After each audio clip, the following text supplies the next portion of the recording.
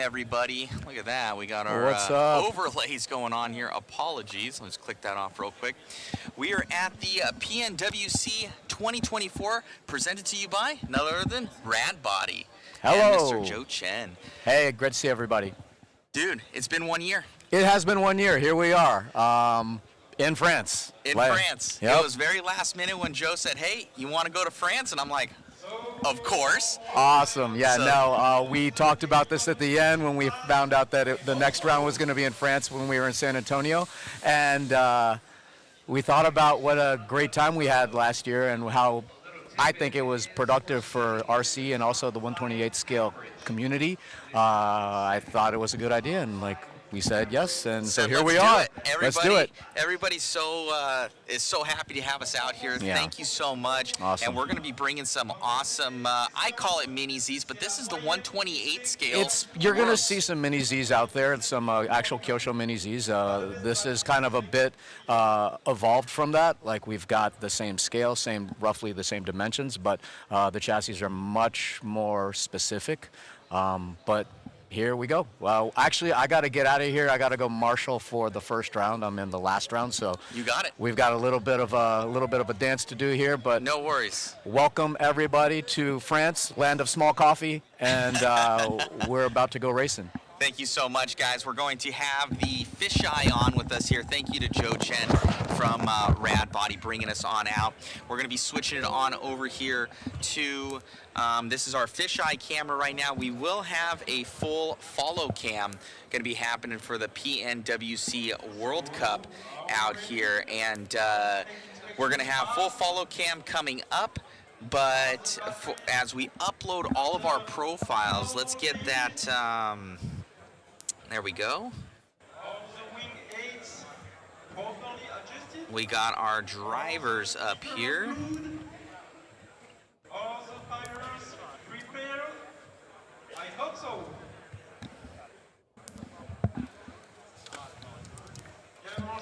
So as you can see, all of our drivers are up there.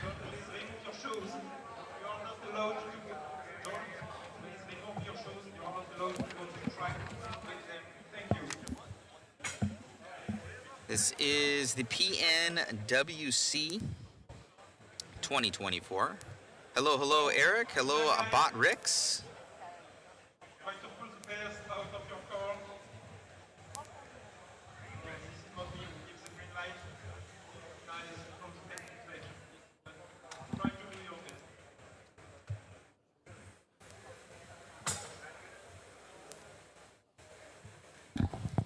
I'm going to be adjusting some of the audio here, guys. There we go. So that's off there. Should be a little bit better.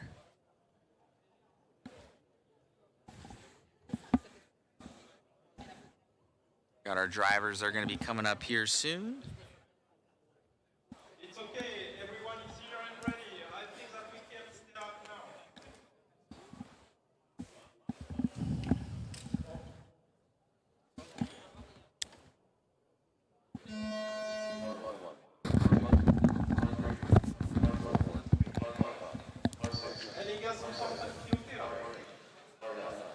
We also have a special guest here. Hello? Hello, hello. How are you? From FanDZ. Yeah. Awesome. We're kind of getting everything going here. You can kind of see the people getting out there. The overlays are shifting back and forth as they're working on the computer. Pretty exciting to be out here at the PNWC. Yeah, thank you. Thank you for all of this PNWC live. Thank you, Live Mode Media. Merci à Live Mode Media pour ce week-end. On va donc faire des commentaires in English for Mode Media and in French for myself. Donc en français pour ma partie, avec des caméras, vous allez voir, qui sont impressionnantes, avec un caméraman. On a plein de caméras partout en 360 et autres. Donc un grand merci à Mode Media pour cette opportunité tout ce week-end. Et puis on va essayer de commenter un petit peu tout ça avec, on l'espère, des champions du monde français à la fin du week-end. Awesome. We have got our camera up there. That will be our fisheye camera, but we're also going to have a full follow cam, so we'll be following the cars out there for you guys. We're still getting all of the photos uploaded. My beautiful girlfriend Megan getting everything done. She says that we're good, so I might go and try and get on over there and adjust it for you guys. I'll leave you with Antoine to kind of give you an overview. I'll be right back. Yeah, of course. Donc effectivement, là, tout le week-end, vous allez avoir différentes caméras. C'est ce qu'expliquait mon collègue de Mode Media, avec effectivement, si vous le souhaitez, des magnifiques photos tout au long du week-end qui sont postées sur le Facebook de Mode Media. Et donc là, on est parti pour les toutes premières préqualifications. Donc l'objectif, il est relativement simple, ou pas d'ailleurs, 5 minutes de course et au final, effectivement, pour objectif de réaliser les 5 meilleurs temps sur ces 5 minutes. Donc c'est une façon de voir la course assez différente de ce qu'on a d'habitude en course. Là, l'objectif, c'est de faire les 5 meilleurs tours, donc pas d'objectif de classement, pas d'objectif de comparaison avec les autres pilotes. La grille de départ se fait totalement aléatoirement. Et là, on est parti effectivement pour la toute première manche avec donc les stocks NIMH, des véhicules qui sont uniquement avec des accus rechargeables. So we are now on the stock NIMH, so only with car with NIMH, avec deux souvenirs, je crois, une quarantaine de pilotes dans cette catégorie. Et ici, une bonne partie de pilotes français notamment. On y retrouvera Titouan Renault, des Z-Série de l'Atlantique, Matteo Berton également. On y retrouve Loïc Liebi, Thierry Pereira, on a différents pilotes.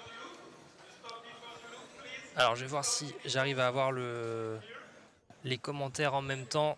Merci à tous d'être présents sur les lives et je remercie encore une nouvelle fois Mode Media pour l'opportunité qu'ils nous font, parce que là je peux vous assurer qu'il y a une préparation du matériel qui est juste incroyable, vraiment incroyable.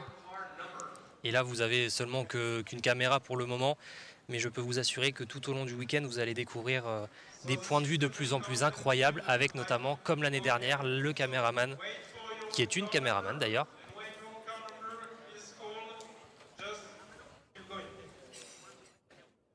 Et voilà, on a déjà ce point de vue avec la caméra.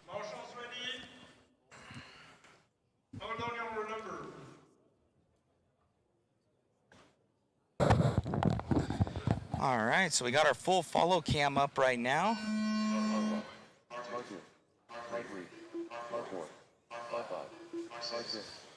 And the first race of this PNWC? Yeah, yes, so race 1 of 28 here for seating number 1. How many seating rounds are there? On this category, I think we have 4 seating. So 4 seating rounds going to be coming up. So this is a 5-minute run. And the goal is to make the 5 best lap on 5 minutes. 5 best laps, Yeah. or 5 consecutive? 5 best lap. 5 best laps. 5 best laps. So it's going to be your average Yeah, of exactly. those. Takes those 5, going to average them out. I know that we need to get here is time.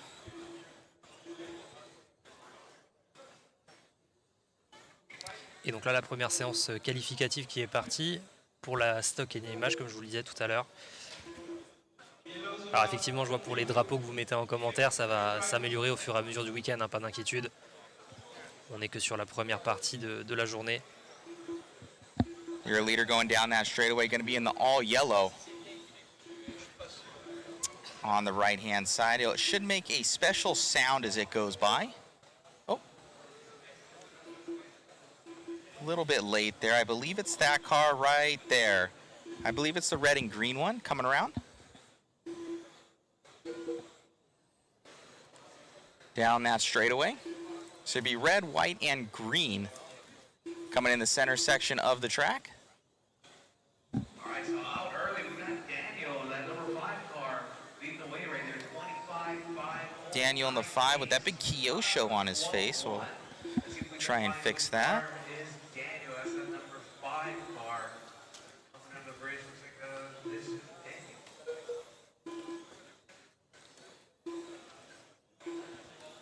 All right, Daniel Switzer, leading it out right there.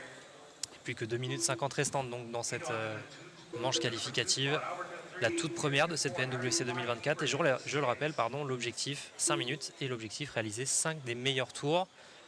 Donc pas forcément consécutivement, donc l'objectif c'est pas du tout de batailler, au contraire c'est d'essayer d'avoir des tours propres sans être gêné par les collègues, puisqu'au final, les 9 autres pilotes qui sont sur la piste avec vous n'ont pas réellement d'importance. Le but étant de faire les 5 meilleurs tours, donc pas de bataille en piste, et le chrono des 5 minutes se déclenche à partir du moment où vous passez sous l'arche, donc pas eu de départ sur une grille. Bonjour, bonjour à tous, et merci d'être présents sur ce live. On est parti là pour 4 jours non-stop.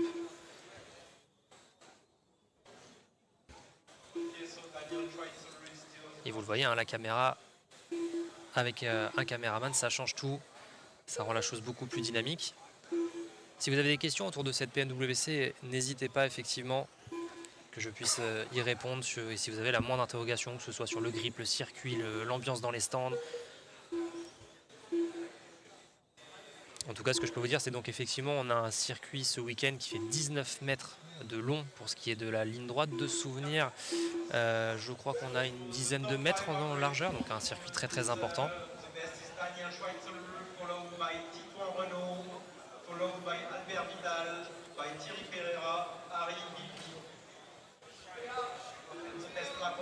That's not working either.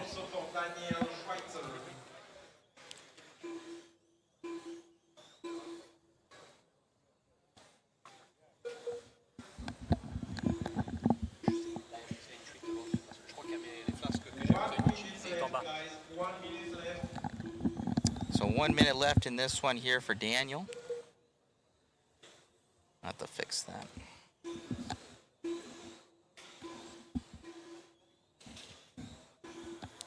Et il reste donc 40 secondes, notamment pour le premier, puisqu'effectivement le chrono se fait par rapport au premier à avoir franchi la ligne, puisque je répète, il n'y a pas eu de départ.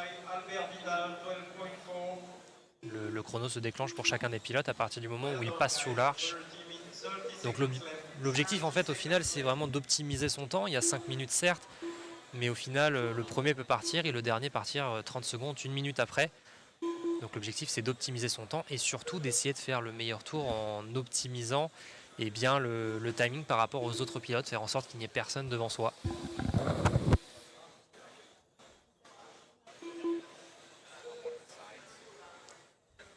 Et donc pour l'instant, Titouan Renault, le français le mieux placé de tous nos français pour l'instant, hein, bien sûr.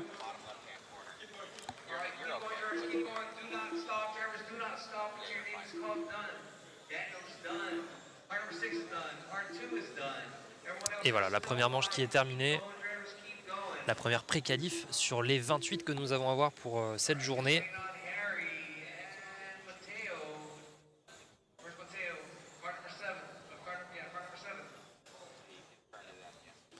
Et vous êtes déjà une trentaine. Merci à tous d'être présents sur la chaîne Fan de Z.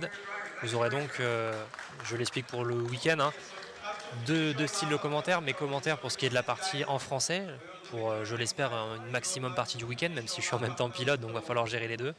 Et une partie anglaise pour ce qui est de mode média.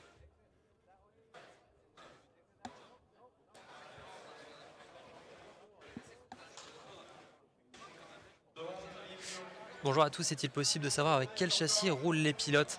Alors n'hésitez pas, alors effectivement là on n'aura pas l'information tout de suite, mais effectivement si vous avez des pilotes et des noms en tête, n'hésitez pas à les demander, j'essaierai d'y répondre au plus vite. Alors certains je vais connaître, d'autres non, mais au pire on posera les questions, puisqu'on pourra poser des interviews, alors que vous découvrez un autre point de vue avec une caméra cette fois-ci fixée sur les pilotes, piloté directement avec un joystick. Du matériel comme à la télévision et c'est un honneur de pouvoir voir ça sur la chaîne Fan de Z. La Mini Z prend une autre envergure depuis quelques années et elle en est le meilleur exemple ce week-end.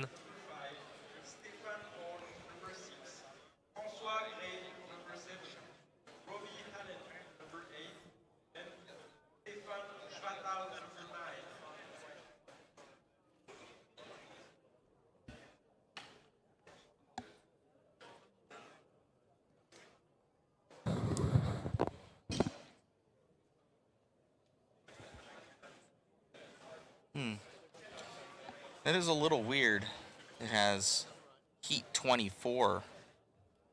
It should be like heat 1 of 4, should it not? Or Yeah, and now 2 and 4. Something strange. no, very strange. Yeah. And on the flag, just before we have something strong. Something strange, sorry. Yeah, heat. That's it.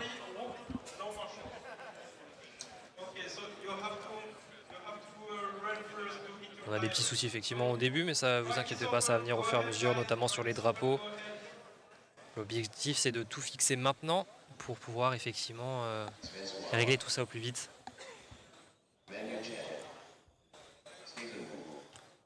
Et donc pour ceux qui se posent la question, qui arrivent sur le live, nous sommes donc à la PNWC 2024, la Coupe du Monde de Mini Z, qui a lieu en France cette année, à Vélizy, tout proche de Paris. Avec donc un total de souvenirs 120, 130 pilotes. Et surtout, puisque c'est l'une des particularités de ces grands événements, c'est qu'il est possible de s'inscrire dans une, deux ou trois catégories. Donc certes 120, 130 pilotes, mais au total de souvenirs, je crois qu'on a un total de 260 voitures. Donc c'est ce qui fait effectivement que les pilotes ne roulent pas tant que ça. Pour preuve, effectivement, aujourd'hui, hein, je fais par exemple qu'une seule catégorie et je roule que 2 fois, alors que nous sommes arrivés ce matin à 8h et que nous partirons ce soir à 20h. Donc on ne roule pas tant que ça. Et parce qu'il y a effectivement 260 voitures à faire rouler et 130 pilotes. Alors que l'on va partir pour la deuxième séance préqualificative pour la stock NIMH, des véhicules uniquement en pile rechargeable, notamment forcément de la marque Kyosho, avec MR02, MR03, MR04 pour les dernières. Et encore une fois des pilotes français, un petit peu moins que dans la série 1.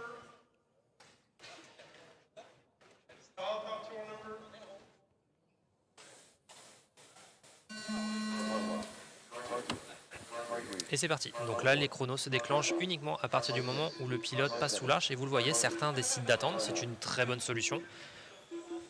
Objectif, faire les 5 meilleurs temps. Donc ça ne sert à rien de chercher la bataille, de chercher à dépasser l'autre. Objectif, seulement être le plus rapide sur 5 tours. Et vous le voyez, donc les marshals, les ramasseurs, tous équipés d'un gilet fluorescent jaune. Interdiction cette année. Et je ferai une spéciale dédicace à ceux qui étaient sur live l'année dernière. Il n'y a pas de chaussures autorisées sur la piste, bien sûr.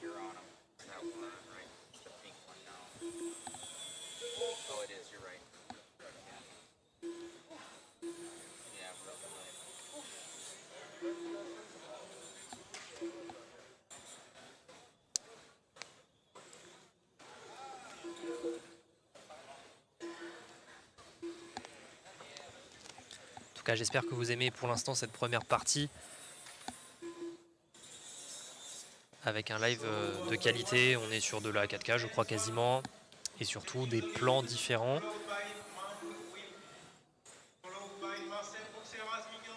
Et pour celles et ceux qui souhaiteraient des fonds d'écran ou du moins voir de magnifiques photos, n'hésitez pas à aller voir sur le Facebook de Mode Media. On a un photographe présent tout ce week-end qui était déjà présent l'an dernier, hein, en 2023 au Texas, et qui a fait le déplacement jusqu'en France, et les photos sont juste sublimes. Des voitures filmées en train de rouler, prises en photo en train de rouler du moins, alors qu'on a l'impression qu'elles sont à l'arrêt complet, donc c'est impressionnant. Et puis des photos forcément de nos pilotes que l'on reconnaît, et d'autres que l'on découvre, excusez-moi. Donc je le répète, hein, si vous avez des questions autour de l'événement, n'hésitez surtout pas, que ce soit sur l'ambiance, sur le grip, sur le tracé, sur les pilotes que l'on a vus très rapides hier, sur les pronostics que l'on peut faire. N'hésitez surtout pas, la moindre question verra une réponse.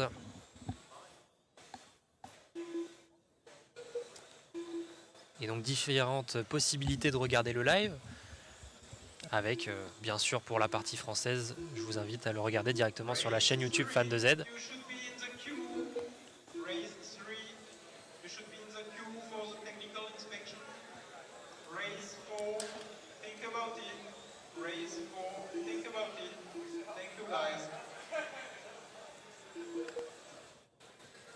Alors que nous sommes toujours donc dans la deuxième séance préqualificative.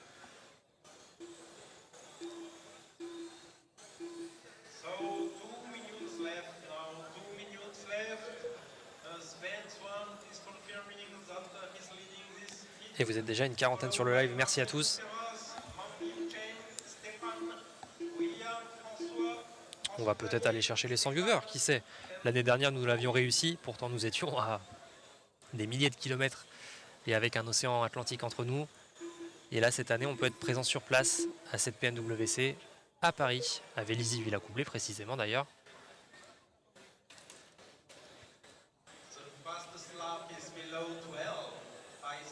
Et donc tout à l'heure, je parlais de pronostics. On pourra s'amuser tout à l'heure et au fur et à mesure du week-end à aller chercher des pronostics qui pourraient aller chercher et glaner un titre de champion du monde. On a vu des pilotes français rapides dans le match, mais on a aussi vu des pilotes de différentes nationalités aller tout aussi vite, voire plus vite. So you can now see we have in the bottom right-hand corner, we're going to have your top 5 of how they're doing on their estimated position order for this heat, 2 of 4. So Sven on a new top seed time right now in seeding qualifier number 1 here. Effectivement, ce qui vient de vous ajouter en bas à droite de l'écran, c'est le top 5 prévisionnel de cette préqualification par rapport à ce qui s'est fait dans la manche 1. Là, on est sur la manche 2. Comme ça, vous avez un top 5 prévisionnel en fonction de ce qui s'est fait tout à l'heure et ce qui se fait en ce moment. Et vous le voyez d'ailleurs, en ce moment, on a un monsieur Svan qui serait probablement en tête. So please don't stop at the tone. Don't stop at the tone. You finish your lap, please. You finish your lap.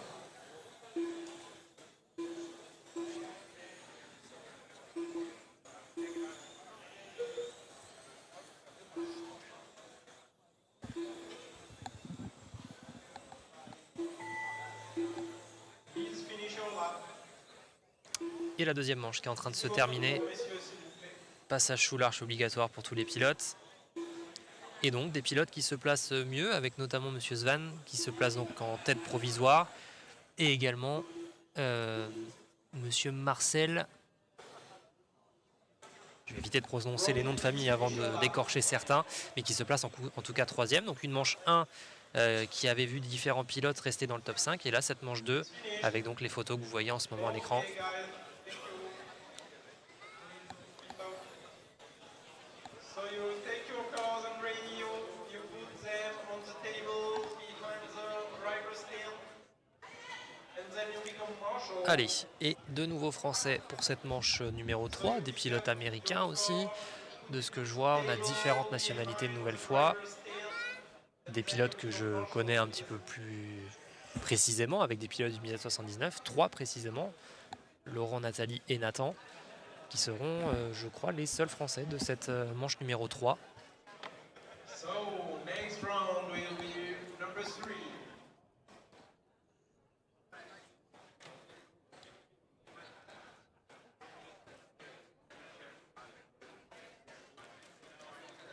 Et tout à l'heure, effectivement, je peux le rajouter pour ceux qui ne l'ont pas vu, puisqu'on n'était pas encore en live. Mais effectivement, nous avons eu une démonstration de karting mini-Z. On avait de souvenir 5 pilotes qui étaient présents sur la piste avec des kartings faits en mini-Z sur base de MR03.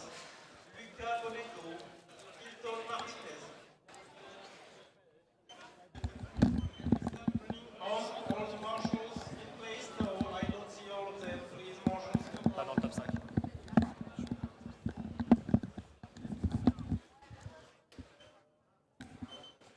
Please, marshals, remove your shoes. You are not allowed to walk on the track with your shoes. Marshal number 1, please remove your shoes. You guys are not allowed to Merci. walk on the track with your shoes. Thank you. Excusez-moi, on était parti gérer autre chose, Everyone is puisque ready. vous aurez une vidéo sur la chaîne la semaine prochaine. Donc j'essaie de trouver quelqu'un pour filmer la plupart des plans.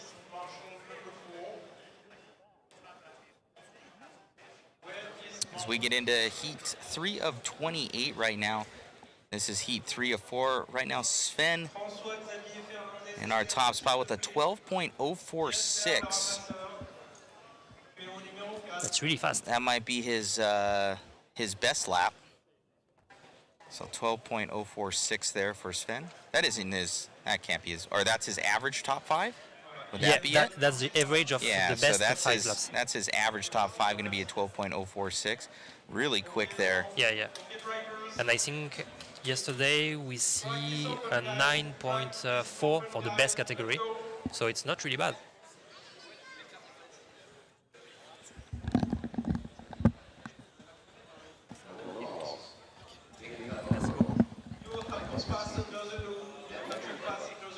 Et donc effectivement, là, le temps à battre, donc ça fait une moyenne effectivement des 5 meilleurs temps. Et donc pour l'instant, c'est du 12,046 de moyenne sur les 5 meilleurs temps. Donc ça met déjà une barre très très haute, c'est ce qu'on disait effectivement avec mon collègue de Mode Média, puisque 12,046, ça commence à aller très très vite. Les meilleurs hier sur les catégories Pancar, de WD Mode et KWD Mode, de souvenir, je crois qu'on a vu un 9,4. Donc là, être en 12,0 pour des châssis en NIMH, des châssis qui ont pour certains une dizaine d'années, hein, les MR03, eh bien ça va déjà très très vite.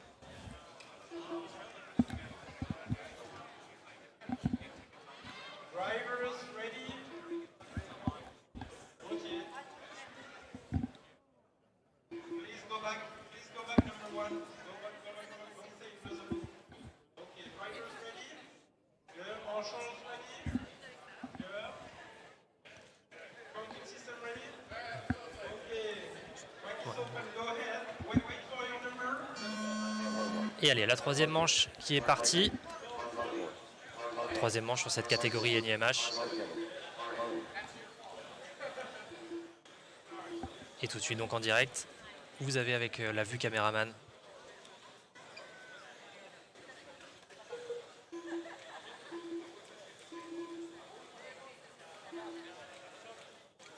Et allez, donc c'est troisième manche qui est partie, je le rappelle, 5 minutes, objectif de faire des 5 meilleurs temps. Tribute going to be leading us out right now. French.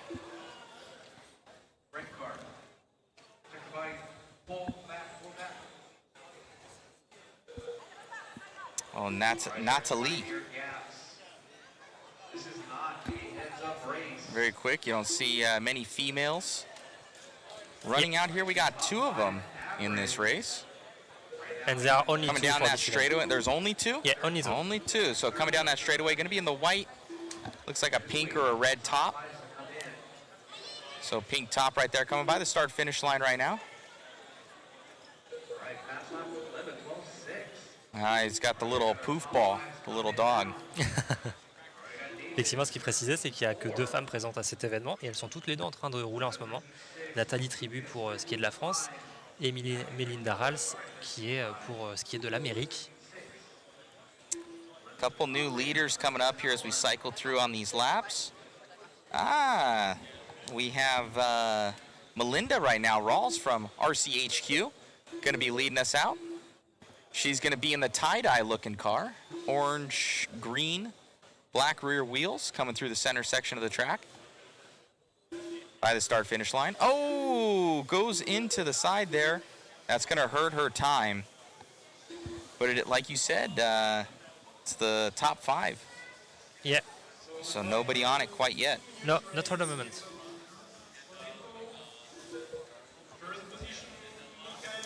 Gonna have Bonetto in the lead. Effectivement, dans cette manche 3, pour l'instant, personne qui pourrait rentrer dans le top 5 provisoire.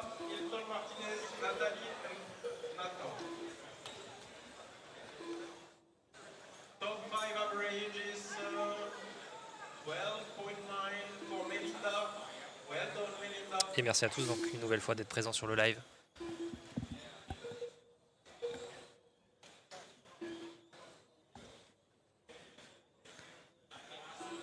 Laurent Tribu is taking the lead.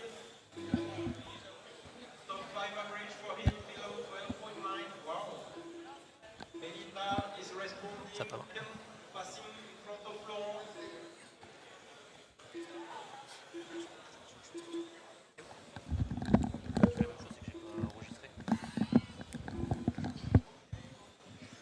Morning, Wesley. How's it going, buddy? Allez, manche numéro 3 de la stock NIMH. Sa casquette avant l'arche. Pour l'instant, les courses sont plutôt propres, hein, pas d'incidents notables.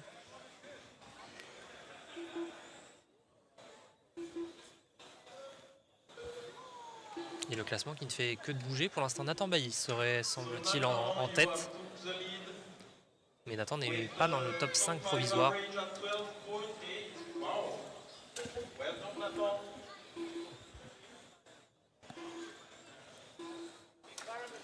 Et donc Nathan toujours en tête, hein. premier dans cette série 3, mais pas de top 5 provisoire pour le moment. Alors après, il peut toujours améliorer, hein. Il reste 1 minute. 1 minute, c'est l'équivalent de 5 tours. Et on s'attend bien puisque nous prenons la moyenne des 5 meilleurs tours. Donc effectivement, à ce moment-là, Less than 1 minute left. Less than 1 il minute. peut encore largement sortir son jeu. Posted the lead, Laurent Tribu, Melinda, Michael, Lucas, Hilton, David, Eve, Nathalie, Lucie. Atienne.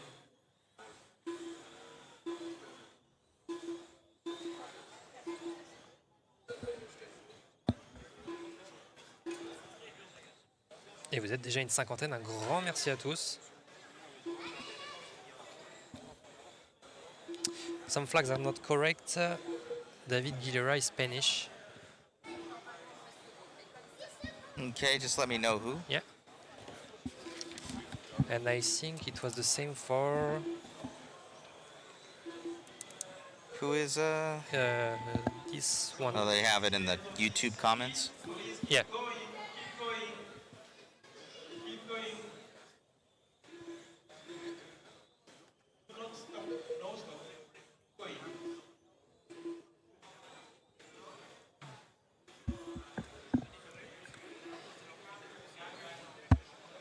I don't know. Okay, so now everyone has finished. You can stop your phone. David Track Guerrero. is closed now. You're good. Track is closed now. You're good. Well done. Et donc cette troisième manche qui se termine avec donc maintenant la quatrième et personne qui n'est rentré dans le top 5. Nathan termine premier de cette manche numéro 3, mais pour ce qui est du top 5 provisoire, malheureusement il n'en fait pas partie. Alors il est peut-être 6e, hein, effectivement, là on n'a pas tout de suite l'information, on l'aura tout à l'heure. Et je le rappelle, l'objectif, faire les 5 meilleurs tours, pas forcément à la suite, sur un délai de 5 minutes. So this is the last two in brave stock hit. Then race 5, you prepare yourself, Formula 1. Et the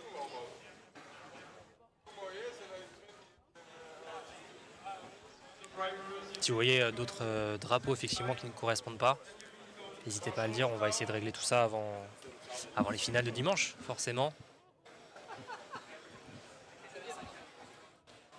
Donc pour ceux effectivement qui découvrent également le programme des PNWC, hein, hier nous avons une journée 100% essais libres, uniquement des essais libres, alors assez dynamisé puisqu'on ne peut rouler que 3 minutes, les catégories sont bien fixes.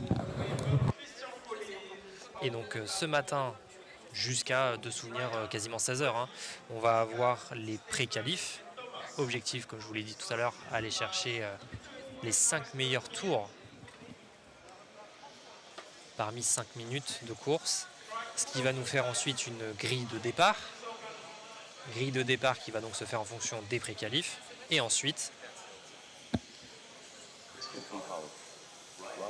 les Q1, Q2, Q3, donc les manches qualificatives, où là l'objectif sera différent, mais on aura largement le temps d'y revenir. so it's okay for everyone. Track is closed now. Track is closed. Alors que l'on a un t-shirt fan de Z, alors vous ne le voyez pas forcément de loin, mais on a un t-shirt fan de Z sur le podium. It's okay for everyone. Every driver is okay. Why did we have a control there? Number 9, there was nobody. The last heat, last 9, no, there was only 8 drivers in the previous heat. So this is normal. Maybe you should do this next.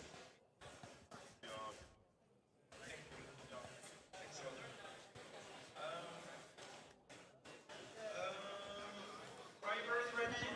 Okay for you. Marshals ready? Allez, les pilotes sont prêts. Arno ready? Okay, start your car number, please.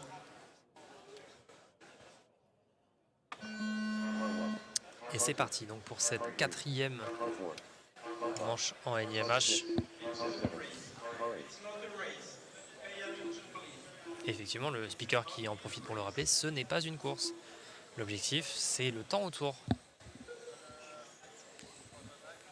On laisse du stockage quand même. On laisse du stockage.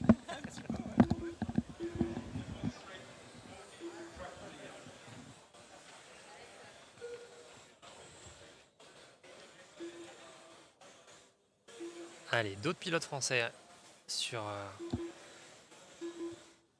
cette grille.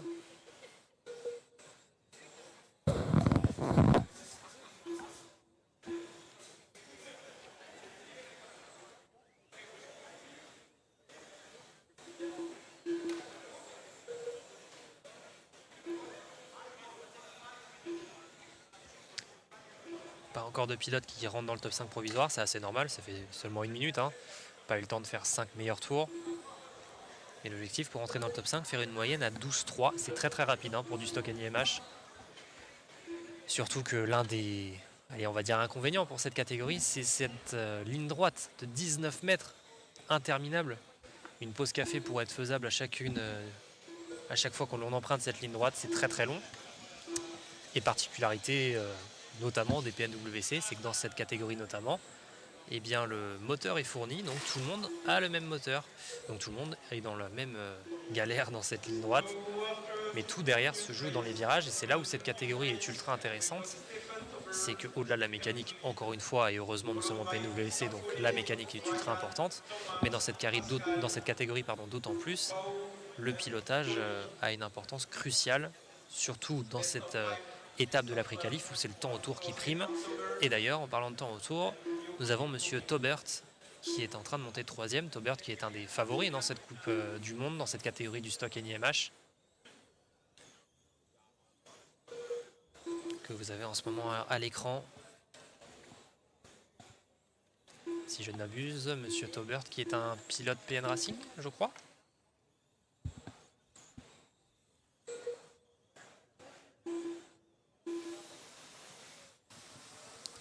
Et merci à tous les clubs, merci à toutes les personnes qui republient le live.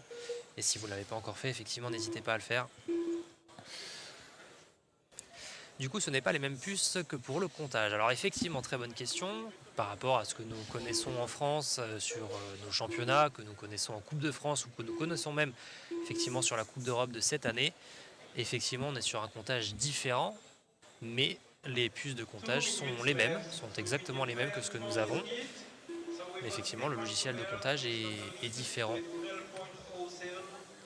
Nous sommes sur un logiciel de comptage qui est connu notamment pour les plus grosses échelles et notamment de l'autre côté de l'Atlantique, mais que nous utilisons en PNWC et pas que lorsqu'elles ont lieu en France ou aux États-Unis. Hein. Toutes les PNWC ont eu lieu sur ce logiciel depuis qu'il existe. Donc non, ça ne change pas effectivement sur la puce, c'est exactement la même que celle que nous avons quand nous roulons sur TrackMyLab.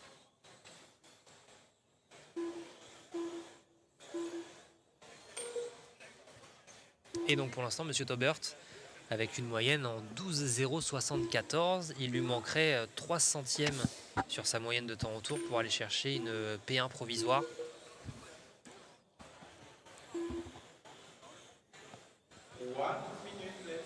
Et vous voyez tous les sponsors que l'on ne remerciera jamais assez, qui font vivre, alors de une, la Mini Z avec tous les châssis, toutes les carrosseries, toutes les options, tous les moteurs qu'ils nous proposent tout au long de l'année, et ce de plus en plus au fur et à mesure des ans. Mais effectivement, merci à eux pour cet événement, cette PNWC, avec, vous le voyez, toutes ces marques autour du circuit. On voit Nex, on voit Atomic, Mini Z Shop, on a vu Silver Horse, vous voyez Fan de Z au milieu ligne droite, GL Racing, Marca PN Racing, Reflex Racing, Jomurema, Canon, RADBODY, bref, toutes les marques que nous connaissons RTRC en Mini Z qui sont présentes autour de cette piste de la Coupe du Monde.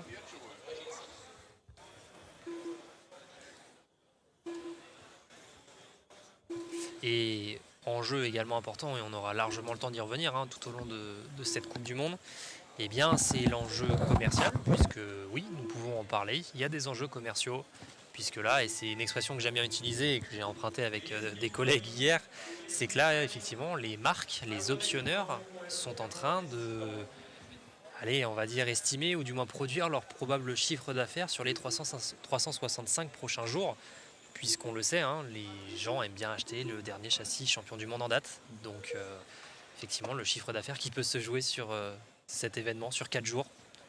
On l'avait vu avec RTRC qui avait brillé en 2022 avec la RTA. Et derrière, on le sait, le nombre de RTA avait grimpé en flèche. On peut également citer en exemple l'année dernière avec Reflex Racing, qui est de souvenir triple champion du monde en titre et qui derrière avait vu une demande incroyable autour de son châssis de la RX28. Et cette année, qui sait, peut-être une autre marque avec un nouveau châssis, probablement champion du monde. Ce qu'il faut voir, c'est qu'il y a différentes catégories, donc nous pourrons avoir différents châssis champions du monde, alors que je vois en face de moi, en face de la table de régie, monsieur Philippe Stadler, un des podiums en titre de la Coupe du Monde l'an passé en catégorie Formule 1, et il est passé devant moi avec justement une Formule 1. Et en parlant de cette catégorie Formule 1, vous avez la première manche de cette catégorie qui va s'approcher. Donc les stocks NIMH, c'est terminé avec donc monsieur Taubert qui avait réussi à remonter 3e. Et là nous changeons de catégorie avec cette catégorie de la Formule 1 avec différents châssis. Vous avez la GL Racing forcément avec la GLF et vous avez également la PN Racing. Vous pouvez retrouver également d'autres châssis. Hi Antoine, fan de Z, I'm Gabriele from Italy. Hello Gabriele, how are you? Et donc, vous le voyez, non pas 10 pilotes dans cette série de Formule 1, mais seulement 6, puisqu'effectivement, les catégories en PNWC ont fait en sorte d'avoir 10 pilotes. Malheureusement, dans certaines catégories, c'est pas possible d'arriver sur un chiffre rond, et c'est quasiment le cas dans toutes les catégories d'ailleurs. Et c'est ce qui se passe dans cette catégorie de la Formule 1, avec une dernière manche, dans laquelle le chiffre termine par 6, donc seulement 6 pilotes. Ça peut être également une très grosse opportunité pour ces pilotes, puisque la grille de départ de ces pré-qualifs s'est faite totalement aléatoirement. Et donc, forcément, les pilotes qui ont la chance, on peut le dire comme ça, d'être dans cette manche numéro 1 de Formule 1, peuvent chercher la petite différence, puisqu'ils ne seront pas gênés par les retardataires, ou du moins par les concurrents directs. Donc peut-être moyen d'aller chercher quelque chose de très fort. Avec un Français, si je ne m'abuse, monsieur Thierry Pereira. Alors effectivement, le drapeau belge pour monsieur Pereira, ce n'est pas bon. Et je crois que c'est le seul Français. On a un autre pilote que l'on connaît et que l'on avait vu à la Coupe d'Europe, monsieur Kartsendoz, pilote PN Racing, qui a fait 3e de souvenir à la Coupe d'Europe en Formule 1. Donc un client, un des favoris dans cette catégorie. Alors après, le mot favori veut un peu tout et rien dire, puisque si vous m'aviez demandé de faire des pronostics l'an dernier, eh bien je pense que j'aurais eu tout faux.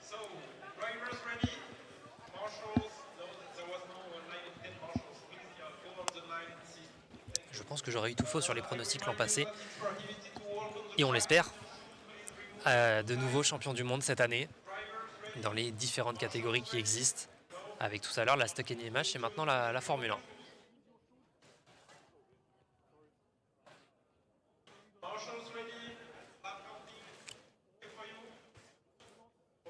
Et donc si vous vous posez la question de savoir où est la régie, vous l'avez juste en face de vous sur le plan. Vous avez la banderole marquée, la banderole Reflex Racing tout en haut dans les gradins. Et bien nous sommes juste en dessous.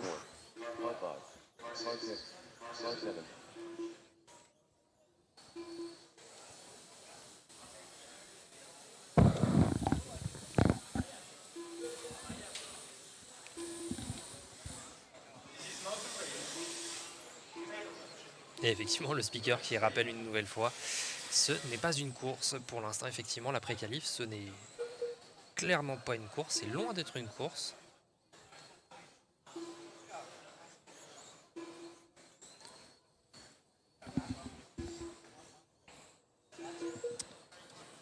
F1 class, usually it's a much smaller class in all reality. Yeah, clearly. But it's really cool. Beautiful, yeah. Really beautiful. Leading us out right now, going to be Ortiz. That's not right. No. That's not Ortiz. There we go. Yeah. A little bit better. Ortiz leading us out. Oh, and change it up here for Klomp, Ruben. Flip-flopping positions right now. Yeah. a battle on the front. This is heat 1 of 3. It should have a slash in between those two. We'll get that fixed. With heat 1 of 3 coming on up. Looking to set that early top seed. And you said there's 4 seeding rounds? In Formula 3 or 4. I want to check. It would not be all the same for everybody?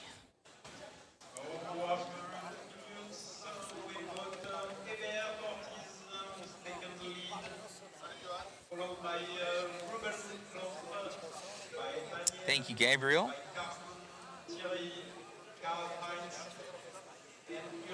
Is out, so only 6 drivers on track at the moment.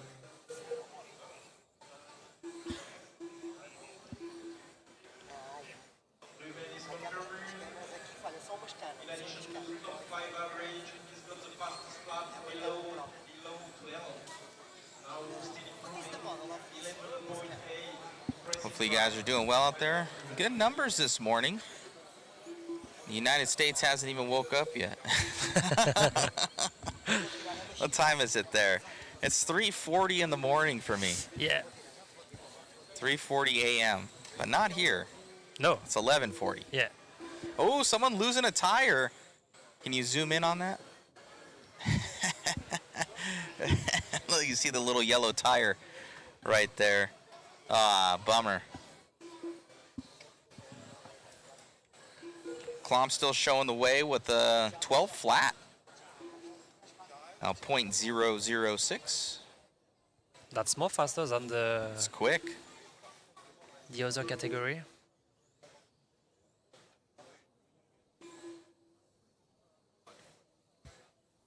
Cartsendos qui remonte.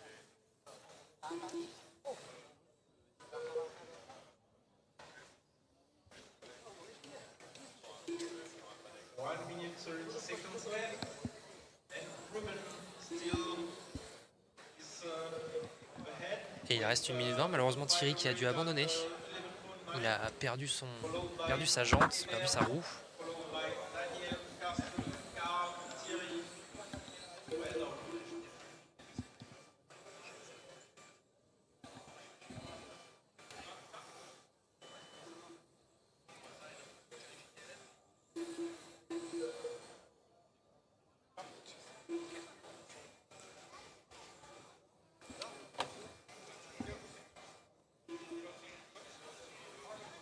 Allez, 40 secondes restantes.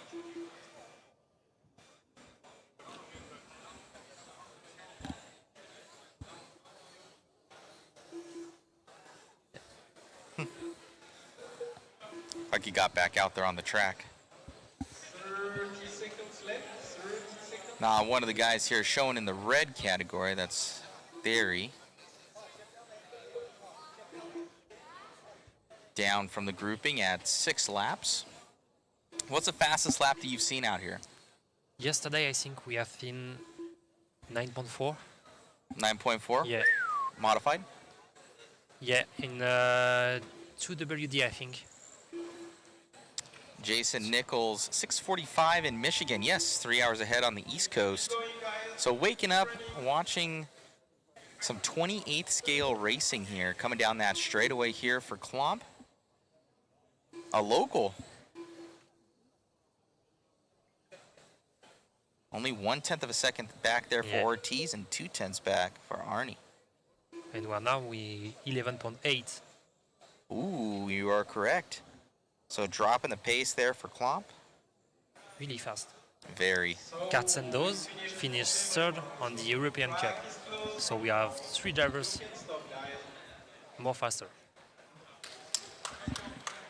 So Ruben taking the lead with a nice 11.88 top 5 average. He's got also the fastest lap of the heat with an 11.82. Wow.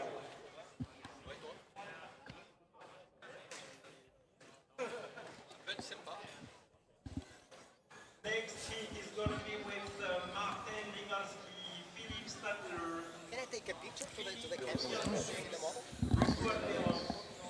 Jean-Philippe Cheng, Stéphane Schwatal, and Ludo Sauvé. I hope you guys are ready. I hope you guys are on the arena.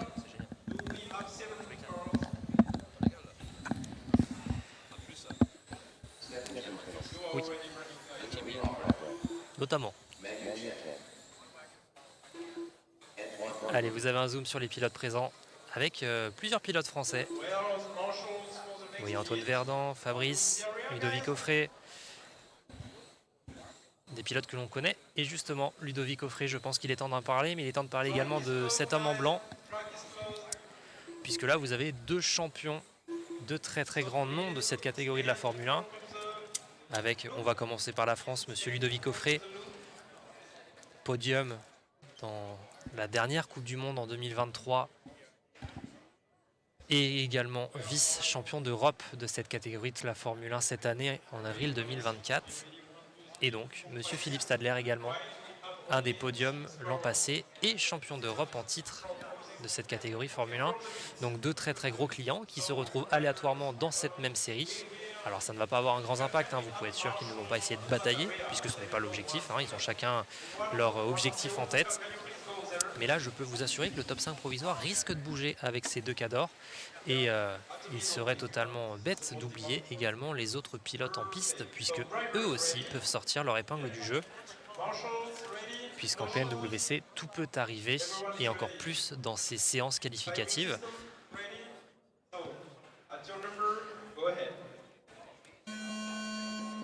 Et allez, la manche qualificative qui est partie, avec donc chacun des pilotes qui laisse un minima d'espace à casquette dès le deuxième virage.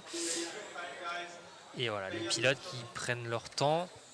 Et là, il va être intéressant de suivre notamment les deux pilotes que je vous ai présentés en début, monsieur Philippe Stadler, pilote autrichien, et monsieur Ludovic Offray, pilote français. La différence entre ces deux pilotes va être également au niveau du châssis.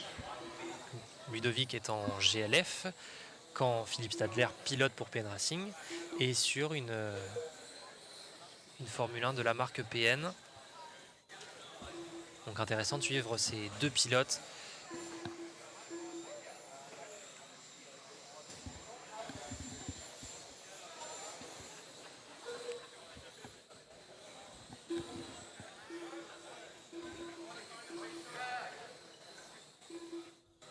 Et alors étonnamment finalement, monsieur Offray est 7e. Philippe Stadler, lui, est premier. Mais pour l'instant, on ne peut pas encore faire de conclusion à 1 minute. Puisque là, en moyenne, on est aux alentours d'une dizaine de secondes au tour. Et donc 1 minute, c'est l'équivalent de 5 tours. Donc il suffit qu'il y ait une erreur. Et du coup, la moyenne est complètement faussée. Stadler going to be in the lead. Ooh, 11.7 right now. So already in 6 laps, he's been able to take over that overall TQ. Top seed. This guy is so fast. Super fast. Antoine breaking into the top 4 right there. And Ludovic Offray going to be in the 6, just out of the top 5. Oh, Ludovic just got back into it. Yeah. So into the 5 there, but Stadler be leading us out here. Coming down that straightaway in the all green neon. Et So forcément, fast. je vous en avais parlé, les deux cadors, monsieur Philippe Stadler et Ludovic Offray, tous les deux première place. 11.4. Really, really fast. And Ludovic Offray gonna be up into that P2. 11.8 Yeah. right now. 3 tenths behind. Et là, sur la moyenne de temps au tour, il y a 3 dixièmes entre monsieur Philippe Stadler et Ludovic Offray. Là, 11.4, ça commence à être très très rapide. Déjà 11.7 pour Ludo, c'est rapide. Mais alors là, Philippe Stadler, il vient déjà assommer la concurrence alors qu'il se retrouve sur le dos. Ça, par contre, c'est une notion importante à prendre en compte. Et en intelligence de course, il laisse l'espace. Et c'est là, finalement, où... Looks like he's getting a little space right now. Yeah. That's the best thing to do, I think. Yeah, break away from traffic. Et ouais, l'intelligence de course de Philippe, de laisser passer les pilotes. Down to 11.4 now, top 3. Breaking that of heat number 1. Oh, that's Philippe. So Philip, mistake after mistake here in the late stages, but he's already taken over that top spot with Offray and Verdun in that 2 and 3. Is anyone running the new GL Formula car? No, No. It's for the moment it's impossible Why? because it's not on the regulation for the PNWC because the chassis was on Facebook since 3 days, I think. So you have to have regulated chassis that are only approved. So for the moment we haven't, but I think it will be really fast, really fast. Et donc Philippe Stadler toujours en tête avec une avance de 4 dixièmes, 11.3, 11.3 pour Philippe, 11.6 pour Ludo Sardessin un petit peu, et Antoine Verdun également toujours troisième. So Philip still speeding up his time even with the mistakes, 11.3 now, but he's going to have to be more consistent going into qualifying. Not going to be able to make those mistakes even if he is fast.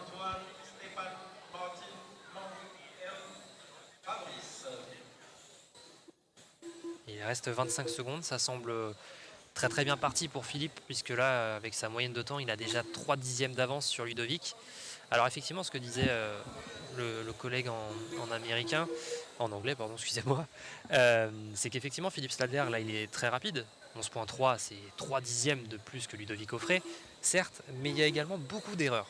Et c'est un peu la question qu'on pourra se poser au fur et à mesure du week-end, c'est qu'il est rapide pour une qualif, c'est très bien, c'est ce qu'on lui demande, à voir sur une course ce que ça donne. Pro 10 voting on Cam here. Where is Cam? It would have been this race, so maybe another race.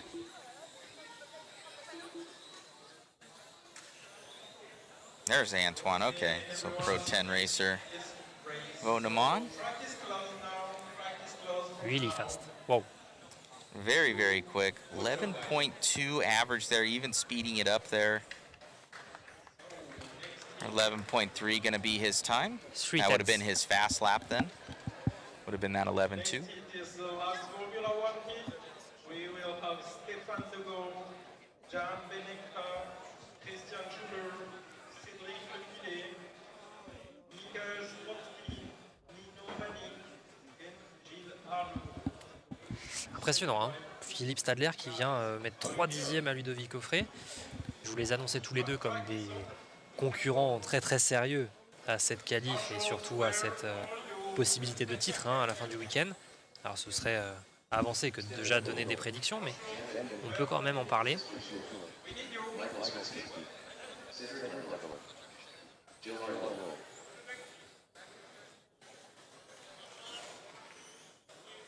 Et Antoine Verdun qui est venu sortir son épingle du jeu à seulement 1 dixième de Ludovic. C'est très rapide.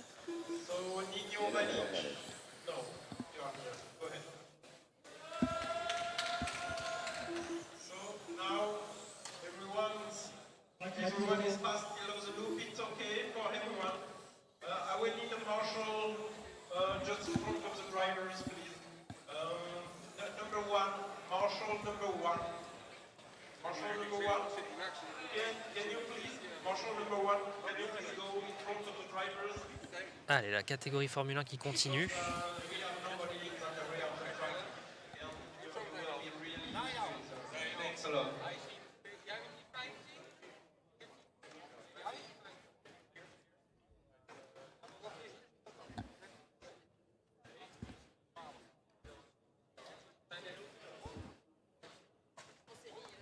So drivers, are you ready?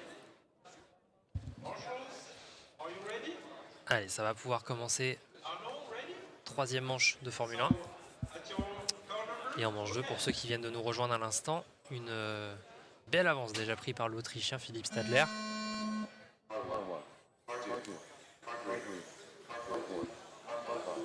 Et allez, c'est parti.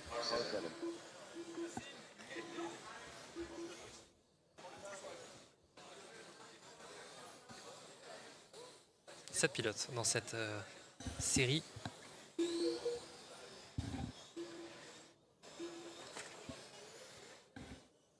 Allez, les batailles à 3, là, faut les éviter. L'objectif, c'est d'avoir une piste claire. Et c'est ce qu'essaye de faire le pilote que l'on vient de suivre sur cette voiture jaune. C'est de l'attaquer pour que le tour d'après, il puisse être seul. C'est l'objectif dans cette pré-qualif.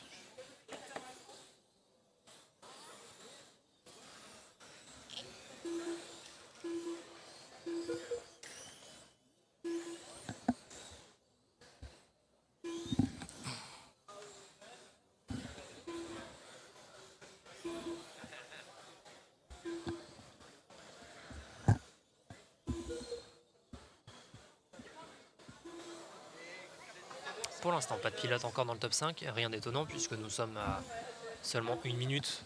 Donc les moyennes de temps au tour ne peuvent pas encore être dans des top 5 provisoires. Besoin du ramasseur, c'est propre, c'est bien remis. Je pense que d'ici 1 minute, on va pouvoir commencer à avoir des temps significatifs pour prétendre à des top 5 provisoires. On va voir si dans cette série 3, des personnes peuvent y prétendre.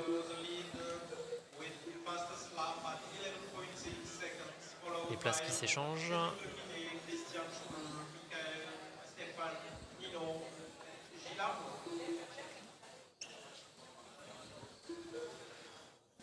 Et pour l'instant, pas encore de pilote dans ce top 5 provisoire. Les places s'échangent dans cette même série, mais pas encore de top 5 provisoire.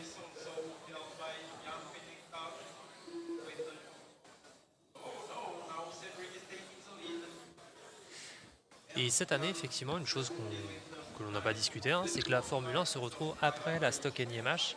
D'habitude, la Formule 1 était un petit peu plus loin dans les plannings, mais cette année, effectivement, elle est après la Formule 1, après la Stock, pardon. Alors, je n'ai pas la raison.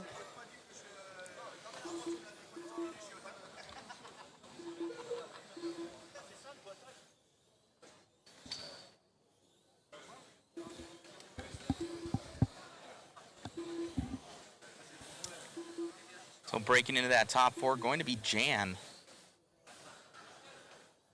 leading us out. Effectivement, on a un pilote qui pourrait prétendre un top 4. Oh, one more, Cedric Lepilette.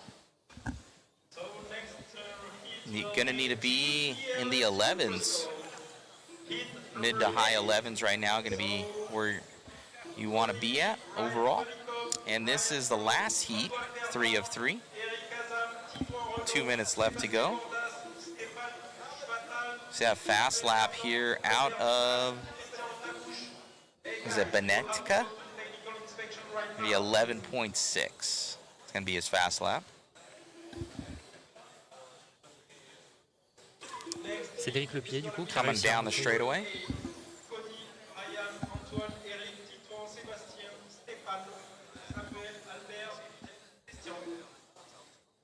C'est très serré. 11.800, 11.843. C'est très très serré.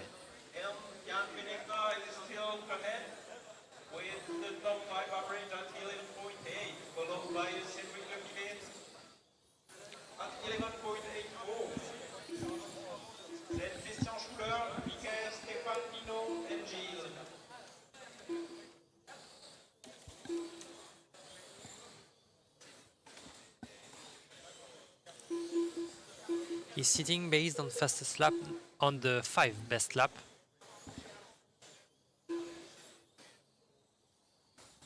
You need to do the best 5 laps on 5 minutes.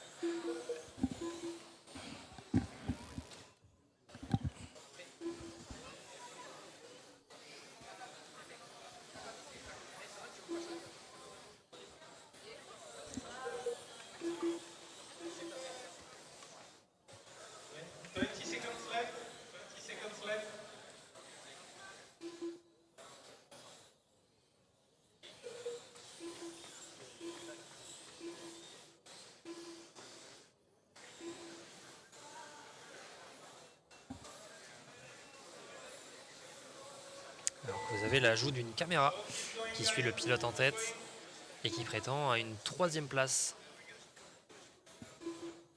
À seulement un 10e de Ludovic Offray, à seulement 3 centièmes devant Antoine Verdon. On vous avait promis une PNWC avec du niveau. On est déjà rendu à parler en centièmes de seconde près.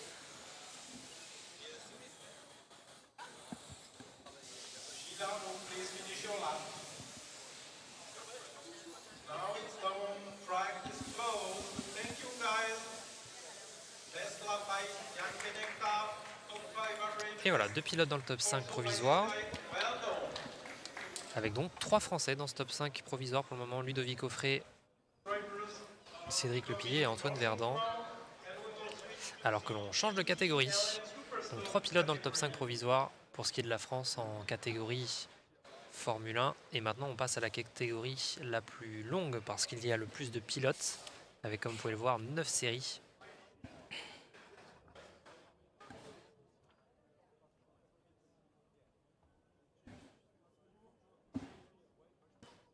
avec père et fils pour ce qui est de Antoine et Samuel Verdant. Donc GTLM Superstock, ces deux-là, deux roues motrices lipo. Heat 1 Avec, of 9, is that the largest class of the weekend? yeah, clearly, more than Wow. 80 drivers.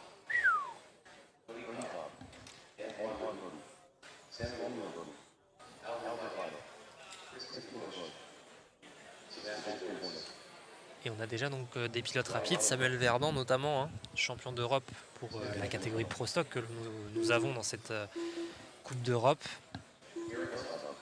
Et là, dans cette catégorie GTLM Superstock, vous retrouvez donc Samuel, pilote français du club de Cluse,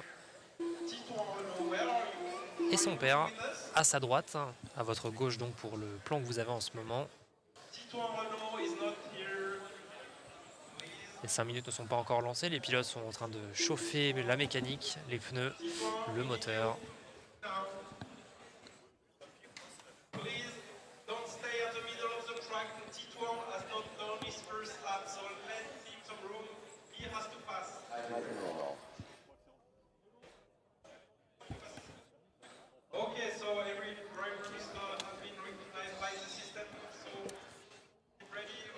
Et voilà, tous les pilotes qui ont été donc reconnus par le logiciel de comptage. Ça, c'est la bonne nouvelle pour les 10 pilotes en piste en ce moment. Avec un autre t-shirt fan de Z, vous l'avez tout à droite avec Sébastien. Merci à toutes celles et ceux qui ont joué le jeu. Best 5 laps in a row. No, you need to make the best 5 laps on 5 minutes. So not only on a row.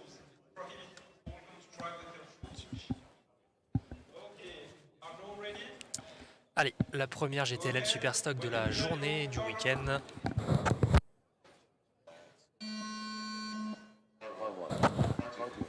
Et allez, c'est parti de suite. Et là, 10 pilotes, on en a plus qu'en Formule 1 tout à l'heure. Oh, on a un pilote qui est rentré dans les stands en bas à droite, vous l'avez pas vu.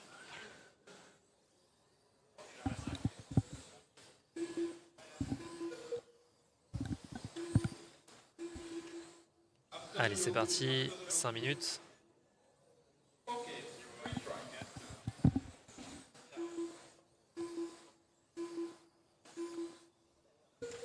Donc GTLM Superstock, je vous le disais tout à l'heure, des châssis uniquement en lipo, uniquement de roues motrices, et avec un 2500 kV de la marque PN Racing qui est fourni lors de l'inscription, donc tout le monde a le même moteur. Donc si vous voyez des différences de puissance, elles vont se jouer sur plusieurs détails, alors certaines sont connues, d'autres non. On va parler des lipos forcément, on va parler des réglages sur l'ESC, et après derrière la mécanique, les roulements et autres. Forcément tout ça peut jouer, et surtout à ce niveau de Coupe du Monde. Donc, plus d'une minute déjà faite dans cette première manche, les top 5 vont donc commencer à être à minima représentatifs de ce qui se passe réellement en piste.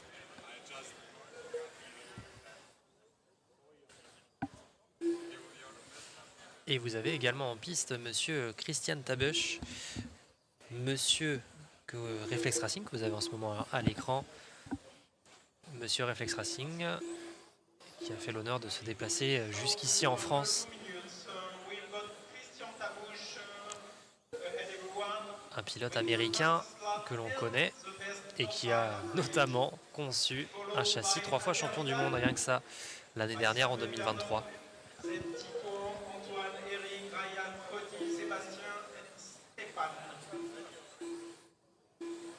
Allez, les top 5 vont commencer à être de plus en plus représentatifs alors qu'on a un pilote à l'abandon. Qui est-ce?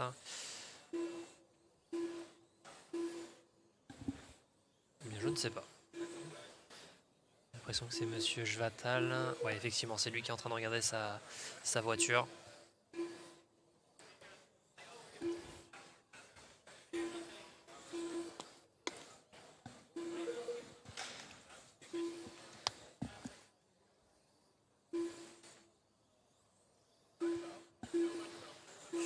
Et Christian Tabusch donc, qui montre que son châssis est efficace, avec pour l'instant une P1 provisoire, qui va commencer à s'affirmer comme une P1 claire et nette, puisqu'on approche du temps décisif. des 2 minutes restantes.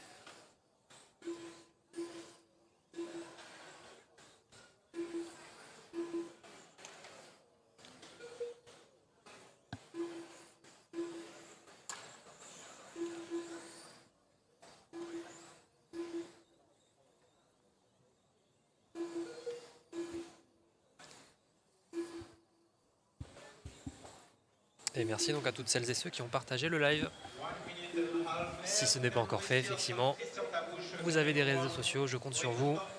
Facebook, Instagram, Snap, Twitter, ce que vous voulez. Un clic pour prendre le lien, un deuxième pour le publier. Et en 2 clics, vous pouvez emmener tous vos amis avec vous sur ce live. 3 jours de live. Aujourd'hui, vendredi, avec pré-qualif pour ce qui est de la grosse partie de cette matinée et même début d'après-midi. Ensuite, la Q1.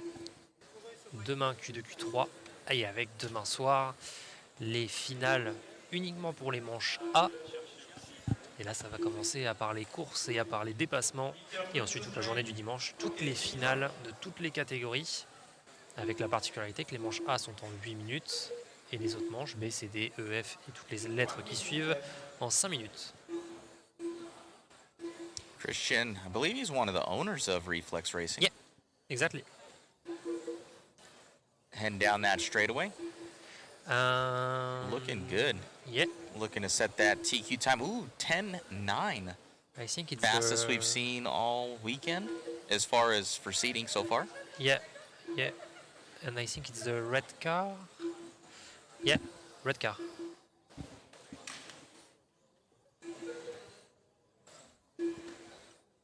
Boom. Yeah. Megan getting all those photos for us. Thank you so much. She's our camera girl this weekend as well. So shout out to her in the chat for you guys for the awesome camera work. Keep running, guys. Keep running. Et allez, c'est terminé. Everyone has finished. Donc là, vous avez le top 5 provisoire en bas à droite de l'écran, je le rappelle. Sachant que nous sommes sur la première, forcément, pour l'instant, le top 5 provisoire ne veut pas dire grand-chose. Vous avez l'équivalent à gauche. Mais quand même, un Christian Tabuche, effectivement, qui vient de placer direct un 10.9 de moyenne. C'est plus rapide que le meilleur de la stock NIMH que nous avons vu tout à l'heure, et plus rapide que la Formule 1 que nous avons vu tout à l'heure. Donc déjà, une barre bien haute, mise par le possesseur de Reflex Racing, monsieur Christian Tabuche. Track is closed from now. Et un Français bien placé, Titouan Renault, pour l'instant 3e. It is heat number 9. We've got Thibaut Miro pour Philippe Littré, Damien Dos Santos, Nino Gualcomini, Léo Marca, Fabrice Brironex, Thomas Launay, Hébert Porti, Stéphane Paul et Christian Schupper. Allez, davantage de pilotes français sur cette deuxième série de la GTLM Superstock.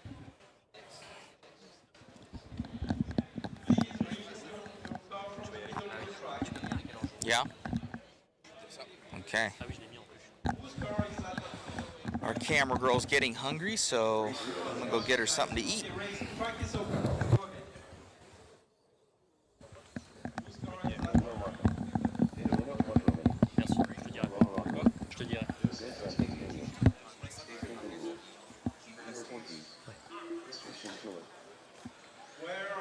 Allez, deuxième.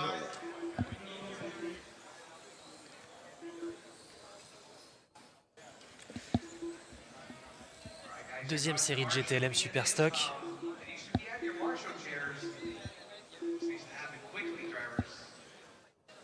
Otherwise, we will. Et donc pour l'instant 10 pilotes français dans cette troisième manche. Alors le podium est très grand, mais ils ont décidé de tous se serrer à gauche. Il y a la place à droite, messieurs.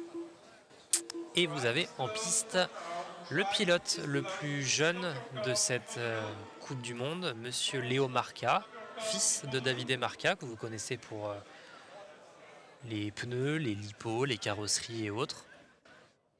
Eh bien, Davide a un fils qui s'appelle Léo Marca et qui est le plus jeune pilote de cette Coupe du Monde 2024, de cette PNWC World Cup.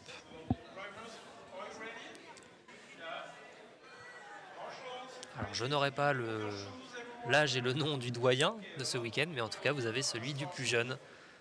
Pilote italien, je n'ai pas précisé, effectivement. avec Davidé, vous le voyez un petit peu au-dessus de la lettre C de PNWC. Davidé, son père, qui est juste derrière lui au cas où effectivement il y aurait besoin. Et allez, les premières voitures qui sont parties.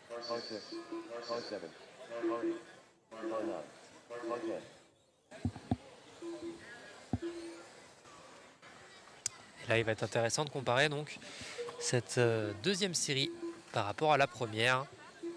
Les top 5 provisoires vont peut-être bouger.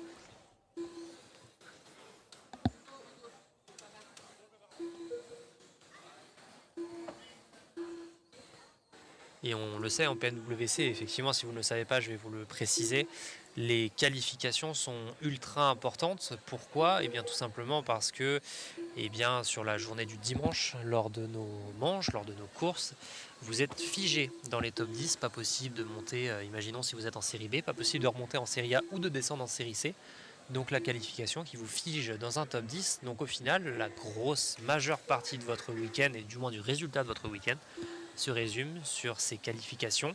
Ensuite, la journée du dimanche va se consacrer sur votre position dans votre top 10 et également donc la nomination du champion du monde en fonction des catégories.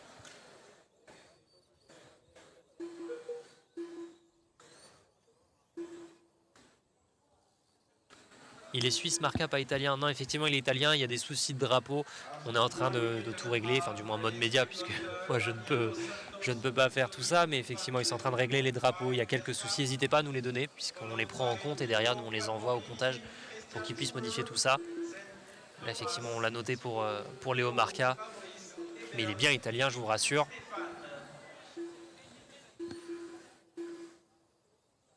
Allez, est-ce qu'on a un top 5? On a un top 5 provisoire avec Damien Dos Santos, 5e. Ça va commencer à bouger au fur et à mesure alors que le public est en train de se présenter petit à petit dans les gradins avec, on me l'a confirmé ou du moins affirmé, il y aura du monde samedi et dimanche dans le public. Donc hâte de voir ça avec une ambiance, on l'espère, aussi important dans les gradins qu'en piste, puisque c'est ce qui nous intéresse aussi forcément, la compétition, des dépassements et des titres qui se jouent dans les derniers instants de course. Il me faudra une bouteille d'eau pour que je puisse tenir tout le week-end, ça c'est sûr. Mais c'est avec grand plaisir qu'on peut vous fournir ce live. Et un grand merci au club du VELIZY, puisque c'est grâce à eux si aujourd'hui vous pouvez avoir en intégralité sur Fan de Z ce live de la Coupe du Monde. Alors il y a d'autres moyens de le regarder, notamment sur Mode Média, sur le site PN Racing. Mais effectivement, Fan de Z fait partie des chaînes et des comptes qui rediffusent cette Coupe du Monde et qui permettent, au-delà de rediffuser la Coupe du Monde, de vous permettre d'avoir des commentaires en français pour cette Coupe du Monde qui a lieu en France. Il était normal d'avoir des commentaires en français. Donc un grand merci au VELIZY.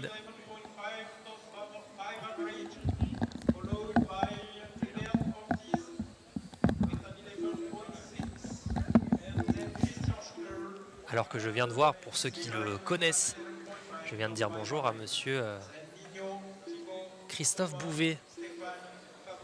Pour ceux qui le connaissent, il est présent à la Coupe du Monde de Mini-Z. Christophe Bouvet qui est le directeur général de Kyosho Europe et qui est présent à cette Coupe du Monde. Je ne m'attendais pas à le voir ici, il m'a surpris, mais effectivement.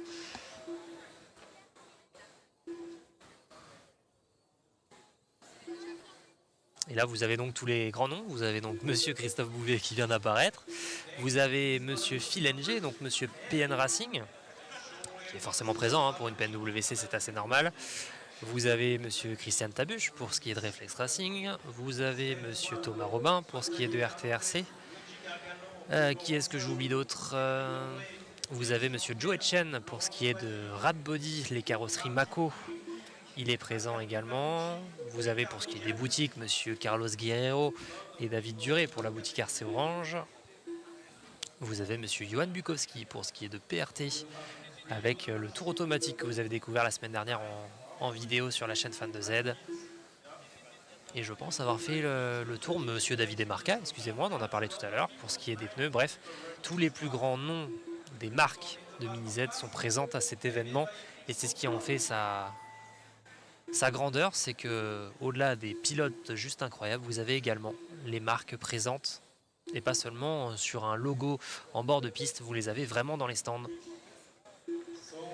Et on reviendra également sur tous les pilotes présents. Vous avez quelques titres de champion du monde autour de moi.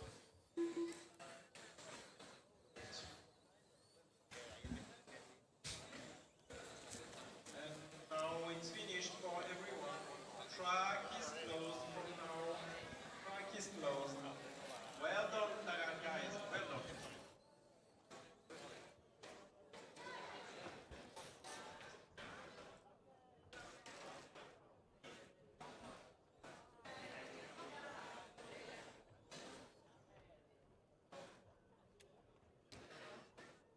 Allez, donc, seul Damien Dos Santos a réussi à se placer dans le top 5 provisoire.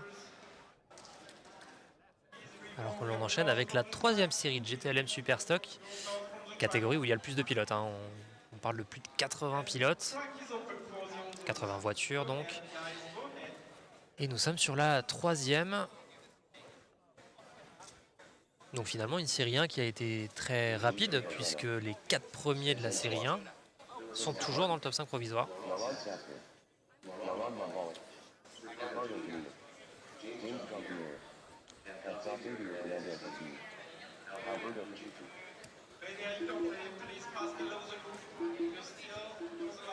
Allez, les passages sous l'arche, on vérifie que la puce fonctionne.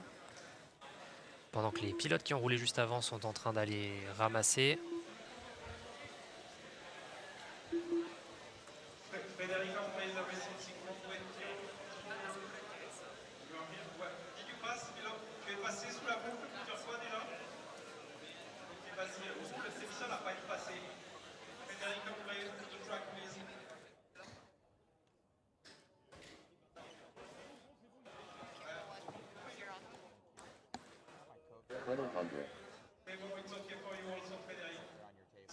Allez, le retour de la caméra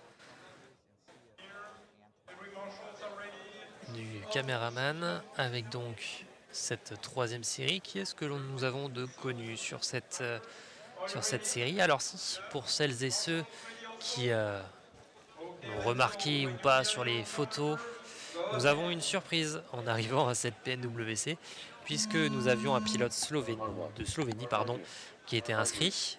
Et il se trouve que ce pilote de Slovénie, pour celles et ceux qui le connaissent, eh bien c'était Félix du Malanadé qui était présent à cette Coupe du Monde. Il avait fait la surprise à tout le monde en s'inscrivant sous drapeau de Slovénie, puisqu'il réside là-bas en ce moment, et avec un autre nom et prénom. Et il nous a fait la surprise et l'honneur d'être présent à cette PNWC.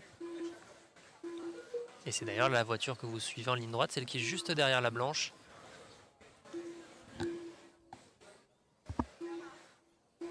Donc pour celles et ceux qui le connaissent, effectivement, Félix nous a fait l'honneur d'être présent à cette PNWC.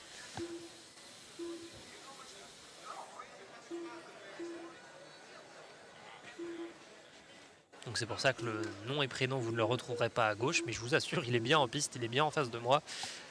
Félix est présent sur la piste et ce week-end, durant ces 4 jours de compétition. Alors attention, petit crash, vous ne le voyez pas en ce moment à l'écran, mais au milieu de la piste.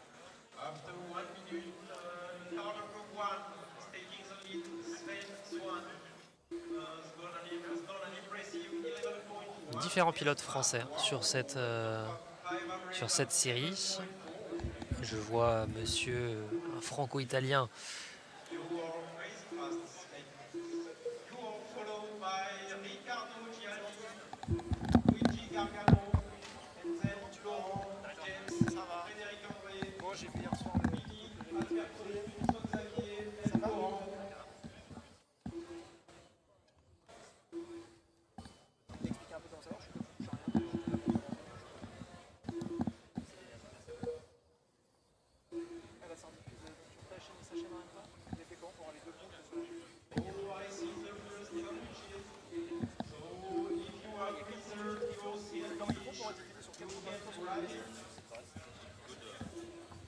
Ah oui, c'est des logiciels de OBS, des logiciels de streamer, donc en fait c'est fait pour streamer.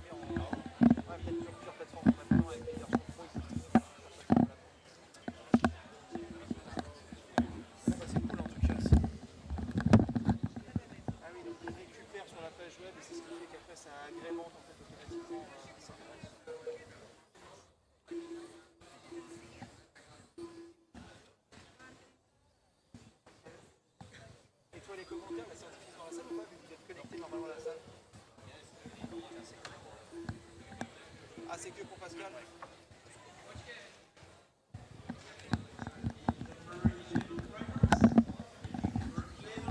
Allez, 2 minutes restantes.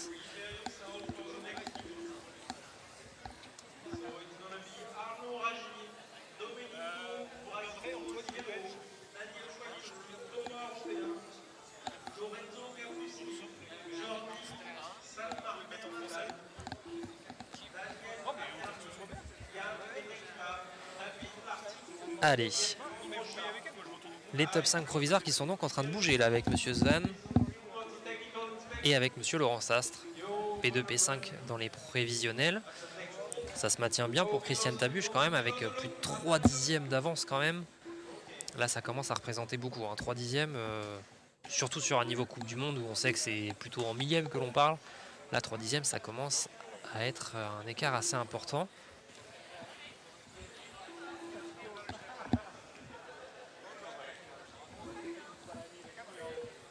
Et Laurent Sastre qui s'incruste donc dans ce top 5.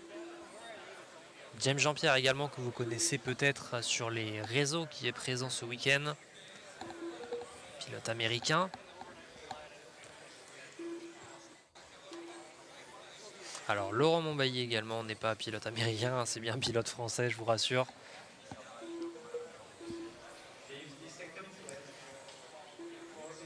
Et pour l'instant, les top 5 prévisionnels ne bougent pas. À 45 secondes de la fin, ça reste P2, P5. D'abord pour Svan et ensuite pour Laurent Sastre. Laurent Sastre qui n'est pas super loin d'aller chercher une P4 et de la voler à Titouan.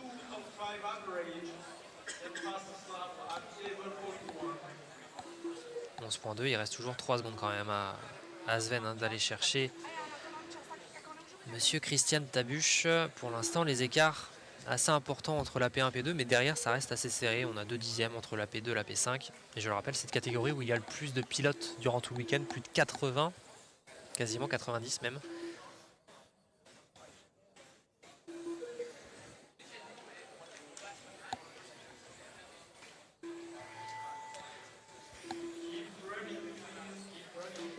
Et Monsieur Svan, du coup, toujours en tête dans cette série 3, mais au classement provisoire, ça le place deuxième.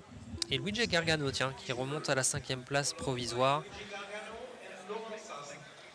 Donc Laurent Sastre qui est redescendu de pas grand-chose. Et Luigi Gargano, excusez-moi, je vais y arriver, qui remonte 5e. Et pas très loin d'ailleurs d'aller chercher une 4e place à Titouan.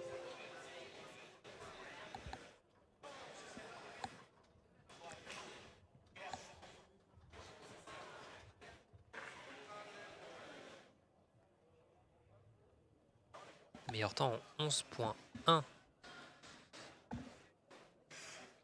pour un des pilotes que je viens de voir.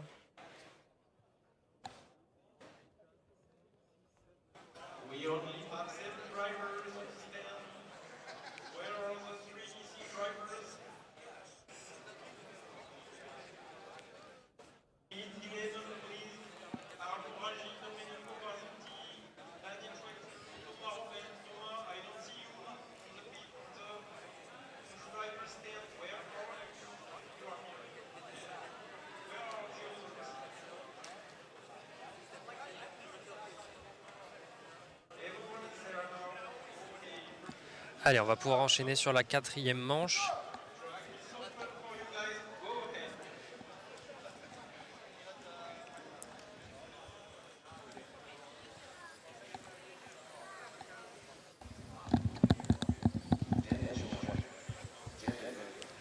Allez, on teste les puces. Tout le monde passe, tout le monde check. Tour de chauffe, chauffer les pneus, chauffer mécanique. Et on va pouvoir enchaîner donc avec ces 4e séries. On va arriver bientôt au milieu de la GTLM Superstock. Nous aurons ensuite la 2WD mode, donc l'équivalent d'une Open mais en 2 roues motrices. Ensuite la 4WD mode, la seule catégorie où il est possible de rouler en 4 roues motrices. Et ensuite la catégorie Pancar, donc du 2 roues motrices uniquement, avec des châssis que l'on pourrait qualifier d'open, mais avec cette particularité d'avoir des châssis, enfin des carrosseries, pardon, excusez-moi, sous forme de barquette, sous forme de Lola, vous les appelez comme vous le souhaitez, Donc différentes catégories présentes à cette Coupe du Monde. Et l'on monte en puissance petit à petit avec tout à l'heure la stock NIMH, des châssis uniquement en pile rechargeable, notamment de la marque Kyosho. Ensuite les Formule 1 avec notamment les GLF, les châssis PN Racing, les châssis MWX. Et d'autres châssis également que je n'ai pas cités. Ensuite cette catégorie de la GTLM Super Stock, l'équivalent du... Allez, on pourrait le comparer à de la stock si on comparait sur la Coupe de France, Coupe d'Europe, sauf que le ratio va être assez différent. Et ensuite, les catégories que nous verrons tout à l'heure. Et donc cette 4e série qui est partie, avec donc 10 pilotes en piste. Alors pareil, je vois Bertrand Brochard 10e, il n'est pas américain, il est bien français, du club de Trémentine. Et on est parti assez rapidement dans cette catégorie. Est-ce qu'on a des pilotes que l'on connaît? Oui, effectivement, plusieurs pilotes. Et un que l'on va suivre, notamment puisque je pense ne pas m'avancer lorsque j'annoncerai un top 5 provisoire. C'est Monsieur Thomas Robin. Monsieur Thomas Robin, multiple champion du monde, qui n'est plus à présenter. Vous avez déjà eu plusieurs vidéos sur la chaîne avec lui, et notamment son interview. Thomas Robin, pilote pour la marque RTRC. Pourquoi pilote de la marque RTRC? Eh bien, tout simplement parce qu'il en est le fondateur, avec le châssis de la RTA et de la RTB. Mais ici, Thomas qui doit rouler en RTA puisque c'est une catégorie strictement limitée aux 2 roues motrices. On le verra avec sa 4x4 tout à l'heure. Et là, Thomas Robin, je pense qu'on va devoir s'attendre d'ici 30 secondes, 1 minute à le voir dans ce top 5 provisoire, je le pense. Attention, là, sous le... Vous voyez pas, mais sous l'arche, il y a eu pas mal de crash. On a le ramasseur juste ici, James Jean-Pierre.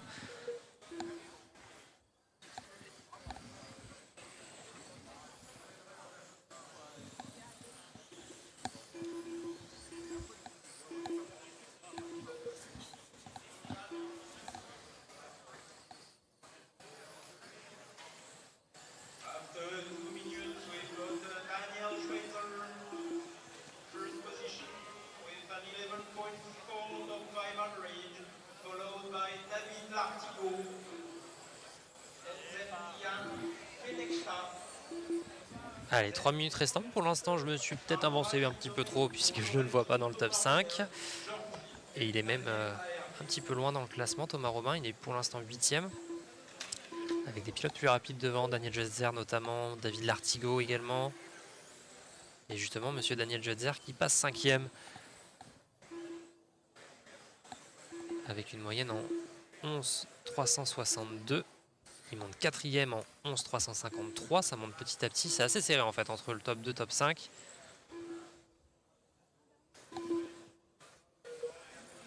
Thomas Robin, il est 14e provisoirement.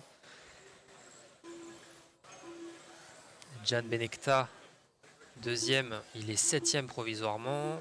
Bertrand Brochard qui vient de lui voler sa place. Ça remonte également. Et Daniel Jetzer qui est en train de monter 3e. Pas très loin d'aller chercher une 2e place. Thomas Robin 13e sur le classement provisoire, 5e dans cette série 4.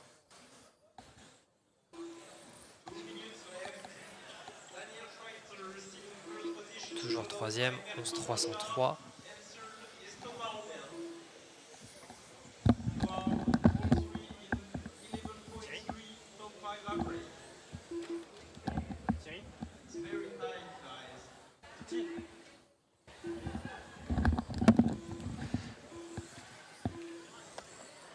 Allez, le classement qui évolue avec justement un pilote que je vous avais annoncé, monsieur Thomas Robin, 11,310.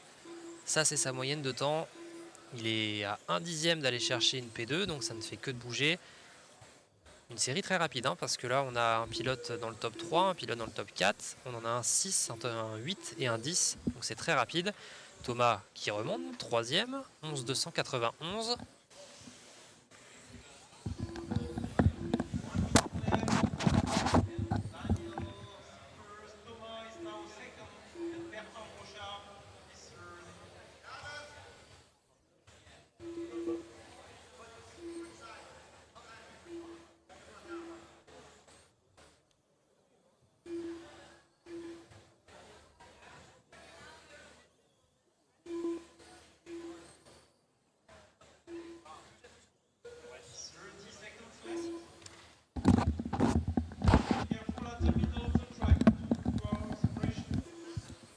Allez, Thomas Robin qui s'échange les places avec Daniel Jetzer. P3, P4, P3, P4, ça n'arrête pas de s'échanger entre les deux. Mais donc Christian Tabuche a quand même mis un rythme assez effréné, hein, parce que là 10.9 c'est le seul pilote à être passé sous les 11 et derrière on est à 11.2. Donc il y a quand même un écart assez important. Thomas Robin, ça reste troisième alors que ça se termine. Donc 11.224. Donc dans cette série numéro 4, nous avons eu deux pilotes qui ont réussi à grappiller dans le top 5. À savoir que Bertrand Brochard, lui, est 6e, Jeanne Benecta 7e. Donc on a eu une série très rapide hein, sur cette série numéro 4. Track is closed from now. It was a good heat. Thomas Robin finishes first with an 11.2. Wow, impressive. Thomas qui termine premier dans cette This makes you third. série, mais derrière, ça ne le place entre guillemets que troisième.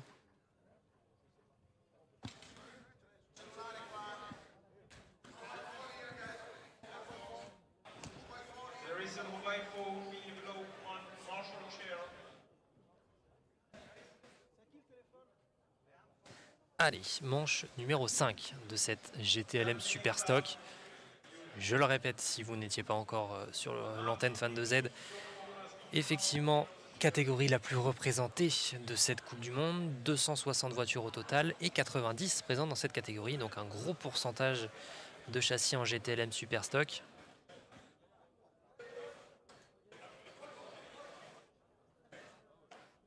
Alors que les pilotes qui viennent de rouler passent au ramassage. Track is open, guys. Go ahead.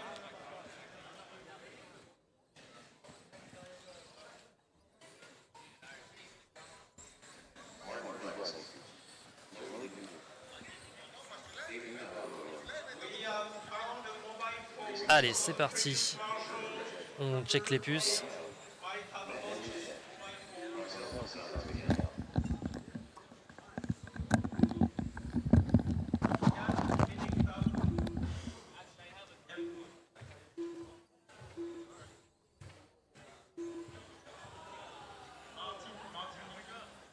Martin Vicky might have lost his mobile phone. It is here with us.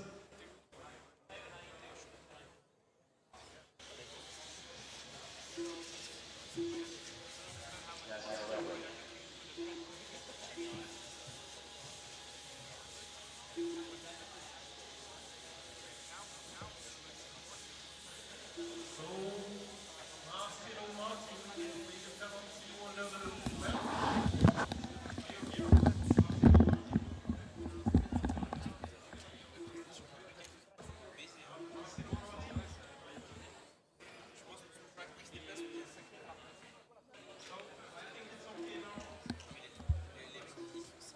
Yeah, I was kind of getting a feel for it.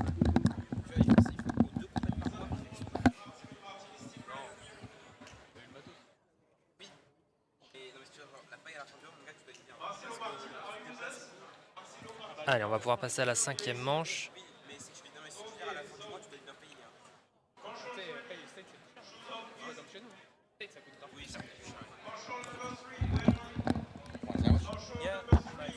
You got one? Yeah. Thank you.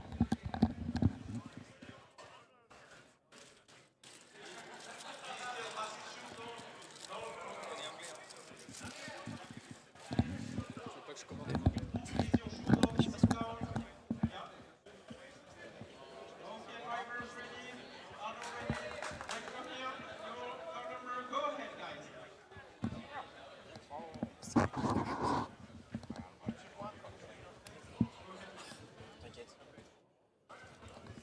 Je sais pas, les mecs de... Part 1, Part 2, Part 3, Part 4, Part 5, Part 6, Part 7, Part 8, Part 9, Part 10. Allez, 5e série. En GTLM Superstock.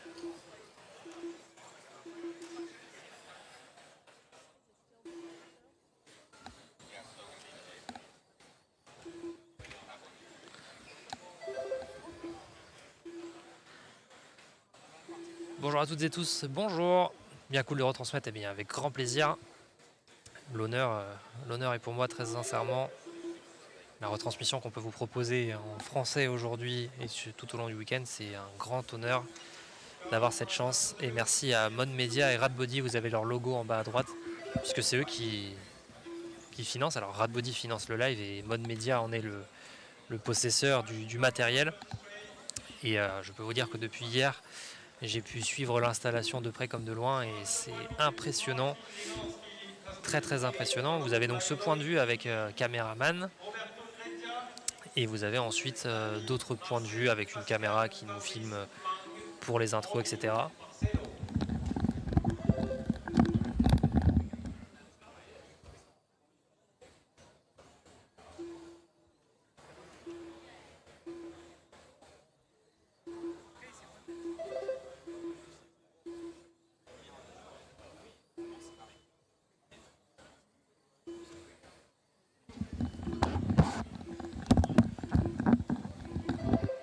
Salut Antoine, comment vas-tu? Eh bien ça te va et toi? Depuis le temps. Antoine, est-ce que tu seras déguisé demain? La réponse est non. La réponse est non. Non merci. Someone has lost his telephone. There is a cell phone here. I have it. Pas de déguisement demain, mais par contre il y aura bien sûr des commentaires en français demain et après-demain, mais déjà on reste focus sur aujourd'hui. Alors que 2 minutes sont déjà passées dans cette 5e manche, personne ne glane sur un top 5, ni même sur un top 10, puisque le mieux placé c'est donc Marcel Buxaderas Miguel, et il est seulement 14e, alors qu'à l'instant, Martin Grivalski, pilote tchèque, est remonté top 10, mais on n'est pas encore dans les top 5 pour vous dire à quel point c'est serré. C'est qu'un top 5 fait par Albert Vidal, c'est un 11.319, et qu'un top 10, c'est un 11.369. Donc il y a tout simplement 5 centièmes qui séparent 5 places. Et de toute façon, dans cette catégorie, avec autant de pilotes, les écarts vont être minimes entre chacune et chacun d'entre eux. Et c'est donc l'objectif de pouvoir justement sortir les 5 tours qui suffisent, puisque je rappelle, l'objectif dans cette pré-qualif, 5 minutes, et l'objectif faire les 5 meilleurs tours, pas forcément la suite.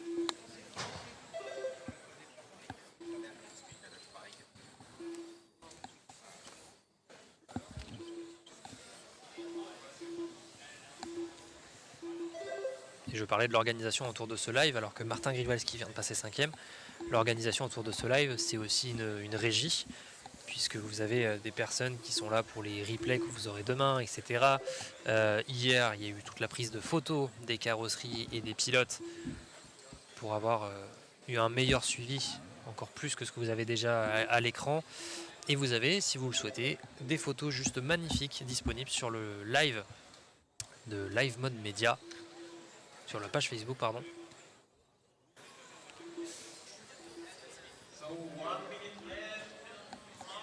Antoine, ton père s'inquiète, est-ce que tu seras prêt avec ta voiture? Pas de souci, ma voiture elle est prête.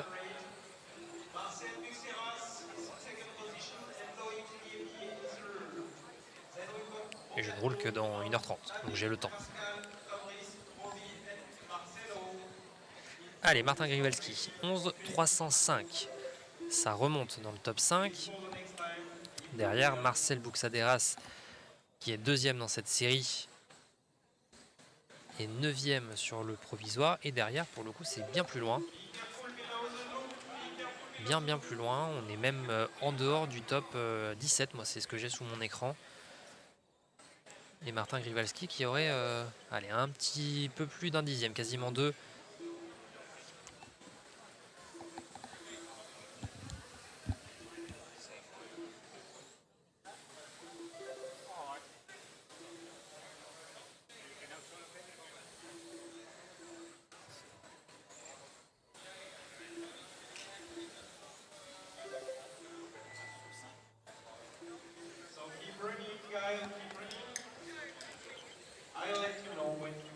Allez, Martin Grivalski, ça reste 5e en 11.304.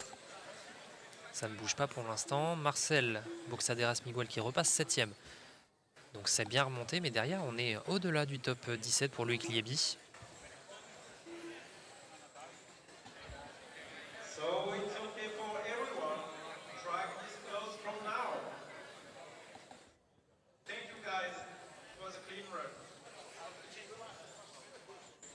Et donc la manche se termine avec donc Martin Grivelski 5 et Marcel Buxaderas Miguel qui est 7e.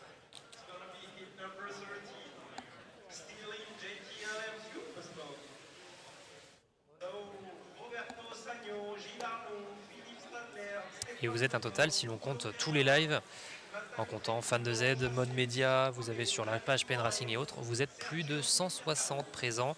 Et en ce moment sur Fan de Z, vous êtes plus de 70. Donc pas loin de la moitié sont présents sur Fan de Z, comme quoi c'était intéressant de se servir de ce support Fan de Z pour retransmettre ce live. Et notamment les commentaires en français, je le sais, vous aviez été nombreux à me le demander, ont une importance pour suivre un événement comme celui-ci, puisqu'on le sait, les règlements sont très très compliqués. Alors je ne connais pas toutes les subtilités du règlement, mais j'en connais la grande majorité. Et l'objectif, c'est justement de pouvoir vous emmener tout au long de ce week-end dans les points les plus compliqués du règlement, que ce soit le règlement technique ou sportif, avec la compréhension notamment du déroulé de l'événement, avec d'abord ces pré-qualifs où il faut expliquer le temps, ce qu'il faut faire, et on aura le même déroulé pour les qualifications et pour les courses, mais ça on aura le temps d'y revenir au fur et à mesure de la journée du week-end, mais pour l'instant toujours en séance pré-qualificative, avec des grilles de départ qui sont faites totalement aléatoirement, peu importe ce que vous avez réalisé lors des essais libres d'hier, je vais y arriver. Il n'y a pas d'importance sur le reste.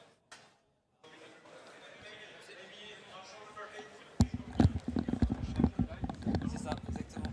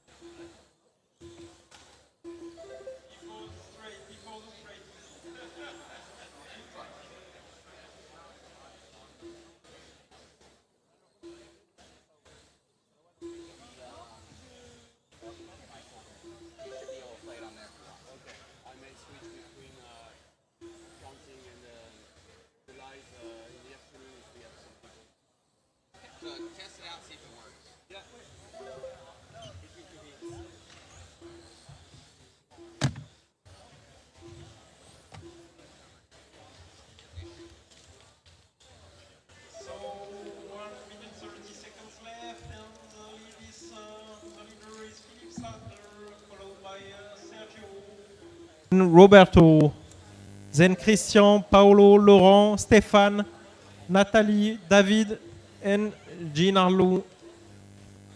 So the best top 5 average in this heat is at 11.3 seconds.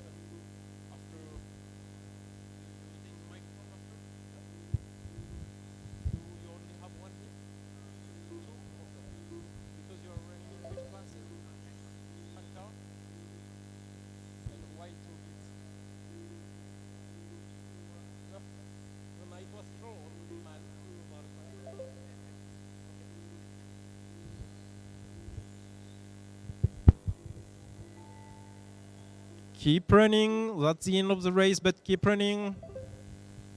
I'll let you know when everyone has finished.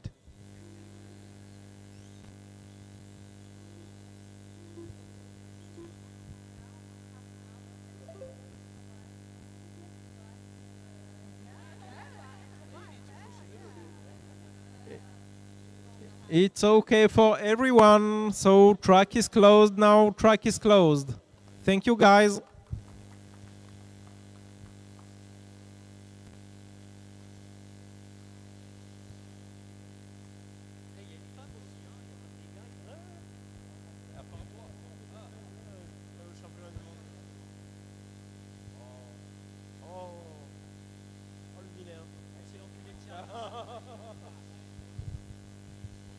So next hit 14.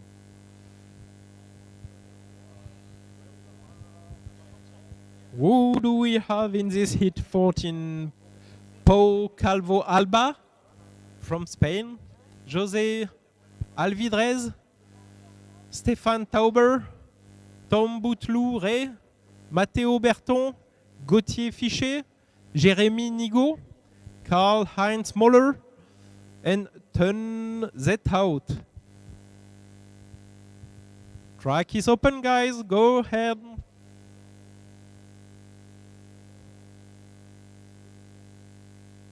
Where are the marshals? Be careful before the loop. Where are the marshals? Where are you hidden, guys? Jose Alvarez, Tom Bouteloup, We need you. Heinz Mahler, Jeremy Nikon, Christine Sonadam.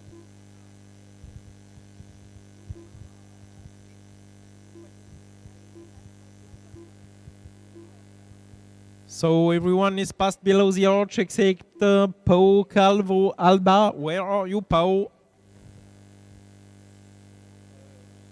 Now Calvo Alba. It's okay for everyone now. It's okay for everyone. Do we have every marshals? Marshal number 5. Where are you?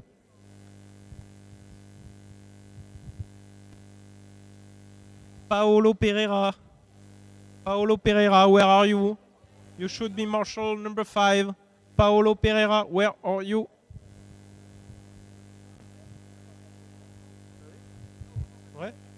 Paolo Pereira, where are you? We need you as a marshal on the seat number 5, please. Hurry up.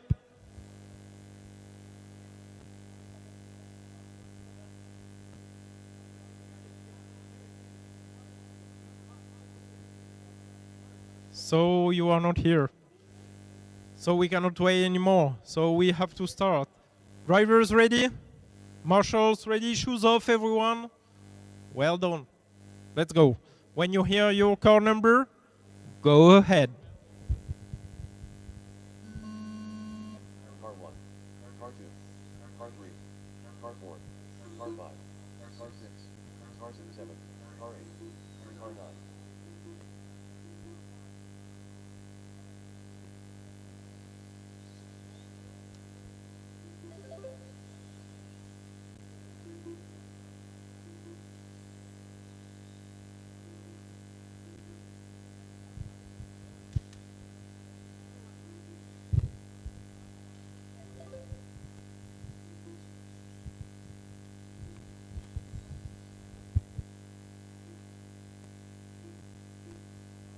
Transponder 13596.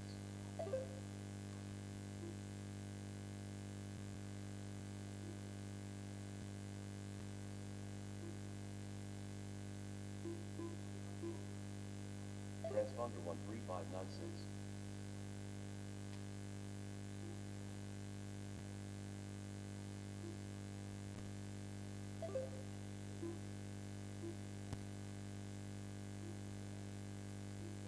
Transponder 13596.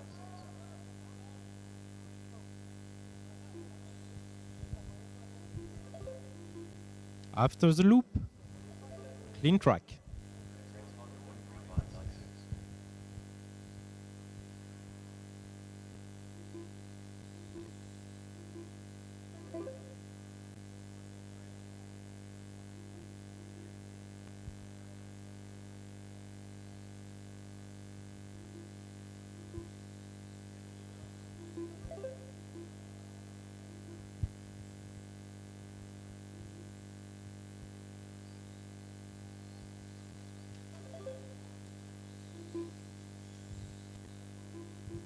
So after 2 minutes, we've got Stephen Taubert ahead, everyone, with an 11.6 top 5 average.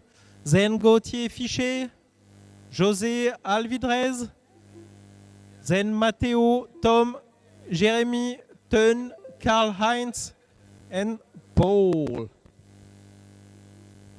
Stephen Taubert, top 5 average in 11.6 seconds.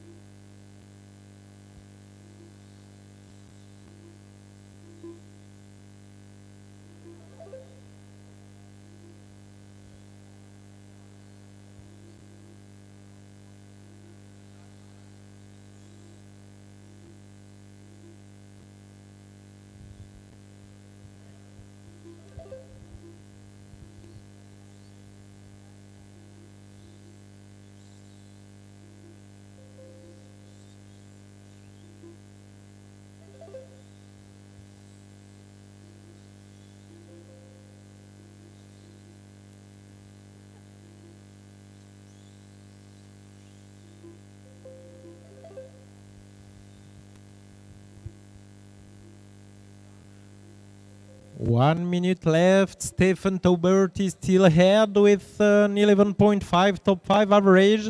Then we've got Gauthier Fichet and José Alvidrez. Then Paul, Teun, Tom, Matteo, Jérémy, and Karl Heinz.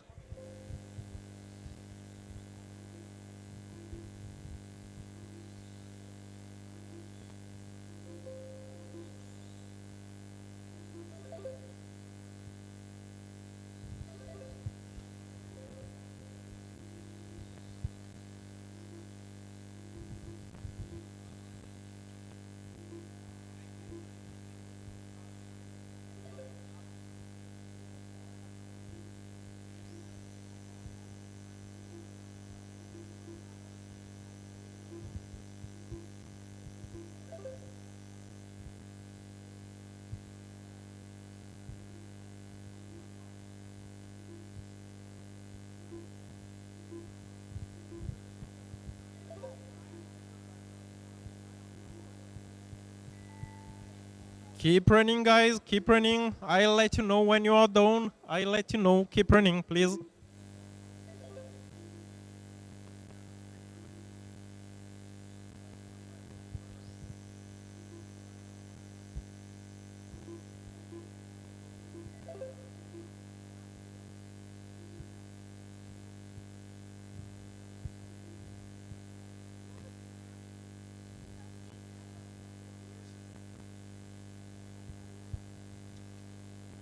Seems to be good for everyone. It's okay. Track is closed now. Well done.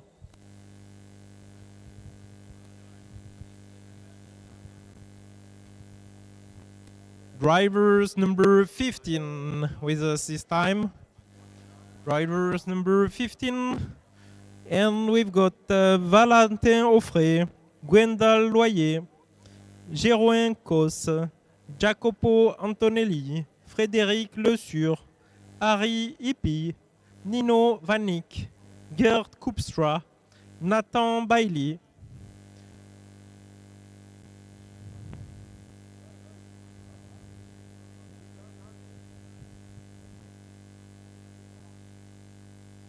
Jerry Toss. Wendell Moyer. Chicago Antonelli. Nino Vanish.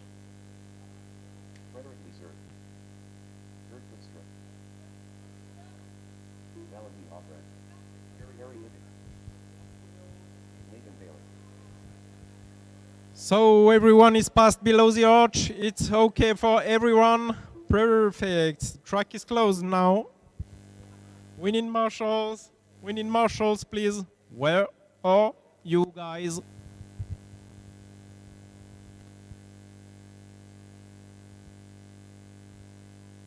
We need marshal number 9, please. And marshal number 1 also.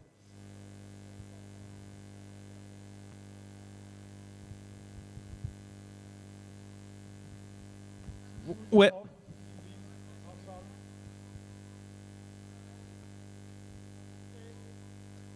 Po Calvo Alba, where are you, Po Calvo? Okay, you are here. Perfect. So everyone is there. Shoes off, guys, please. Shoes off. Please remove your shoes. It's not allowed to walk on the track with the shoes. Tu peux enlever tes chaussures, s'il te plaît. Le ramasseur. Les ramasseurs, vous pouvez enlever vos chaussures, s'il vous plaît. C'est interdit de marcher sur la piste avec les chaussures. Merci, les gars. So, drivers ready? Yeah, seems to be okay for everyone. Marshals ready also? Arnaud, let's go.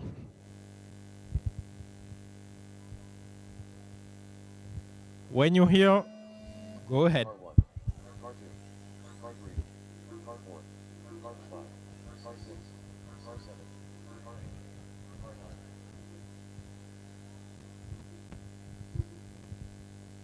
9. Hey, if I'm not mistaken, this is the last GTLM Superstock, the next one, yeah?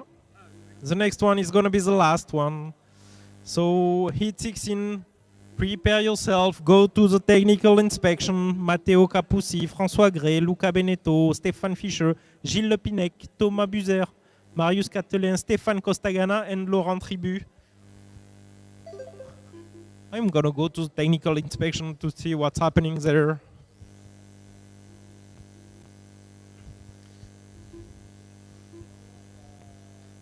So everything is okay on the technical inspection? Seems to be okay. The process seems to be set up and everything seems to be okay, Laurent. Yeah? Did you find anyone trying to cheat already? Here. We got Christian still with that top seed time here of that 10.9 No in the one trying reflex to racing. cheat. Oh, good guys. We only have serious Antonelli drivers now here. taking this one over. Super.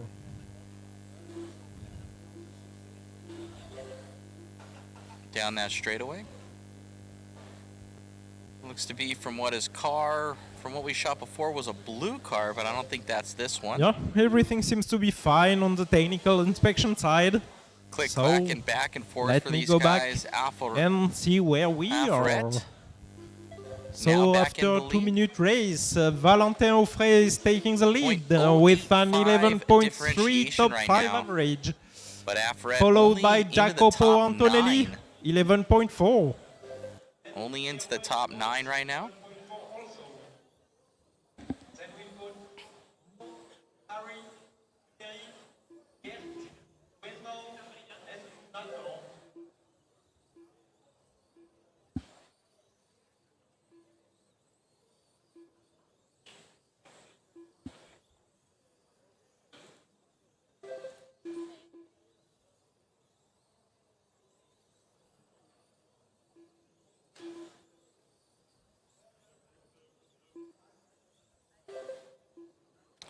Eric cheering on Valentine right now.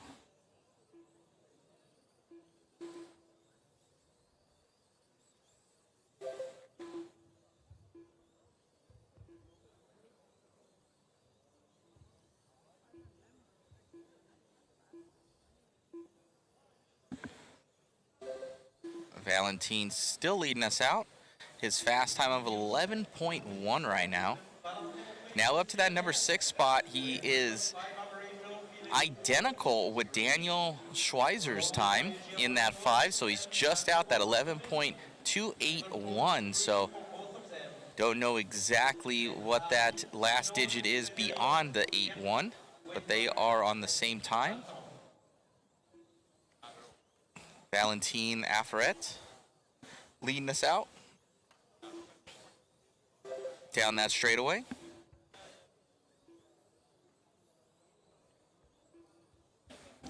It's got that yellow front, blue back on there.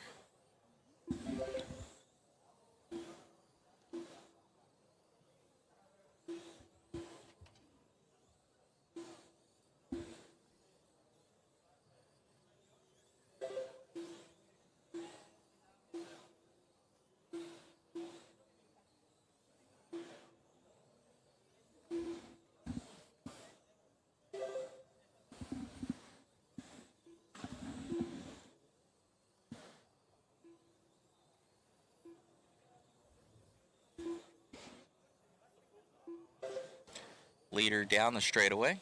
40 seconds left to go.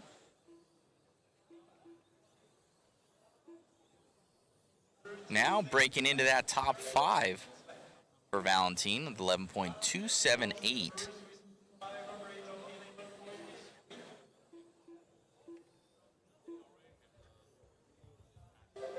It's on a 26.502 for his overall pace. They are taking the best 5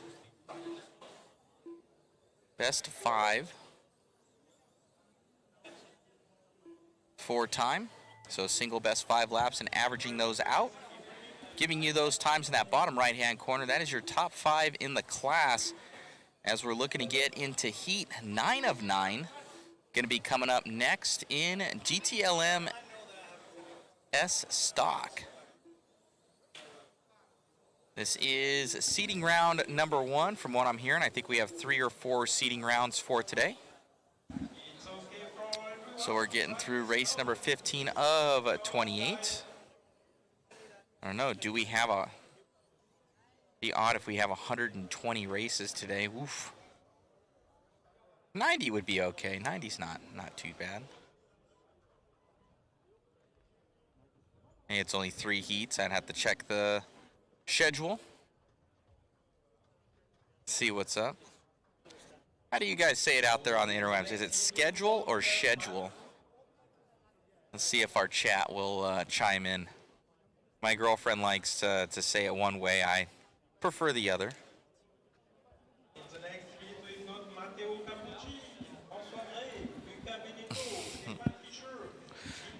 We'll see. The chat will... First one or second one, guys? Schedule, that's first. Schedule is second. What do you say, Shu?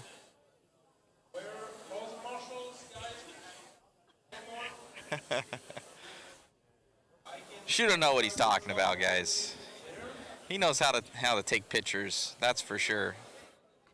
English language, though, I don't know, man. I don't know. Guys are against me.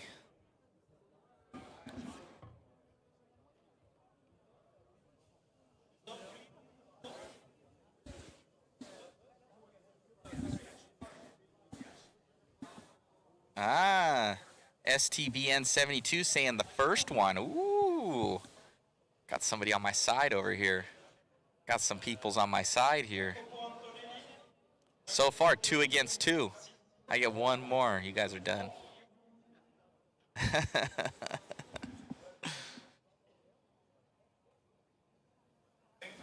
If everybody likes this stream, it's going to be the first one because I can click stop stream.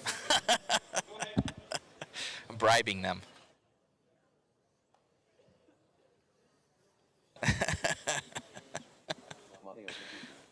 It's rigged. Thomas Fusser, Marius Gateway, Stephen Toskadona, Laurent Tremont, Stephen Fisher. So it's okay for everyone already?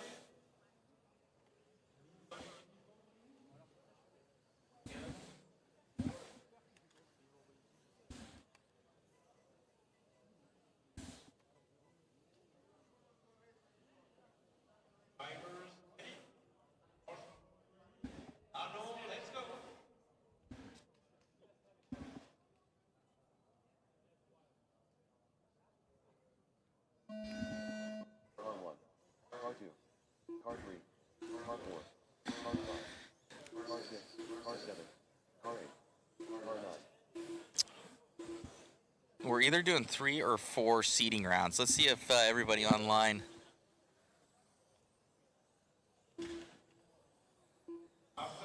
We should know the schedule, but I do not. So this is the last hit of The schedule. Giant GTLM Superstar class. She tricked me, guys. She tricked me. People in the class of 9 meters fighting Biden. That's impressive.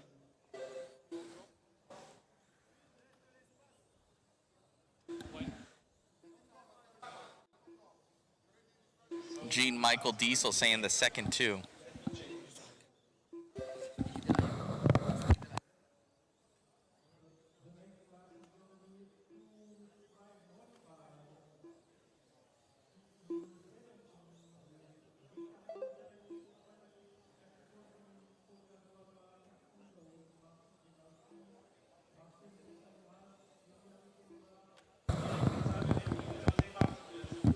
Hey guys, prepare yourself.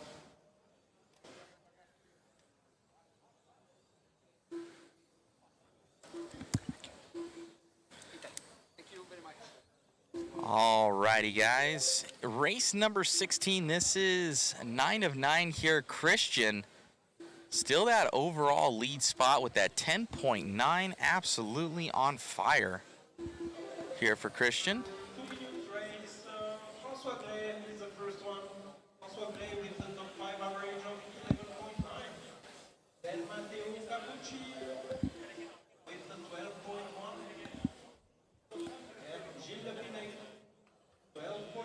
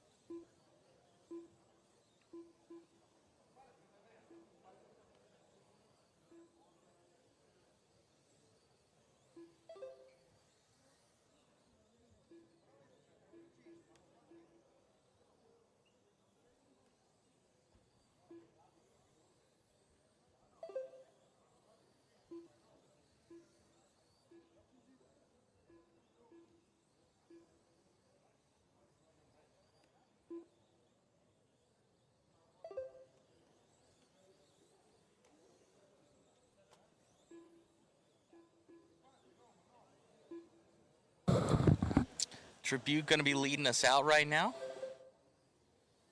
A local young kid.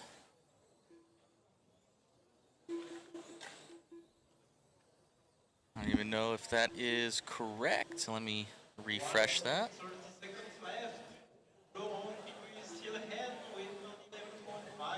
There we go. That's correct. Tribute. Leading us out on 24:5:12. But still his time not in the top slots. He's going to be back in that 29th position. Still, Christian from one of the first heats going to be taking that one down. As I said, we are going to switch from this GTLM Superstar class. He's going to be in that white and orange. Class. It's going to be a faster class, so you will see that the pace is going to be higher in today's run.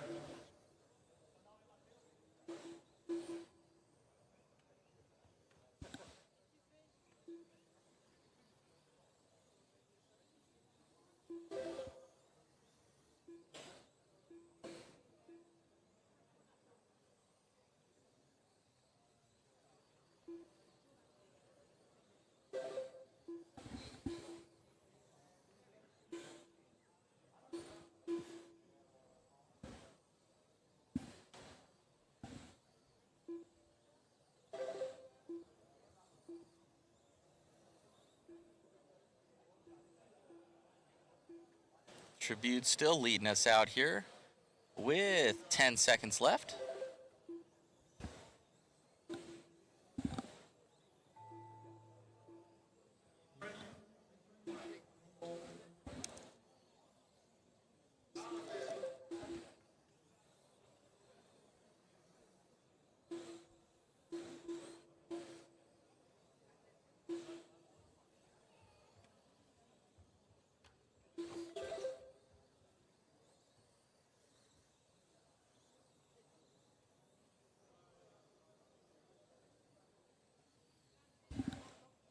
And Stefan to finish, but he is already done and out.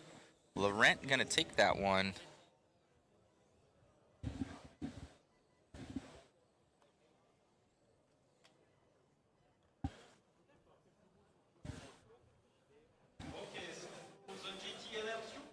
PNWC World Cup presented to you by RADBODY. Thank you to RADBODY for bringing us out here.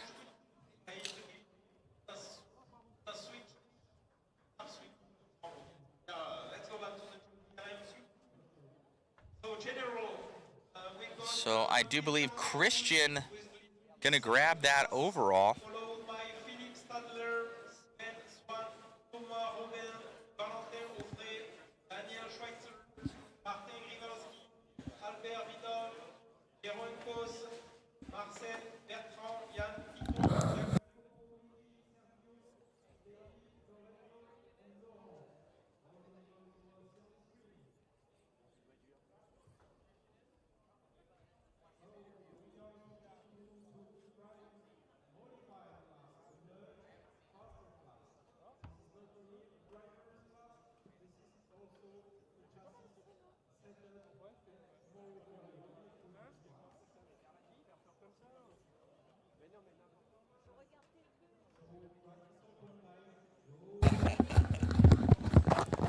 What are we in right now? Two-wheel drive.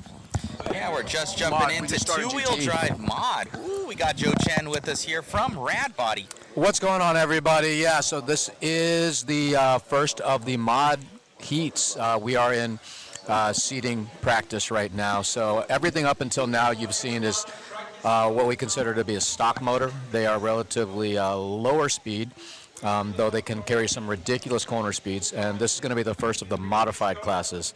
So open motor, open gearing.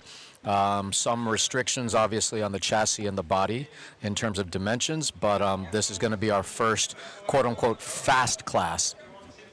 We're going to have three of those. You're going to have a two-wheel drive mod, which are rear-wheel drive GT bodies. You're going to have all-wheel drive mod, which is four-wheel drive GT bodies, and then we'll have pan open, which is rear-wheel drive again, but with a wedge-type LMP style body. And we're having some carnage here on the first lap, on the opening lap. We've got five lap average in order to seed you into your qualifying heats. So And that's not consecutive, right? It's no, 85 laps. yeah, we're on average here. The thing with 28 scale is that it's so difficult to, like, the cars are a little bit hard to drive. Consistency is honestly what wins races. Got it. In this race, in this class, in any class, but especially here, the tiles are actually uneven. They may not look like it on the camera. I saw a couple cars actually hopping a little bit out there. Yeah, and that's where we're like, there's a reason why we have suspension. It's hilarious that we talk about having 1.6 or 1.8 or 2 millimeter ride height, but those seams and gaps, they're over a millimeter tall.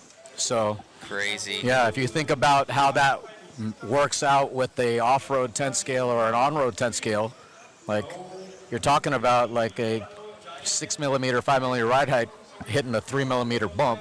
Wow. And trying not to traction roll, you know, like, so some of the traction rolls, some of the rolls we're getting on track right now can be generated by traction, but some of them honestly are just catching a seam. We have a couple guys click-clacking back and forth right now. Yeah. Got Martinez. Yep. Martinez is quick right now. But again, we've got to like kind of let the score settle for a little bit. Everybody's trying to get that 5-lap average. So your pace doesn't really matter. So like there's strategies here. You all known in other series where you maybe have a 3-lap average. You just wait for a clean track ahead of you and go for it. Yeah, we saw a couple guys going back and forth on that one. Looks to be Martinez, Jose, 10.3. Yeah, his hot lap is a 9.8, and he goes 9.7 now. So he's going to try to put together another 2 in the 9s, and that will probably get him into the top seeding qualifying. I'll say in practice, though, we had 9.4s, low 9.4s even. So the track's only going to get faster as the weekend progresses. It's still Friday. Some of the drivers are still complaining about grip, rear and front. But now we're starting to feel early in warm-up this morning that the track was coming in, getting a little bit more steering. Front's getting a little bit more active. Yeah. So Martinez goes 9.6, so he's got at least 3 laps in the 9s right now. We need to update his car photo. He at least got a nice little paint scheme on there now. Yeah. Oh, And there he is on the stand. He went off the track there. Yeah, that is a risk. Again, that could just be traffic. That I wasn't watching. That could be traffic. That could be catching the seam. That could be pure traction. You can actually see the groove developing on the track. It's much more apparent when you get up close, but you will see the dark patches, especially as on the exits of the corners. And as we start putting the power down in these mod classes. Oh man! So from our camera girl, that she's saying that they're moaning up there. Some issues going on up there, Joe. Yeah, it's funny. Like this is the highest level at this point. You can see Martinez, not to interrupt you. He's yelling up there. He's going, "Hey!" yeah. Tempers can get hot. It's still like, and we're trying to keep everybody cool. Let's but check out that instant replay right here, Joe, coming your way. Hit it. So check what happened to Martinez here. Oh, he pipes it. That's all him. But watch this. Ejectocito, cuz gave a little nitrous boost. Wow, and hits the timing loop. And that's the thing, like these cars are so fast, and it really is a combination of skill and luck to find the gap. Like, are you going high? Are you going low? But still, Martinez's time looking good at that 9.8 right now, but consistency is key out here, and he would actually be behind on time as he's on 21 laps, and we got Martin Gravaski if this was a normal qualifier. Oh, heck, even Ricardo in that 23-lap realm. But again, keep in mind, this is 5-lap average right now. Guys are waiting up, so yeah. Yeah, so right now he's on a 9. I'm trying to look at the billboard across the room. He's on a 9.8 average compared to a 10.0 average to everybody else. So yeah, there we go. So he's got 0.2 on the average. He actually just goes 9.7, so he probably put in a 9.6 that round. So Martinez still showing the way. Yeah. Down that straightaway. And that's it. That's your 5 minutes. So 5 minutes to put in 5 laps. Like if you think about it, you can just kind of camp out and every minute look for that clean air in front of you and go for it. Hope you don't beef it. Yeah, we got 5 heats of this class.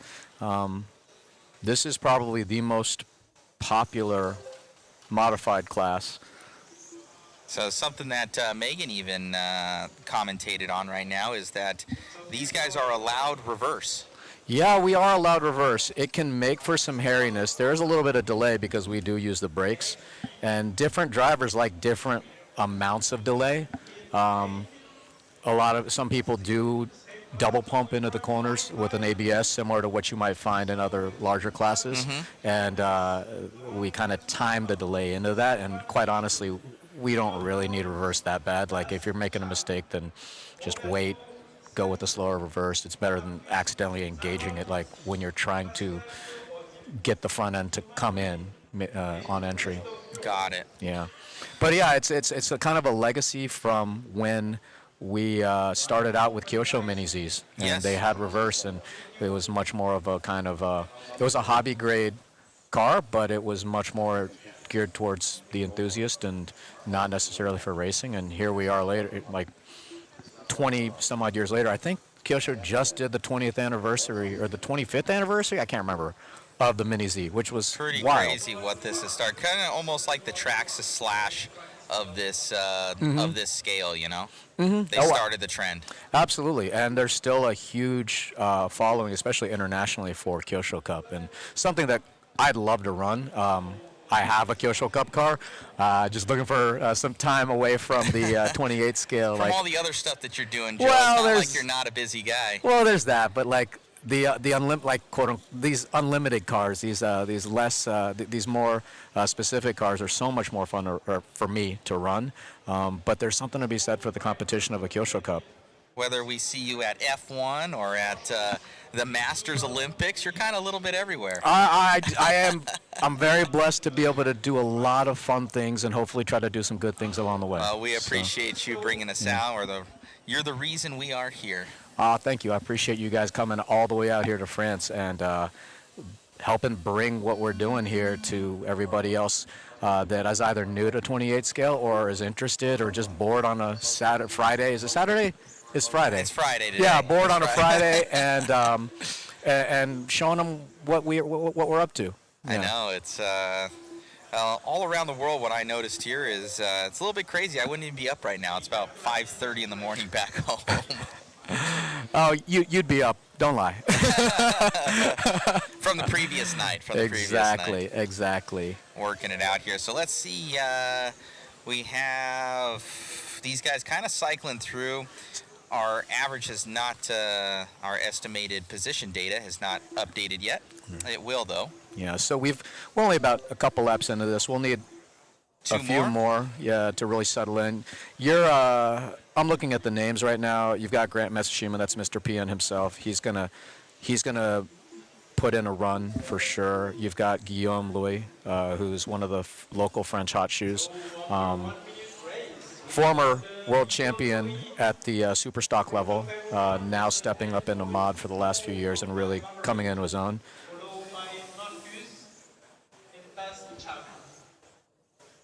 Yeah, you've got Cham from Switzerland. These guys all race with each other. It's kind of like coming to a European championship where a lot of the guys race ETS together, and then throw in a few Americans in the mix.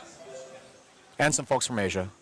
So, still an international crowd, even though the travel is a little bit more difficult for the folks. And that's kind of what makes PNWC fun, because it does alternate location. You do have to kind of have that home crowd advantage, but then people will make the trip, and it's been a great time here so far. Oh, most definitely.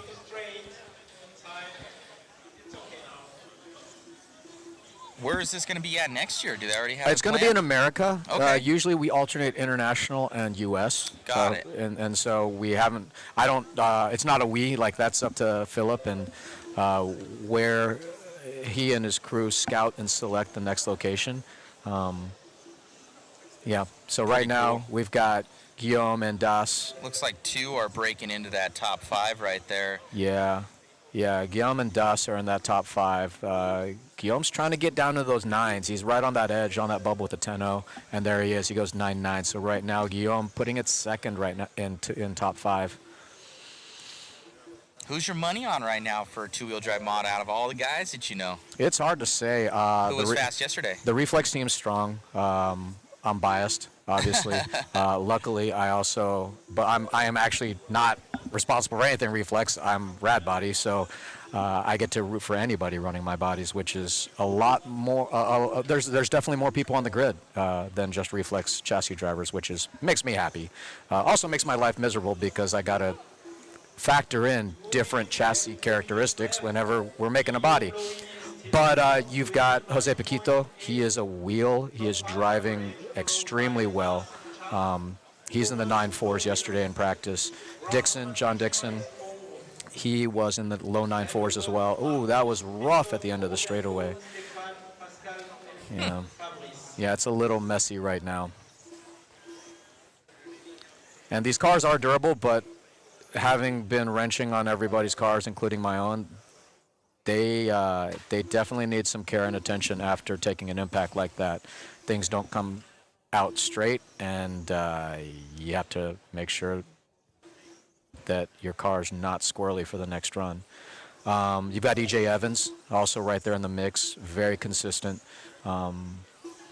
Everybody in that whole crew is running mid-9s.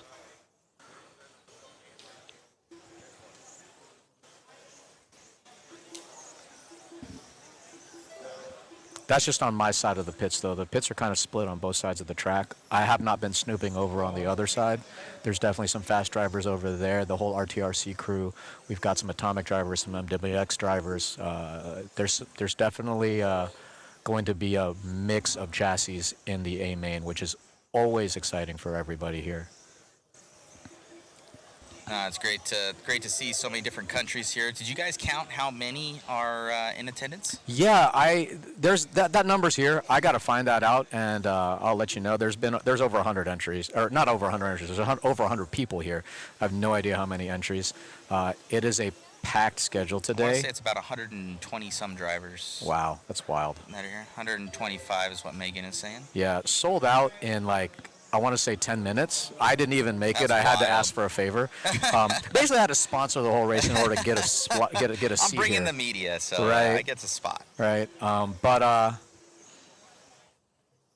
Yeah, no, unfortunately, there were some dropouts. Like, international travel is hard, scheduling is hard, and the people have realities and priorities other than toy cars, which is completely understandable. So if you don't make it on the next year, you can just jump on the wait list, and sometimes that wait list will find room for you.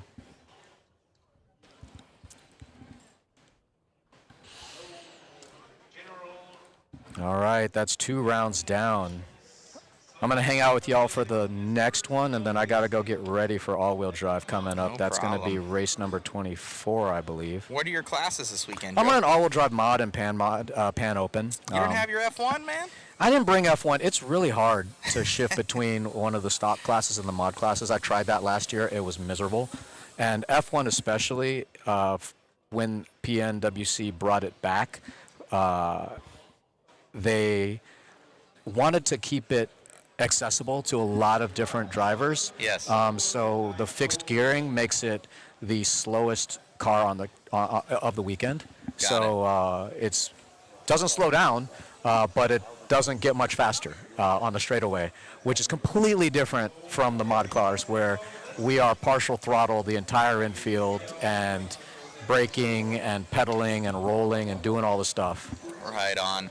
I saw earlier, I'm sure our photographer Jason got some of those shots. Look like little Mario Karts out there. That was super cool. Yeah, that was really fun. And that's kind of where the modeling aspect of this hobby comes in. There's a gentleman over here that's been a longtime club member here in France, and he's sponsoring part of this event as well. And he 3D prints these realistic go-kart, including the driver figure, and they had a little demo where some drivers got to tool around in those, and they look so much fun. They look like so much fun driving around the track. Yeah. Oh, yeah. Yeah. Yeah, no, but sadly, I did not bring my F1. Next year, I will bring an F1. I am working on an F1 chassis of my own. And then the relevance here for anyone that's listening in, F1 is my class. I love F1, and I am looking forward to competing in it again one day. But for the weekend, I gotta keep my timing on the kind of mod speed, which you know all about. Oh, yeah, most definitely. What rad bodies are you guys representing this weekend? Most of the grid's on Mako X. Okay. There's still some holdouts on the original Mako. Original Mako is a little bit less downforce, a little bit higher center of gravity. Will give it a little bit more roll. Some people like that characteristic. I've brought a lot of Catfish, which is a body we introduced last year. This has been updated, however. The vent on the front is cut much deeper, which is kind of where I originally intended. That'll give it a lot more mid-corner rotation. Hoping people will be able to try it out. It's going to be tough to convince the hot shoes this weekend to make any major changes because of kind of rabbit's foot, but also having that experience with their setup. But who knows? Maybe somebody's going to throw on a Catfish this weekend. I know there are a few Catfish running out there on all-wheel drive and whatnot. But yeah, so primarily Mako X. In the Pan Open class, I've got Skillet. There's also a few other bodies out there that are in the mix. And also in GT, there's a bunch of new bodies out there from some of the folks out here in Europe that I'm really looking forward to watching go side by side and really seeing how their bodies handle the air.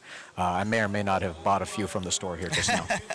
I always got to see what else is out there, you know? I love it. I love it. How can people get those rad bodies? Reflex. I don't handle any money. I can't be trusted with it. Hit up Reflex or any Reflex dealer. Christian at Reflex handles all the distribution for RADBODY bodies. That is a unfortunate naming convention I just said there, RADBODY Bodies. Rad Body Bodies. All right, sounds Like good. Rad Media. Yeah, we screwed that up earlier. Rad Media and Mod Bodies. Mod Body and Rad Media, exactly. We have a question here from Big ARC. When's the Mako Oh, Hard you're Body killing coming? me. You're killing me. No, Mako Hard Body's coming next year. It's something I've committed to. I'll say it here now, and I will try my best to get it out. Really want to make something that is not only competitive, but I don't want to just put out a body because it's the same shape as the body that people seem to like in Lexan.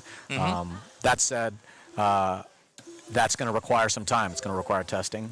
We're going to play around with things like wall thicknesses and different weights and Lexan and how much of the Lexan coverage we want, and also making adjustments for the features of the body, because my assumption, and again, without testing we won't know, my assumption is that it's not going to be the exact same as just taking the Lexan body and shooting it in plastic.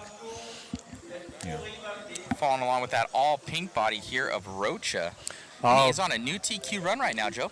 Yeah, Mathieu Rocha is one of the local fast, not local fast, he's internationally fast drivers. He is a atomic driver, and his claim to fame is absolute domination in all-wheel drive. I saw that. I remember that was last year. Yeah, he has such an, I won't even call it an advantage. He's just got his package correct over so many years, and he just knows that car, and he knows how to drive it, and it's definitely going to be hard to bet against him in all-wheel drive this year.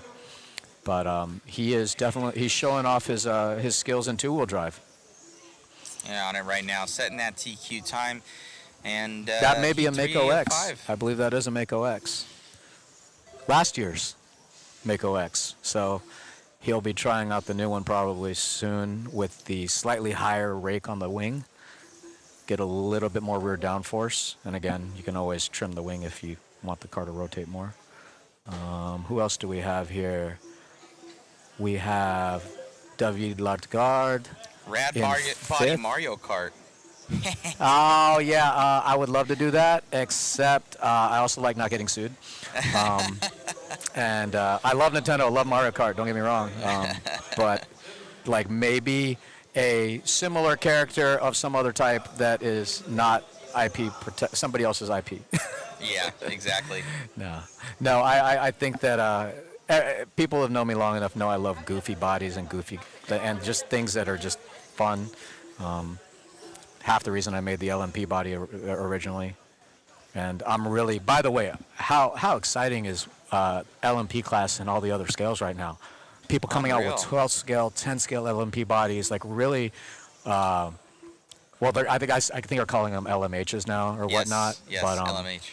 Yeah, really kind of embracing how fast the recent generation of Le Mans prototype cars are. And that, I love it. I hope that we can continue to bring that type of a shape and the beauty of cars that we admire in real life in RC. So what's cool about the hobby is just everybody putting their own flair on it. Mm-hmm. Yeah, especially out here with so many scales, you get a lot of people from all different walks of life. And yeah, well, all different walks of life. You've got a Frenchman, Mathieu de Rocha, currently fastest on top 5 average with a 9.73 to Jose Martinez from Puerto Rico, I believe, with a 9.75. Talking about, wasn't it Jose last year that he won a whole bunch of them in the modified with the reflex cars? Was it Jose? No. That was Michael. That was Michael. That was Michael Maldonado. Maldonado unfortunately couldn't make it here. Again, that's just one of those things. Like toy cars, we're so blessed to be able to play with these things and travel the world. And sometimes you got to take care of other business, you know. It's crazy, yeah. It's crazy. Well, this is our first international, so I have to thank you for that. Wow, our first I didn't know international that. Stream. Well, we've never been anywhere else other than the States, and I'm glad to bring you out here. I appreciate it. When we talked about this at the end of PNWC 2023, we learned that it was going to be in Paris, and I said, let's go. And like, here we are, men of our word. in You made it. France doing. Made it. I think it was only about 2 months ago. You're like, hey, man, come down to my shop, and we're there Hey, talking. 2 months is a lot of time for me. Come on now. At the very edge, you're like, would you like to go to France? 2 months is a lot of time. I Would you can't like even to go tell to you what I'm France? doing Oh, 2 hours man. from now. Yeah. And I'm like, why not? Yeah, it's like, remember that thing we talked about, Yeah, France, yeah. going to Should France go and and- packing up all your stuff and like going there and yeah. So I'm really happy you were able to make it and find time out of your schedule for it. You're like, hey, by the way, if you didn't, hope you got that photographer. I'm like, yeah, I already scheduled him. You're like, oh, good. Yeah, I could have sworn we didn't bring Shu, and I'm like, we gotta bring Shu. I was like, no. Shu's the man. His photography's amazing. Yeah, we got a Crash Bandicoot buddy. All right, yeah, Sega less litigious, maybe Sega. I think it is in the next. It is in the USA. If it's in Asia, that's cool too, man. Like, I do know that Philip traditionally has gone back and forth with an international and a US round, but I'm definitely down to go to Asia again. Let me tell you, Thailand. For not all the reasons that you think, all you dirty-minded people out there, Thailand was absolutely the best RC car experience I've ever had. It was so good. That said, let's stop talking about that and really dig into this next round. We've got some heavy hitters here. We've got not only John Dixon, but we've also got Thomas Robin. Thomas Robin, the creator and of RTRC, running his own cars, which gotta love, man. And it's a very fast car, very popular, not only out here but also in the States. I've also got John Dixon. I just worked on his car. I hope I didn't screw it up. Hoping it's better. We'll see what he can put together for us. Yeah, but those are going to be your two heavy hitters in this heat. Everybody else is also going to try to get into those nines and kind of earn their way into one of the top two qualifying heats. We are going right into qualifying after this. We've only got 3 rounds of qualifying, and that is one of the things that is a little unique about PNWC. Other folks that get to drive in other race series, it can be kind of frustrating to not have more chances to qualify. It just makes the qualifying matter that much more. And you see Thomas Robin doing what Thomas Robin does, literally avoiding two crashes in front of him, staying clean, just lifting a little bit, giving the track a little bit of time to breathe, let the accident settle, and then just driving right by, costing himself very little time. So, Looks with like that, John Dixon getting up to that number 3 and Robin cracking the top 5. yeah, Ooh, yeah, he's 3 and going 4 up to now. top 4. Yeah, so we've got everybody in 9-7 right now in that top 4. Thank you, Matt. Yeah, but the reason why we only have 3 qualifiers is really, and I've been talking with the organizers here, is that they really want to give everybody who's traveled here a chance to race and race a lot, and they'd rather prioritize racing than qualifying, which completely makes sense to me. So here we do AAA mains, and we do double everything else. So if you're in the F main with me, you're going to get 2 F mains with me. So I'm devil's advocate on that one. I have a problem with no bumps. I can see that. I want bumps, bro. I don't care about That's because you're a Nitro guy. I'll be real. Hey, dude. you know what? There's pride in the F in an F main win. FB, I have an F. Hey, when I sweep F2, F1 and F2, like that means I've avoided 2 chances for you to take me out and break me. So I would love to see, because I've seen this before. We were talking about it because we covered the PNWC last year, and double G mains was not the way to go. Yeah, it can be hard. It can be hard, but again, like I wish to see if maybe somebody could change it up a little bit and do some bump ups, man. That would be great to see. and again, I could see the merits in that as well, but like have to respect what Philip and his crew are doing here and why and how they're trying to prioritize the racers and the people who spend literally thousands of dollars to come here and drive their tiny toy cars.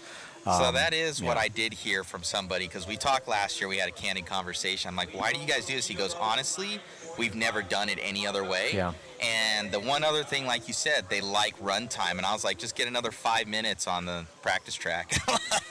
I was like, let's do some. Let's do something. Yeah. We got something on the line. And I'm okay with mixing it up always, but again, I think that like it's easy to be a little bit elitist and say, oh yeah, I'm in the B main, or if I'm in the A main, it's like, oh yeah. Guess what? All the A main guys, all they want is another qualifier to qualify a little bit higher, or they want more practice time. I gotta say, from doing a lot of stuff with even our fifth scale series that we do, I do 3 bumps because you get so many good battles through the top 3 that it makes it so interesting for people to watch. I'm okay with bumps, but what I don't want to lose sight of is like the reality of me making an A main this weekend, and I'm not terrible, is pretty low, and I'm going to have my run, and I'm going to have my race, and I'm going to get my races here. And I think that's something that Philip and his team have really worked hard to maintain. It is, it is very, very cool, but it shows, I definitely say how much qualifying matters here, because if you don't make it, it's over. Well, it's not over, but you're in the B main, C main. And keep in mind, this is the compromise, because you look at any other on-road series, like it's electric rather, there is no, like, bumps don't exist. Like, you are in your main. Maybe it's an on-road thing. It's definitely an on-road thing. I don't know. Are there bumps in on-road nitro? I think I may have seen that. Maybe somebody can jump in. Going to Worlds, I think that they don't do as many bumps, but I think they're starting to, especially even 8 scale. Or the Euros or something like that. They're starting to introduce them because it makes it. It gives you a reason to move. A reason to move up, and to kind of race yourself out. Because how I see it too is throughout everything, you're running against the clock, the entire time. The only time that you see guys is in the mains to actually race heads up, if I'm not mistaken. What we're not mistaken about is John Dixon going 9.500 on his top 5 average, kind of setting the bar. He's got a 10th in pocket over everybody right now. Next is going to be Thomas Robin, and then Mathieu. We got one left. One more left, and looks like we've got EJ Valentin Ofred, also was an A-main driver last year, Jose Paquito. So we got some fast drivers in this one. Ludovic Ofred, his brother, I'm guessing. I don't know if that's wrong. Daniel Schweitzer, This is a pretty stacked heat, I'm going to be honest. I don't want to, Luckily, they're just competing against the clock, so. Yeah, to that point, like, I've been an electric on-road racer my whole life, and, like, there's a quiet honor to being BQ. And knowing that is your lot in life and your place, at least for this weekend. You got way to go, John. Congrats from Jim. EJC is letting EJ Evans borrow his name for the weekend as he goes into first and only seating practice.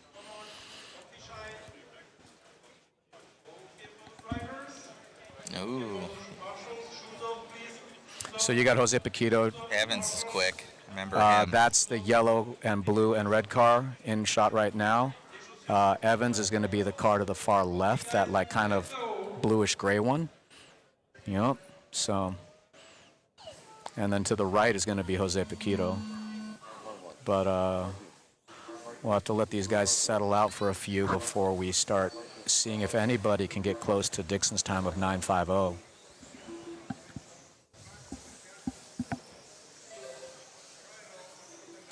Cool to see all the people around here. They're checking out all the streaming equipment, man. They're like, this is cool. Oh yeah, you got the rig. You brought like triple screens and like, when I say triple screens, I don't mean one triple screen. I mean triple screens, 2 sets of triple screens. I know. We got 3 computers. We got instant replay. Yeah, the amount of stuff that you bring to one of these streams is significant. No expense spared for you, Joe. I appreciate that. All right, leading this one out is going to be Afaret, showing the way. Yeah, that's Valentin. He's definitely moving, but we're letting the pace settle out. We've got 5 laps in for everybody right now, but they're not necessarily the fastest ones. All right, Valentin comes by at a 10.1. That is good enough to get him in the top 10, but I think guarantee you Paquito and EJ are going to go in 9s right now. I think he got stuck up on the side. Yeah. So Yeah, we're there gonna goes look like Paquito, 9-9. Going to be going to the lead. Yep. Let's see if that's the same paint scheme right there. That is his paint scheme. Yeah. That's just on a Could be pan that car, but yellow, blue, and orange. Yeah, so that is his paint and scheme we're right following there. him right We're now. following You him right can- now. Paquito is a wheel for sure. Oh, and he traction rolls right there. He's in the middle. Ah, a little bit of a mistake. He's just got to kind of settle his nerves, find some clean track, and go get back on pace. Yeah, so these guys are traction rolling out here, man. Yeah, the grip is coming up, especially as the mod classes start really laying down rubber back to back to back to back. This is the first time we're really like doing long runs of like 5 minutes with mod putting down rubber. So I have seen like it looks like little 3D printed dishes, wheel dishes on the side. Is that? Am I mistaken? No, you're not mistaken. Those aren't 3D printed anymore. Those are injection molded or carbon fiber, and we're Really? using those to kind of manage the traction rolling. Like we try to make sure that they're not sharp so they don't cut the track. But it is, I'll be honest, not my favorite thing. I don't like the way they look, but they're a necessary evil for how much traction we're dealing with now and how much entry speed we have. This is kind of the easy answer to the tire games of super glue that you'll see in other scales, which we still play, by the way. Like, there's guys that actually exclusively prefer the feel of super glue. Really? And just kind of building up that layer to take the edge off the tire but still have the traction on the axle, on the front axle. We have like different heights of them, basically. The different diameters will... Absolutely. Yeah, the different tires, the different diameters, we create a split to the tire. I don't know what other people are running, but I'm usually running anywhere from a 0.2 if I'm being conservative to a 0.4 millimeter split. So if I'm running a 22.4 tire, I'm going to run a 22.8 disc, and that'll expose some of that rubber and give me that traction. But as the tire gets up onto that edge, it'll smooth out and keep the front.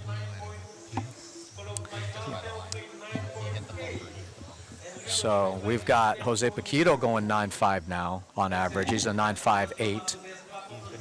Valentin is on a 9.8. Ludo is 10.0. EJ Evans on a 10.1. Trying to put together 5 good laps right now. EJ was in that like mid-9s yesterday, so he definitely has the speed to go into the top 5. That one got caught up, but that wasn't your leader. So we're on the leader right now. That's Jose Paquito going down the straightaway, and again, running a little bit wide, trying to carry some speed, but also trying to play it safe. Like, this is not a hot lap battle. This is really putting together 5 laps, and he's got clear track ahead of him. So only 0.08 of a second back right now. Yeah, that seems like not much, but it is a bit, strangely enough, because we are talking about 5-lap average. Yeah. And he is going to close it, I think. I think he's definitely going to put in a few more fast laps in the next 15 seconds. Evan's going 9.8 now, so Evan's starting to get some clean laps in him. And breaking into that top 4 for Afred as well. Yeah, Valentin going 9.6. Really strong run from him. Anytime you can put it in front of Mathieu de Roche, you're doing well. That is our time, and we'll see if anybody improves. And then I got to go get ready, because I was supposed to go get ready 3 heats ago, but this is just so exciting for my all-wheel drive run. Such good racing out here in the 128 scale class. It definitely is not. I would say it's actually harder than on-road. I would almost put it out there because you guys have so many little bumps and little, it catches the sides with your bumpers. And I used to joke, and I still joke that this is more off-road than off-road right now. Yeah, like, I'm kind of looking at it. Yeah, and it invites mistakes. Yeah, you go to an off-road race, and an off-road race, whether it's carpet or clay, and they have way less bumps than we have. Like a 1 millimeter bump on their track, they'd be pissed off about. Whereas, like, imagine if it was to scale and like 6 millimeters. Like, that's like running a square chop, which you don't see anymore. I mean, we used to see that back in the day, but not anymore. And then we'll have a chance to find out. Myself included, there's a couple drivers going to ISTC next week. just to have some fun. But we'll be able to run with the 10th scale touring car guys and just see what happens and enjoy that track and enjoy some smoothness after this weekend. I love it. Well, yeah, I was talking to Jason, our photographer. He's got a couple slow-mo videos that we're going to get up on the stream here in a little bit. But he says, man, they are really jumping around out there. And with that, he's going to have that real close-up slow motion focused in on these guys. So we're gonna check it out. Yeah, it's working. All right, I got to get out of here. You got it, Joe. Well, thank you so much, my man. I'll stop back by afterwards. All right, brother. So we got Joe Chen there from RADBODY. Thank you for all of his support. Guys saying, thanks for the video coverage. You guys are awesome. Thanks so much. Megan up there killing it on camera. Shu killing it on the photography camera, doing good work. Did you grab a couple photos of us, Shu? He's the man.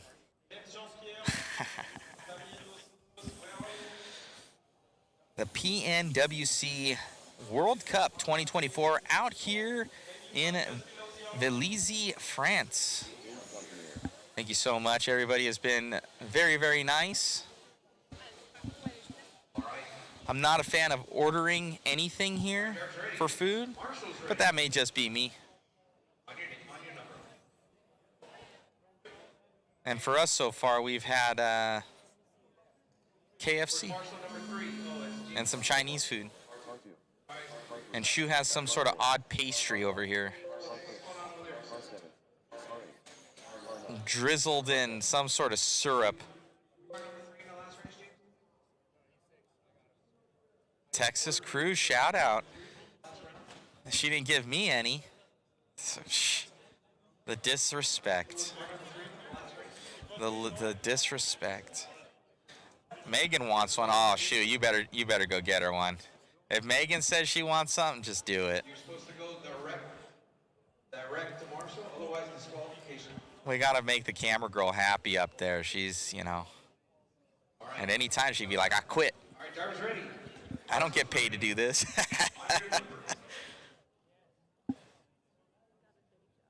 Megan gets free trips to France. She's okay with it though.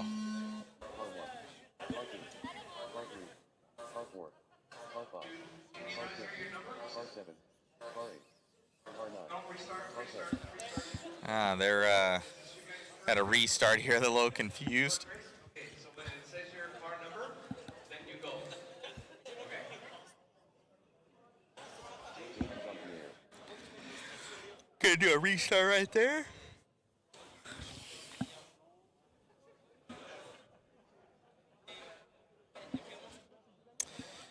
Got Mizum. Matt, are you going to the pits to talk to drivers? If I have the time to, yes, we will.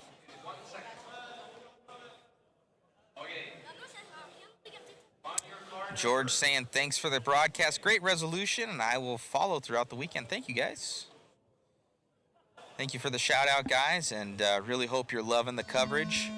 Shout out to our crew. We have Megan. She's going to be on that moving cam. We have Shu, a.k.a. Jason Bollinger. He's doing all the photography, guys, and doing an amazing job, by the way. And then myself here in the brain center of the stream, trying to keep everything running smooth. We do know that some of those flags, guys, are incorrect.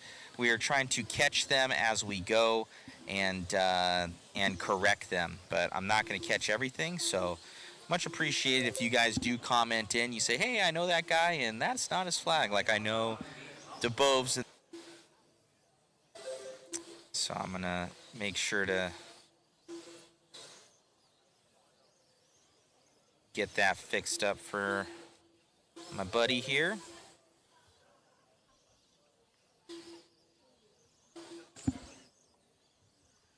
All right, DeBove's going to be leading us out.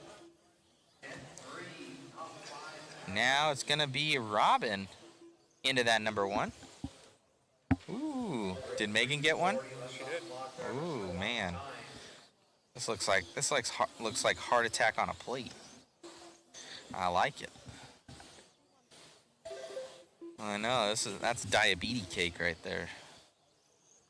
Now we got Robin going to be leading us out right now.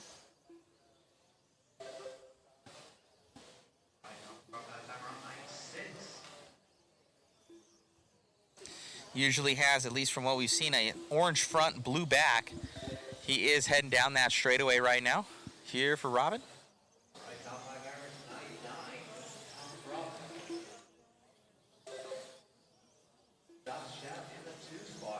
Come on the right-hand side of the track.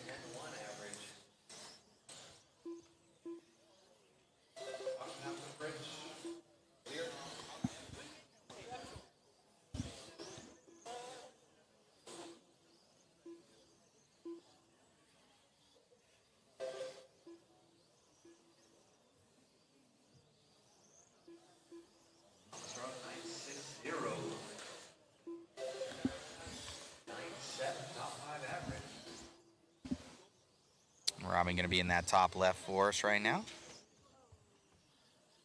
Getting it a little wrong. It's got 2:15 to go.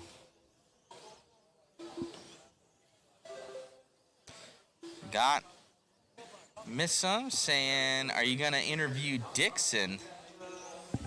If so, ask him why they call him the Muffin Man. I don't know if I can. I don't know if that's approved on the live stream out here. Gonna get me in trouble, gonna get me canceled. Good thing I own it so nobody can cancel me. I'm uncancelable. Is that a word? Uncancelable? Could be a word. Megan's the teacher. Did I create that word? Yeah.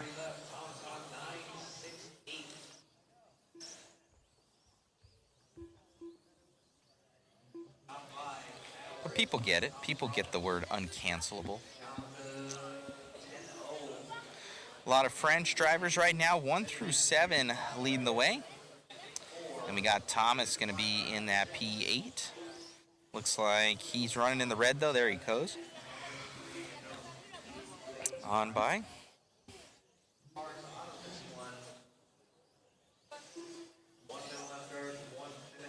Oh, Jason's saying, ask him about the muffins. It's fine, trust us. Okay, so it's something to deal with actual muffins. Have you heard of the Muffin Man who lives on Drury Lane? What movie is that from, guys?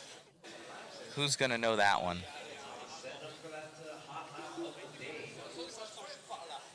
Megan knows.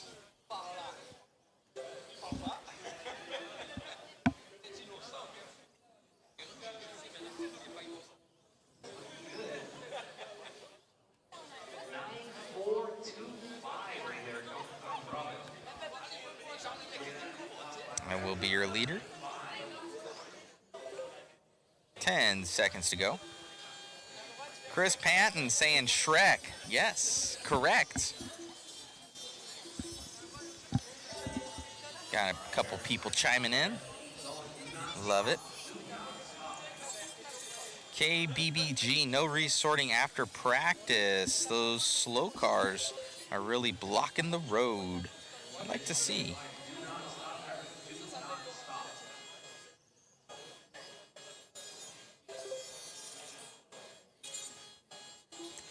Please ask John if he knows the Muffin Man. I don't even know where this guy is right now.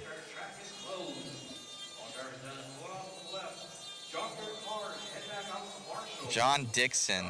If John Dixon's around and he's listening, I'll give him an interview. I don't know where John Dixon is, though.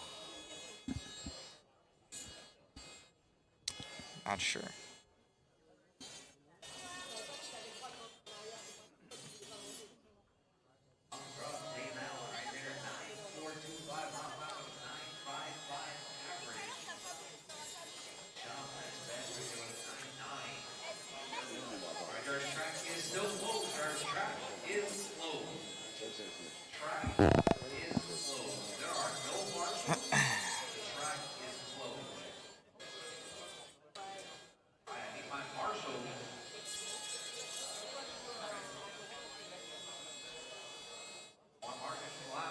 Good, so I'll sell you, buddy, if you give a chocolate muffin.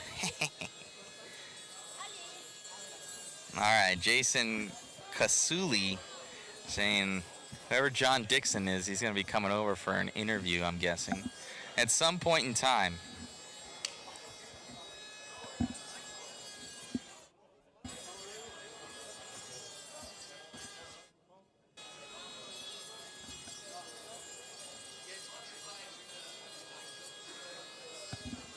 Lean on my marshals. Track's closed until the marshals are out. You guys are affecting the time. Are you a marshal? Who is number 3? What's the last 3?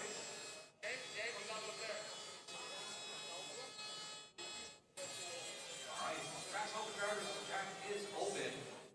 I see I'm not the only one pretending to do real work this morning at 9 a.m. in the States.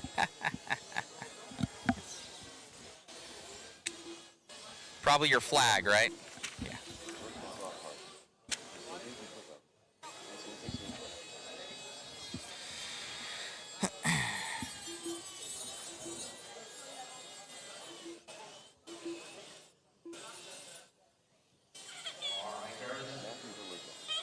Track is closed. Drivers, pull it up right here just in front of the bridge.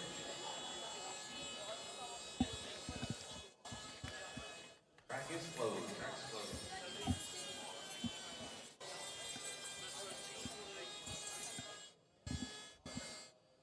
All right, drivers. We got all 10 drivers. We got all 10 marshals. All right, drivers ready. All righty, guys. On your number.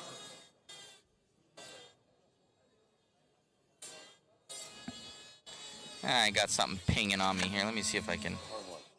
Hard 2. fix that with my noise reduction that I have. Hard 6. Hard 7. Hard 8. Hard 9. Hard 10.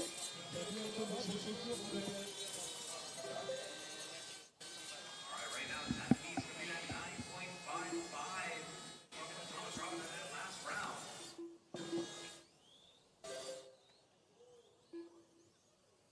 All right, let's see if that threshold is a little bit better for you guys.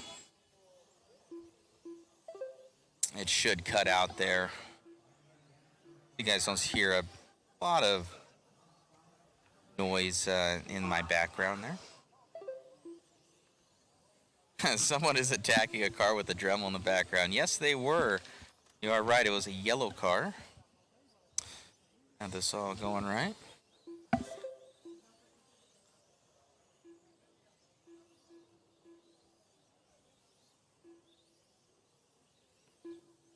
All right, already Jose Paquito in the lead of this one. Should have that characteristic yellow, blue, and orange. He does. He's slowing up a little bit using his reverse. So Jose Paquito was our leader, at least. 3:30 left to go. Let's see as he's coming on by us. All-wheel drive, so four-wheel drive class out here. These little four-wheel drives are pretty amazing, to be honest with you. Owen Buckingham, seating is based on one hot lap. No, sir, it is. It's taken their 5 average, their top 5 average. So 9.6 is going to be, 9.647 is the best 5 average here for this one.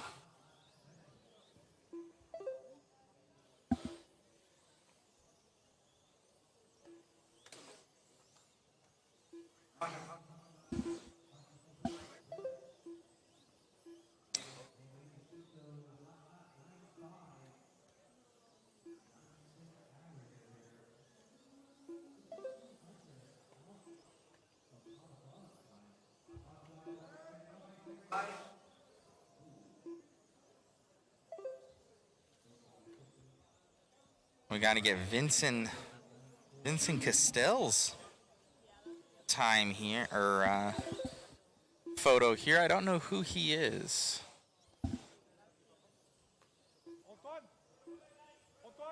Vincent Castell.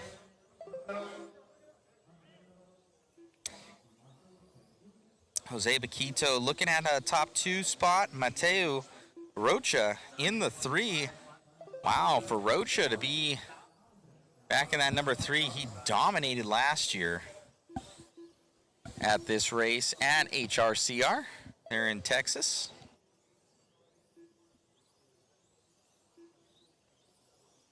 RCHQ. So Paquito still leading us out right now. He's going to be in that car, yep. The yellow, blue, and pink reddish in the back there. Oh, getting it a little wrong.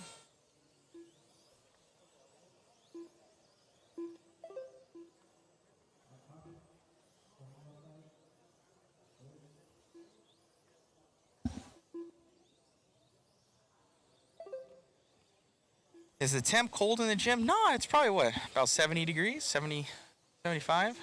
It's nice. It's nice in here. You walk kind of outside though, it's cold.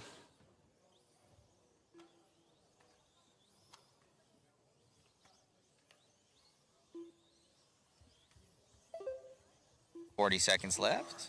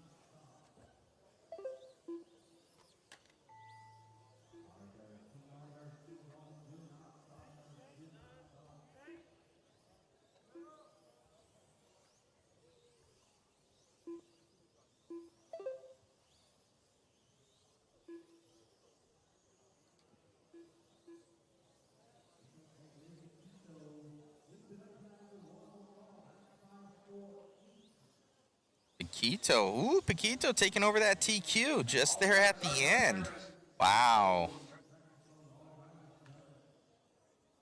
Right there at the end, taking that one here for Paquito.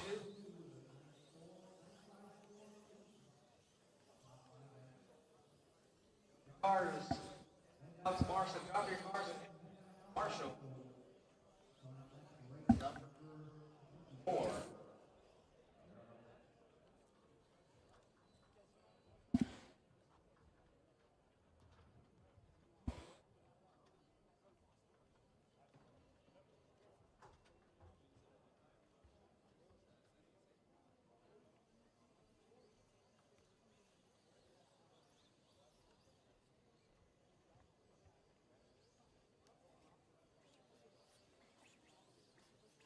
Joe Chen.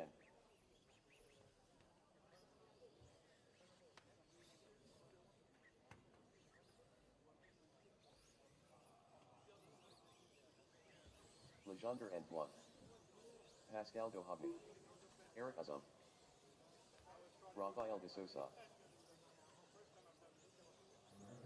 Guillaume Lloyd.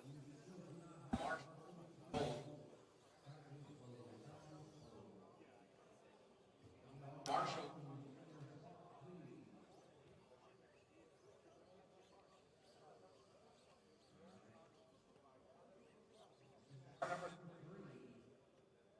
So Jose Paquito taking that one there at the end. 9.548, just ahead of Thomas Robbins TQ. I'm a 9.553. I should say top seed time. What's going on, McBob? Hello, hello.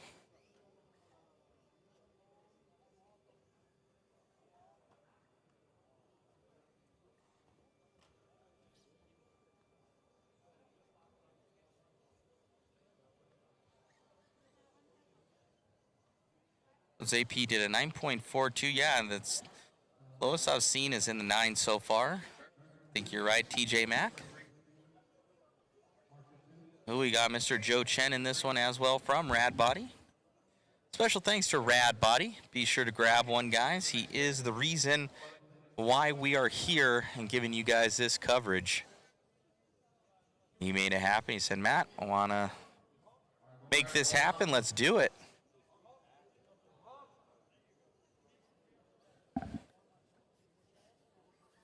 Chen.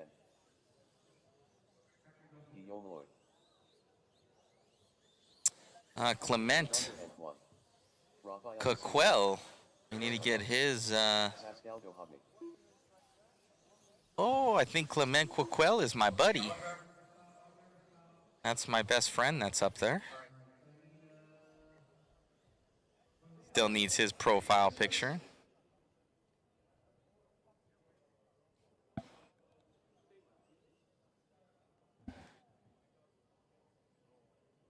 Clement.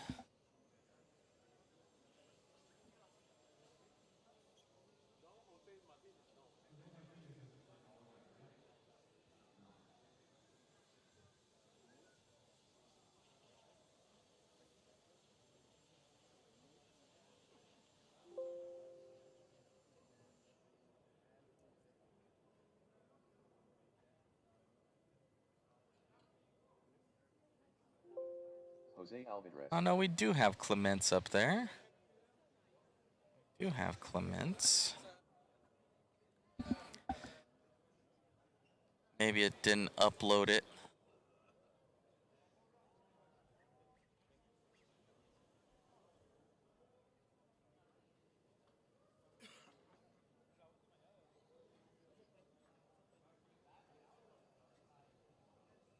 See if that did it. Oh no. Some sort of small glitch in there. So they need to pass the line, that's why. No big deal. It'll fix itself once we get them past the line here.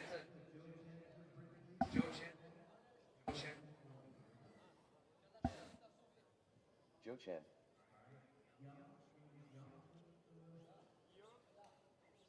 Guillaume Lloyd. Legendre and one. Pascal Dohobny.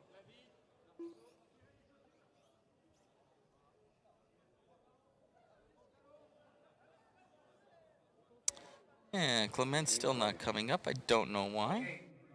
And number 6 not showing up. Very odd. No big deal. We'll get those fixed later. Rafael de Sousa. Eric Azam.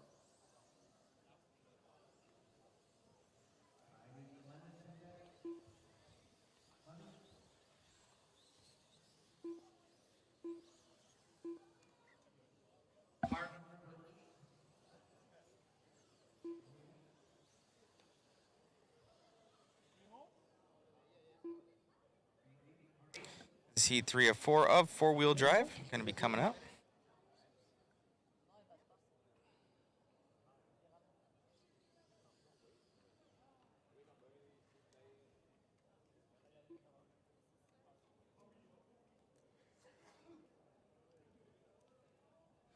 We got Joe Chen going to be leading us out here. First one off. Look at that guy.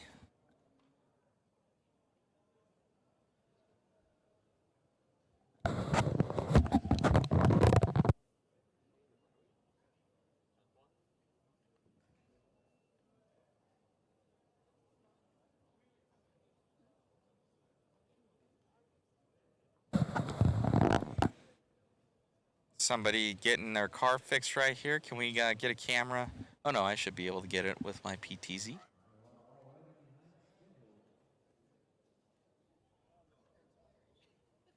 So having a transponder issue there.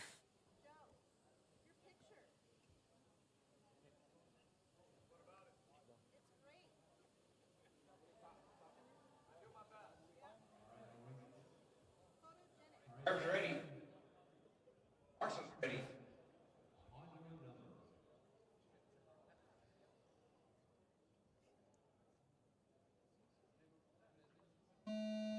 Car 1. Car 2. Car 3. Car 4. Car 5. Car 7. Car 8. Car 9. Car 10. Alright, that one did get off there.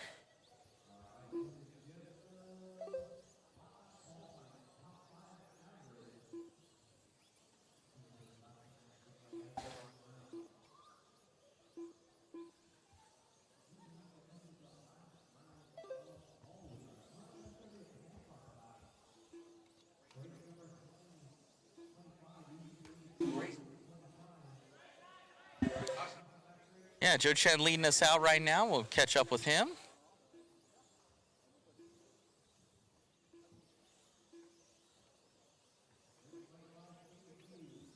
He got caught up there in that white and pink.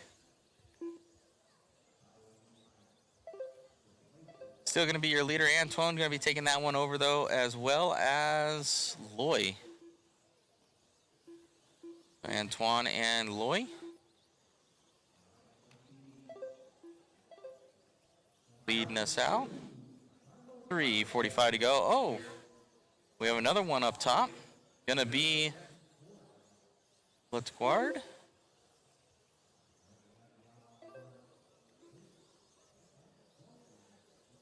These guys are flip-flopping all over the place right now.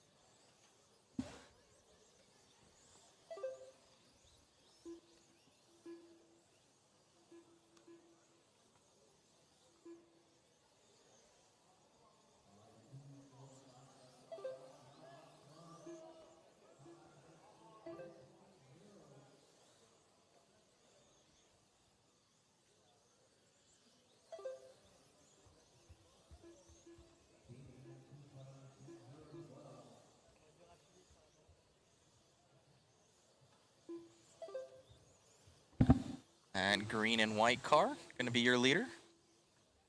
2:20 to go.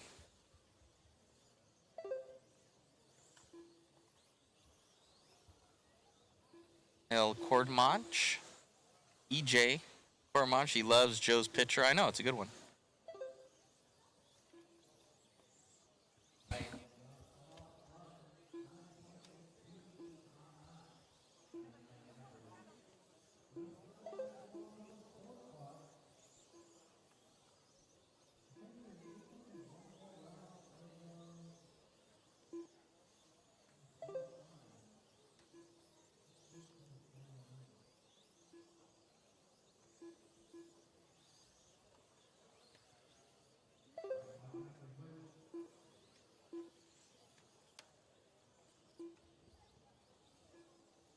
White and green rig coming around. 1:25 to go.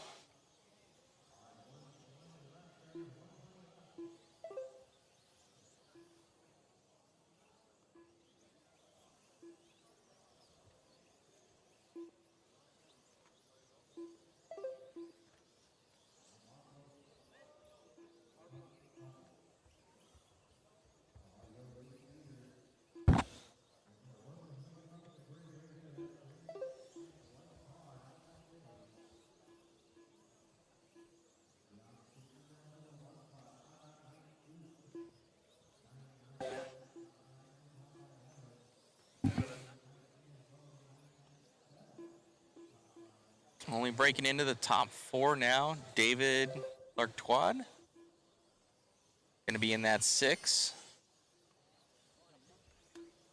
Antoine is going to be in the 7. So not able to break that top 5 that you see on that bottom right-hand side, which is your estimated position data.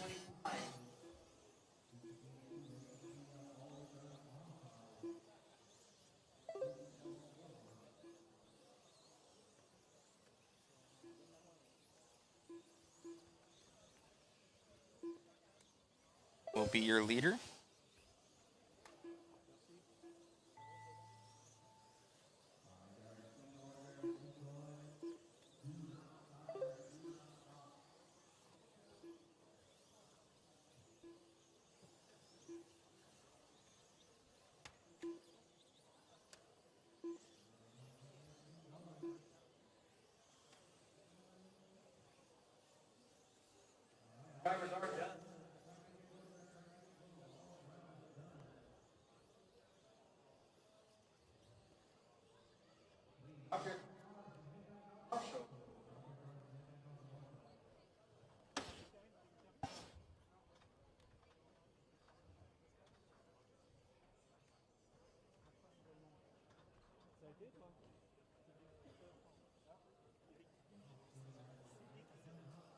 Transponder 24710.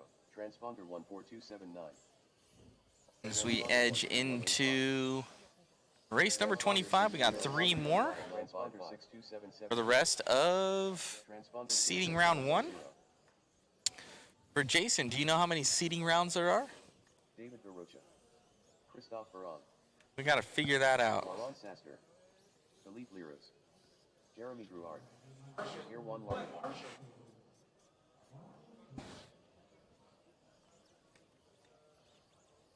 Ludovic Opera.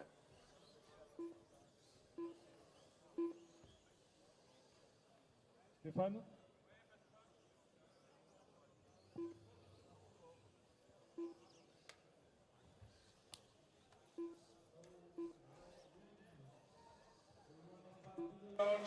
Stephen Costagana. Stéphane, est-ce que tu peux passer sous l'arche, s'il te plaît? Vas-y, vas-y, roule. Non, non, non. Yes, c'est bon.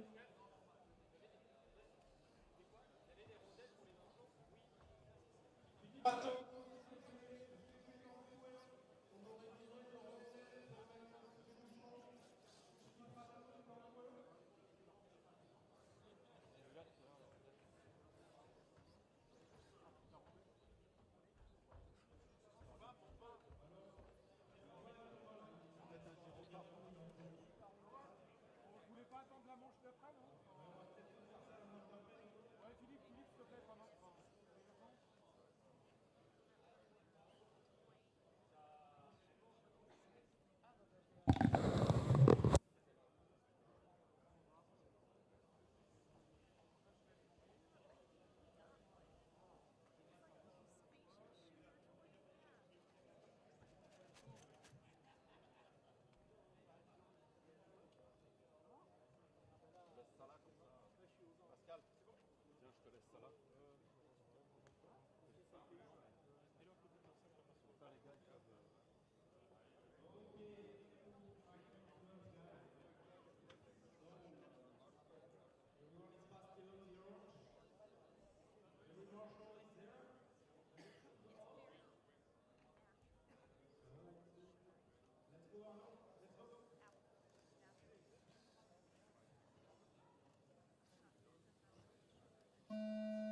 Car 1. Car 2. Car 3. Car 4. Car 5. Car 7. Car 8. Car 9. Stop, stop, stop. Stop, please.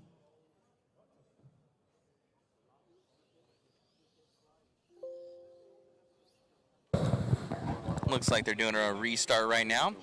Williams RC, are they going to do a reorder after each seeding round?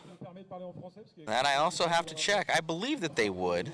I don't see why they wouldn't. To get it the fastest of the fast. Laurent Saster. Completely possible. 7 Erwan, 8 David, 9 Stéphane. On recommence.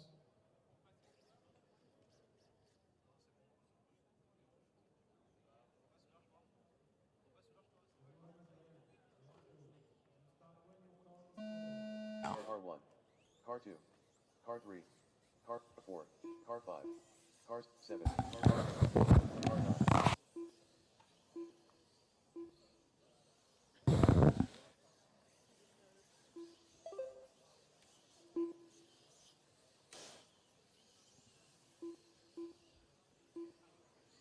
All right, as we are into this one,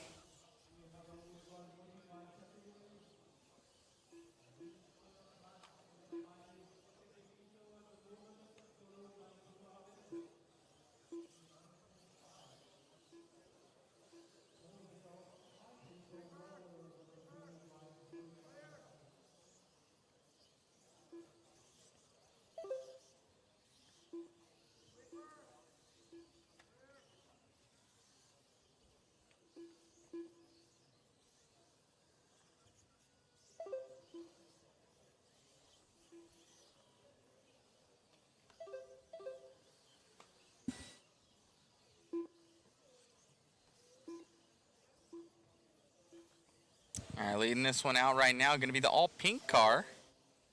Going by the start-finish line and onto the straightaway. Oh, he just got passed up.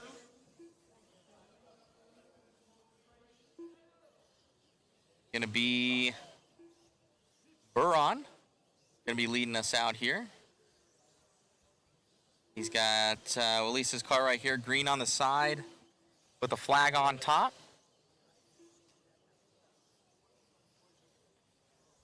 I think he'd be heading down the straightaway, so that's not him. Or no, it was him, but your leader has changed back to the pink car, down that straightaway, off the straight. Coming through that S section, right in front of our camera girl now, the all pink car, black wheels, and white wing.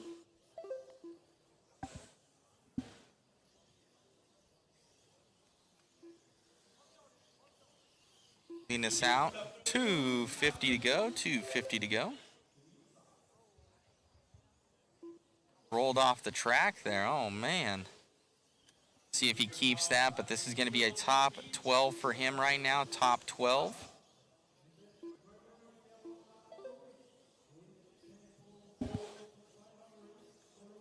Your leader's still going to be that all pink car down that straightaway.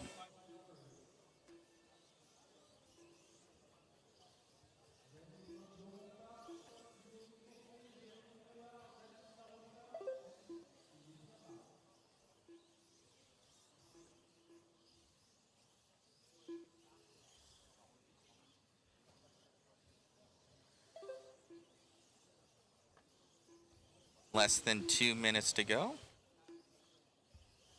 Less than 2 to go.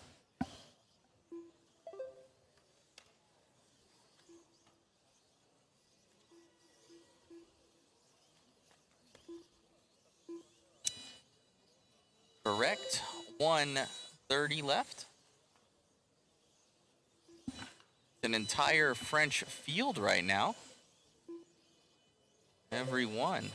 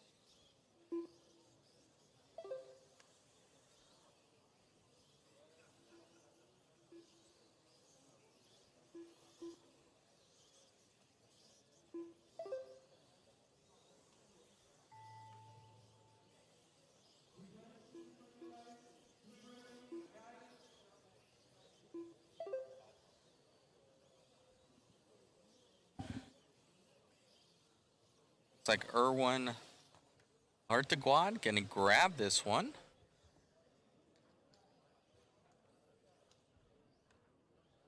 And go top 8. The 10.087 for his overall time.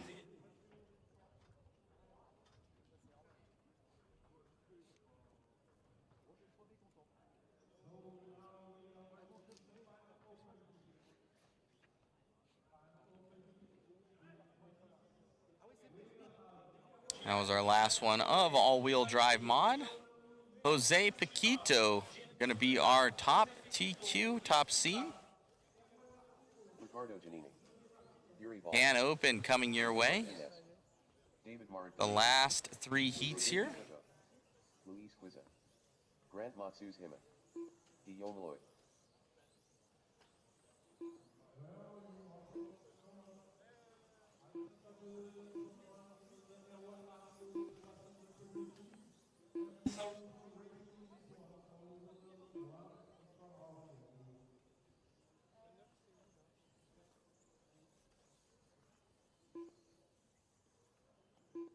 We are here at the PNWC World Cup, presented to you by RADBODY and covered by Mod Live Media.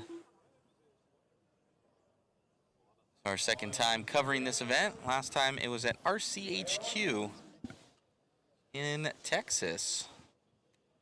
We had a little bit bigger crew. We're kind of on our skeleton crew right now. I guess we're missing what? David and Ari from last time. Chris helped us set up as well, so we had like a team of 6 before kind of come in, but always a team of 5 that was at the venue.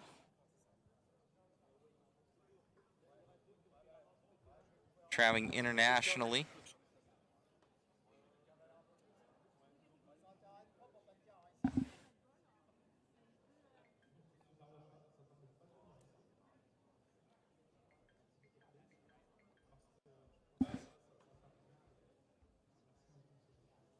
Erwan et Jérémy, vous êtes fait remplacer au ramassage? Erwan, c'est bon? Got these guys checking in, getting ready. Ok.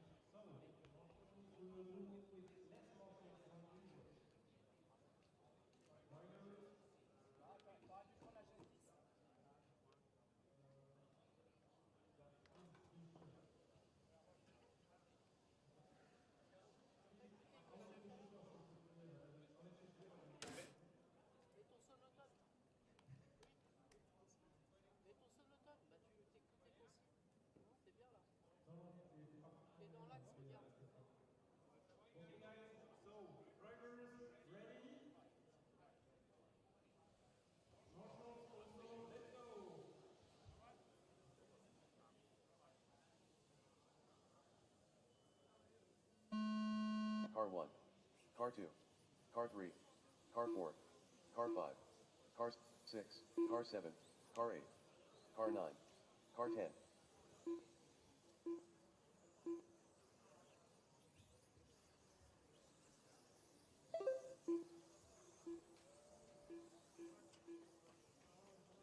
All right, cycling through here.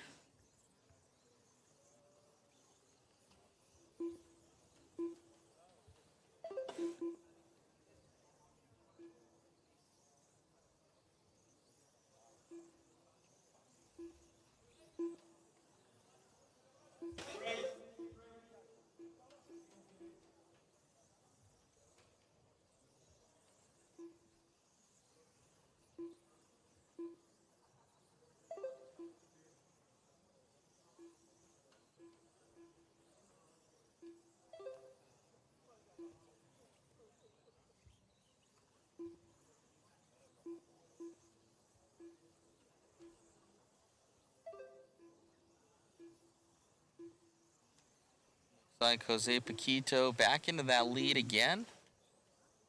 Guy's doing pretty well. Going to be the one kind of to check out, as I'm seeing he's putting some hot laps in every run.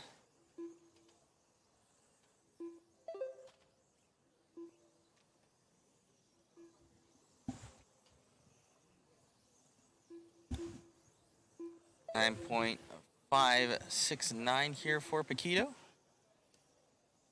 Gonna have Gilliam Louis in that P2. Big Gilliam back there.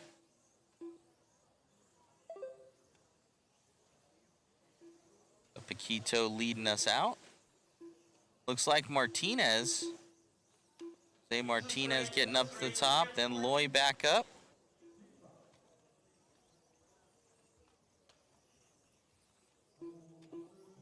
Loy leading us out.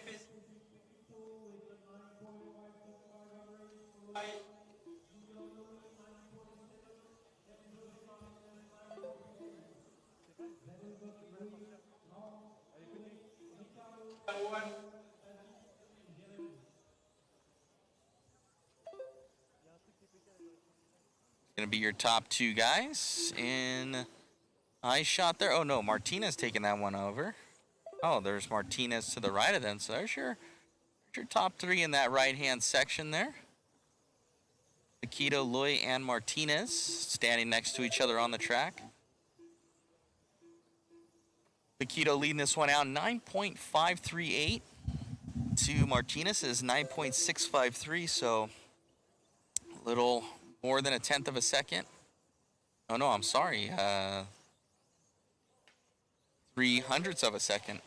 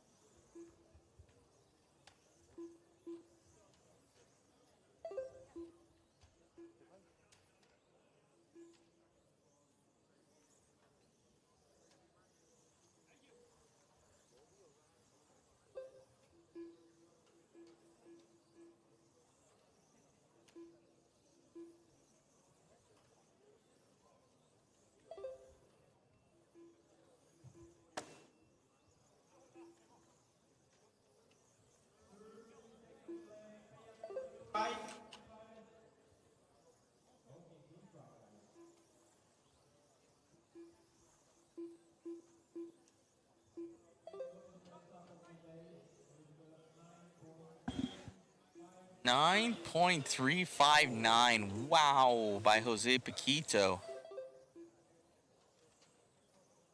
Fastest lap of the day. 9.359. I wonder if that was faster than four-wheel drive. Oh no. I think that was Paquito going over.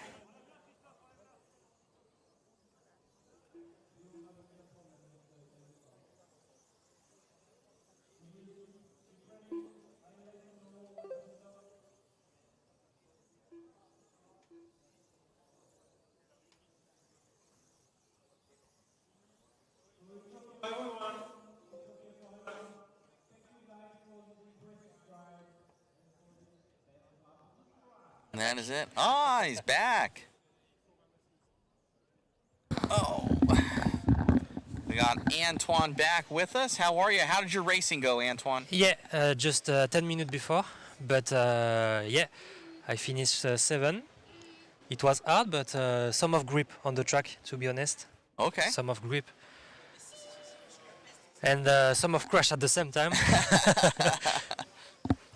Crashing never good. Yeah. De retour, du coup, bonjour à tous. Ce que je disais, c'est que le grip est de plus en plus impressionnant. Ça casquette, ça crache.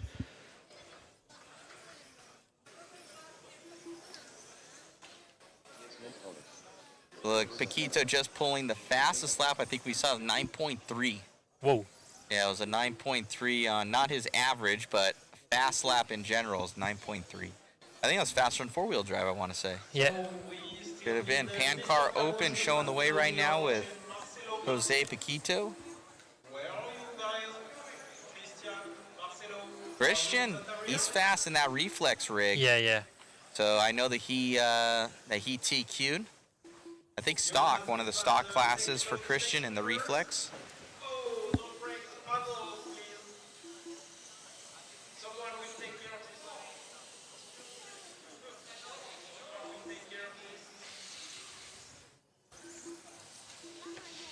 Yeah, Christian was not ready to race. Oh. Antoine, rebonjour. Is Christian Russian over there? So Marcelo Martin, where are you? I have seen Christian running, but Marcelo Martin is... do you want coffee? Please, it's possible to take a... Okay, Christian. Christian, so you pass below the arch, you don't do one lap, you just pass... Marcelo, you are here. So Christian getting up there to the track and clocking in.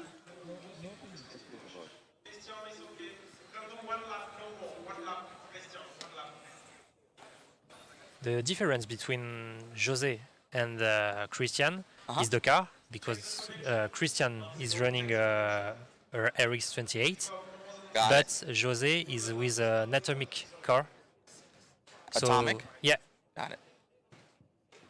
So it's different, but the same pace.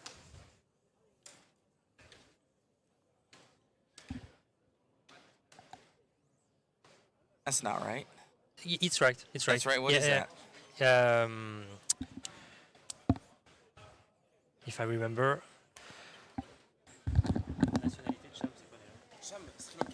Sri Lanka. Sri Lanka. Yeah. Or French. He's French and on the Sri Lanka. He is both. He's both? Yeah. Okay, we're just gonna have him as French then. All right. Oui. On a changé.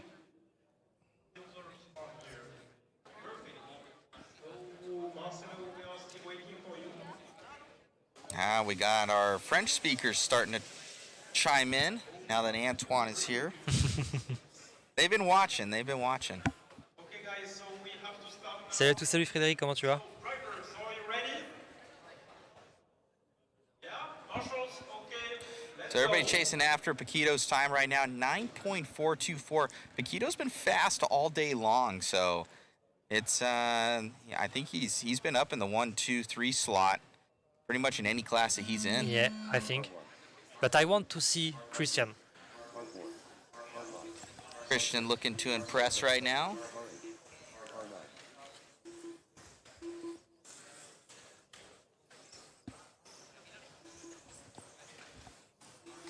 Allez, on est parti du coup dans la deuxième manche pancart sur les 3 qui existent. Et effectivement, ce qu'on disait, c'est la chose qui va être intéressante, c'est de comparer Christian Tabuche avec José Pequito. 2 pilotes sur 2 châssis différents, mais 2 pilotes qui vont très très vite. Christian Tabuche qui est le créateur de Reflex Racing et donc de la RX-28.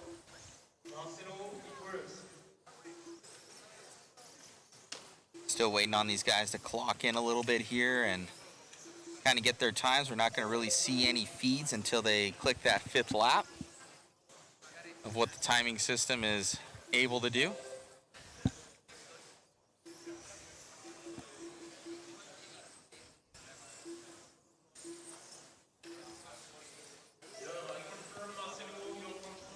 Come by, going to be in that all pink rig. I believe your leader is. That's going to be Cham. Yeah. Well done with the 9.9 average. Cham leading us out in that hot pink car. Then we've got Marcus, Roberto, And he's 5th. Sure, it's pink because they can see it out there. You want the vibrant colors so that you're able to, they're so small. People ask how big they are. I said, just look at your cell phone.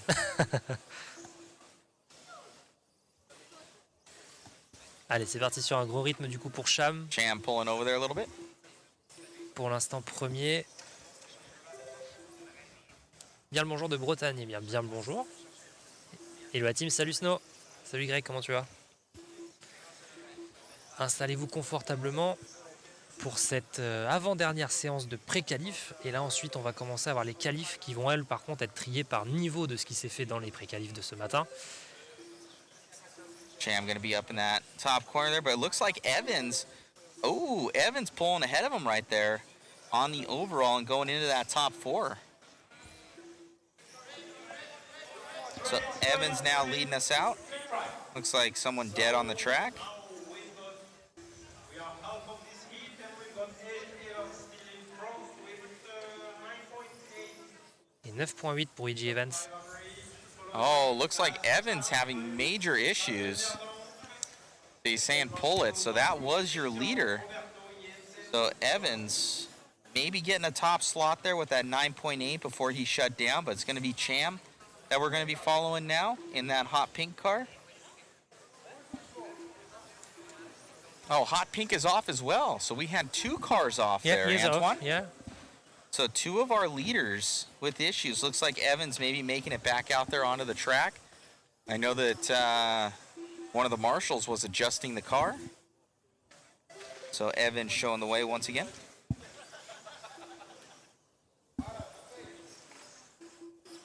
Effectivement, nos deux leaders qui auraient abandonné là malheureusement.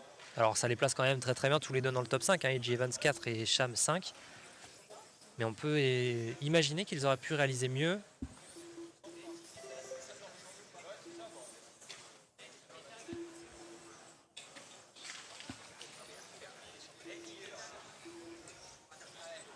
Et merci à tous donc d'être présents sur ce live. Si vous êtes en français, n'hésitez pas à le rejoindre directement sur le live YouTube de Fan de Z.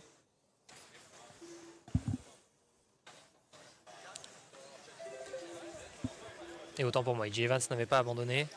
Mais Sham, malheureusement, il a dû retirer sa voiture. Mais il reste quand même dans le top 5 provisoire. Alors il restera une dernière pré-qualif dans cette catégorie.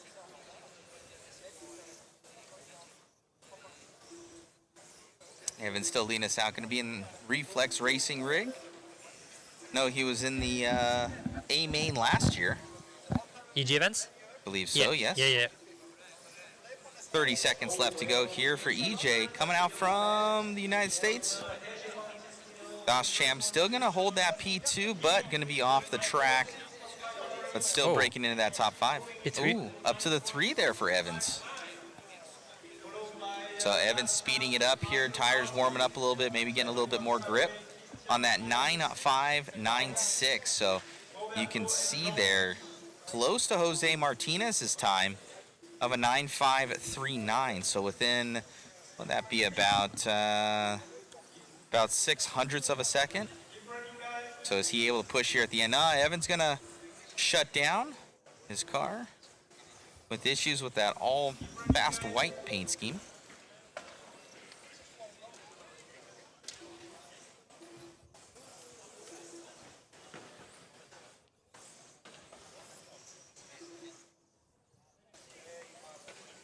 Et c'est terminé. Terminé, donc EJ Evans qui vient se positionner 3e et Sham 5. Donc Sham, même avec son abandon, il a seulement réalisé de souvenir 13 tours. Est-ce qu'on l'a sous l'écran? Seulement avec 13 tours, il arrive à se positionner 5e. Donc on peut imaginer que Sham, effectivement, en panne-car, ça a l'air d'être solide, très très solide.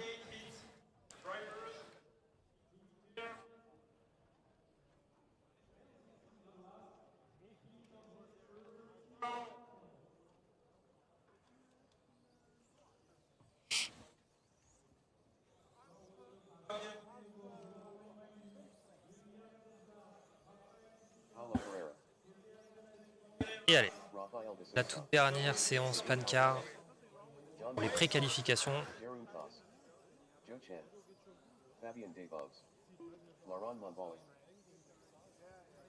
We got Joe Chen in this. Yeah. Special thanks to Joe for bringing us out from RADBODY. Je rappelle, hein, l'objectif des pré-qualifications, c'était 5 minutes. Et l'objectif des 5 minutes, c'était de faire les 5 meilleurs temps, pas forcément à la suite. Il laissait quand même un petit peu d'espace et de possibilité de faire quelque chose. Là, on va ensuite passer aux séances de qualification. La qualification, ce sera toujours 5 minutes, mais l'objectif, c'est de faire le plus de tours possible sur 5 minutes.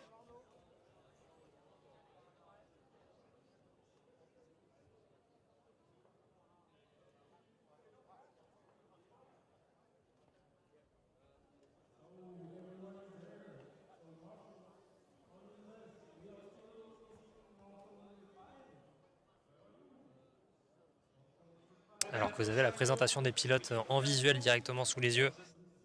Avec quelques pilotes français, on voit Raphaël, l'avant-dernier à gauche. J'ai vu Fabien également. Puis d'autres pilotes que l'on connaît. Liam Deswart, Laurent Montbailly. Everybody calling out the Muffin Man. I guess that's David. There's saying, is he here? He hasn't come by. Oh no, John Dickerson.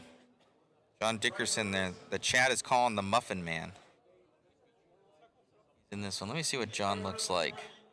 Oh, all right. It's not him. That's not him? No. All right, let me see. For me, John, where is he? Car 2, car 3, Let me see. car 4, car 5, car 6, car 7, car 8, car 9.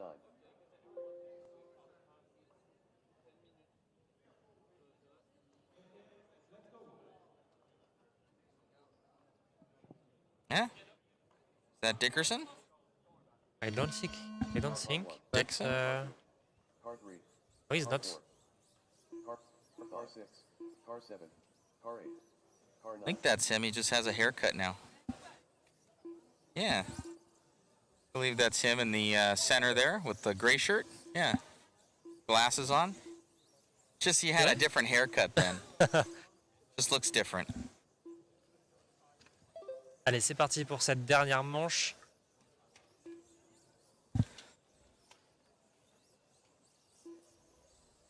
Dernière manche préqualificative.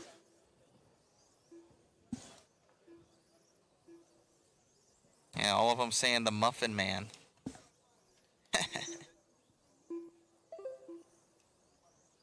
Say yes, that's him. Okay, sorry. He's had a haircut. He looks different. All right, but we have Disbovs in the lead of this one. He's going to be in the neon yellow car most likely.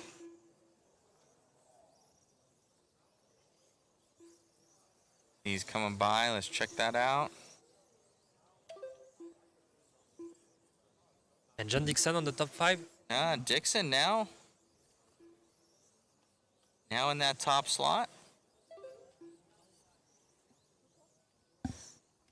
John Dixon, let's see. His other car was gray before. Now he's in the all gray car down the straightaway. White wheels on it. Oh! Whoa. That was awesome. That was like a total somersault action. I don't know if we caught it on camera or not. He is now second. Probably not. So Dixon gonna be... Oh, carnage down the straight. Got that one. So Dixon gonna be your leader. He's gonna be by the start finish line onto the straightaway. Gray car at the end of the straight, right behind the all yellow. Yeah. So Dixon gonna be leading us out in the Reflex Racing car. Second. Dixon, aka the Muffin Man.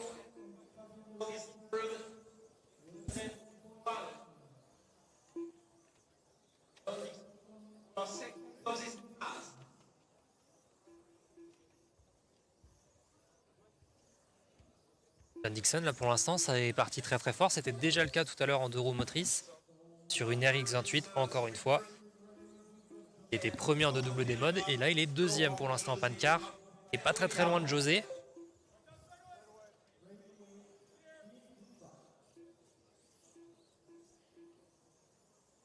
Dixon leading us out right now. It's kind of like a blue-gray. Megan would know the color of that thing. What is that color, honey? Yeah, grave. I don't know. She's a girl. She'll know those weird colors. And when she's on the spot, she can't think of it. He is really fast. Whoa. Oh.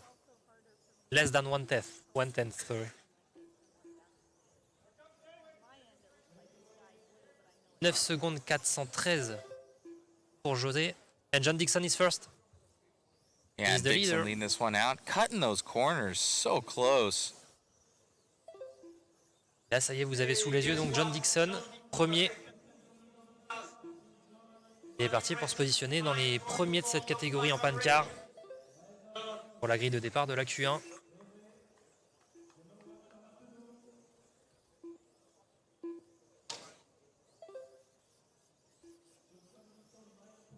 Bonjour à tous, salut Antoine et toute la team fan de Z. Alors ça grippe fort, qui a pas mal de casquettes pour beaucoup de monde, effectivement, et j'ai roulé il y a 20 minutes. Ça grippe de plus en plus. Alors après, effectivement, là, on a surtout des voitures qui vont de plus en plus vite. Avec 19 mètres de ligne droite, on est obligé d'emmener des moteurs énormes. C'est ce qui fait un peu les casquettes et autres. Mais c'est clair que ça grippe de plus en plus. Pour vous donner une idée, par exemple, sur ma 4 roues motrices, j'en suis rendu à mettre du firme à l'avant et du 25 à l'arrière.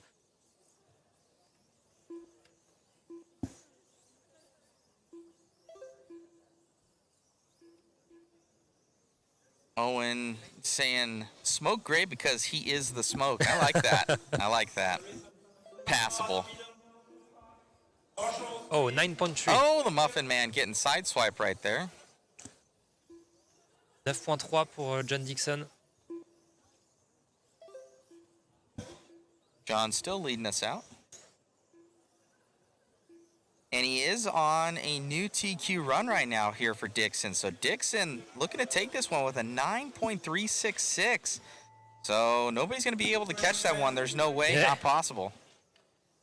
So John Dixon gonna take this one. The Muffin Man. All right, we're gonna get that interview with the Muffin Man. Somebody was saying it. Yeah, we can make an interview. Yeah, we'll get an interview with John here, and he's just got this TQ of Open Pan car with Reflex Racing.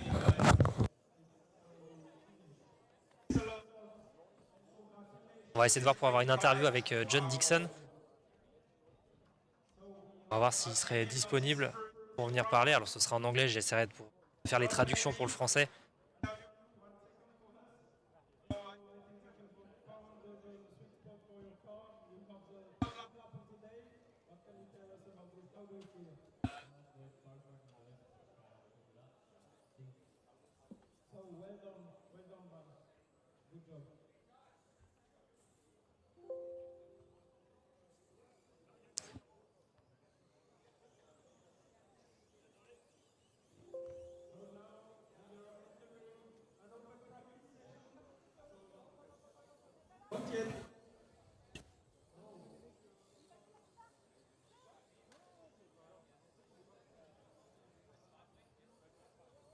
Camera's right there. Amazing run out there, John. Grabbing that one. These guys are calling you the Muffin Man. Yeah, that started in Pittsburgh. I eat muffins every day at Pittsburgh, so that was my nickname. So, yeah, there's no muffins here though. No muffins here. I think we need to upgrade your profile picture too. It's when you had more hair, so didn't know exactly what you look like. He was saying he goes, that's not him. That's not him. A little bit different, but it looks like your Reflex racing car is working well. Yeah, so far so good. It's a lot different over here for us. The grip's a little lower. So we're working on it. It's getting better, and so far so good. Right on, man. Congratulations on the run. Great job. Thank you. You got it. All right, back to you, Antoine. Donc là, effectivement, John qui nous a expliqué un petit peu son surnom sur l'histoire du muffin, etc. Parce qu'ils ont fait une course de PNWC il y a quelques mois et il faisait que de manger des muffins toute la journée. Donc c'est pour ça qu'il a eu ce surnom, et puis il est un petit peu déçu parce qu'en France malheureusement il n'y a pas de muffins de dispo. Et puis ensuite on lui a posé la question de la coupe de cheveux, est-ce qu'il avait changé de coiffure? Alors effectivement c'est pour ça que je l'avais pas reconnu, il a bien changé de coiffure. Et puis la dernière question, qu'est-ce qu'il pensait de sa RX28? Il en dit qu'il est très content et on l'a vu largement puisqu'il a été chercher le meilleur temps au tour 9.3. Donc ça va très très vite, et encore une fois une RX28 qui fonctionne. On l'avait déjà vu l'an passé, on l'a déjà vu à la Coupe d'Europe cette année, et là encore une fois, alors on n'est que aux séances qualificatives, on est bien d'accord, mais c'est déjà quand même un signe que ça va très très vite. 9.3, c'est la première fois qu'on le voit du week-end, on l'a vu ni jeudi lors des essais libres, donc hier, et ni aujourd'hui. C'est la toute première fois qu'on voit un 9.3, et là la chose c'est que c'est un 9.3 de moyenne.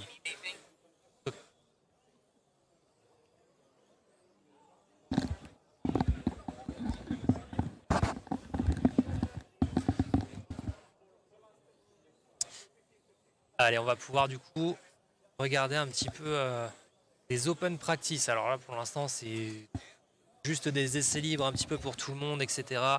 Rien de plus extravagant que ça. Mais en tout cas, si vous avez des questions autour de l'événement, n'hésitez vraiment pas. Du coup, je vais prendre le temps de lire un petit peu tous vos messages.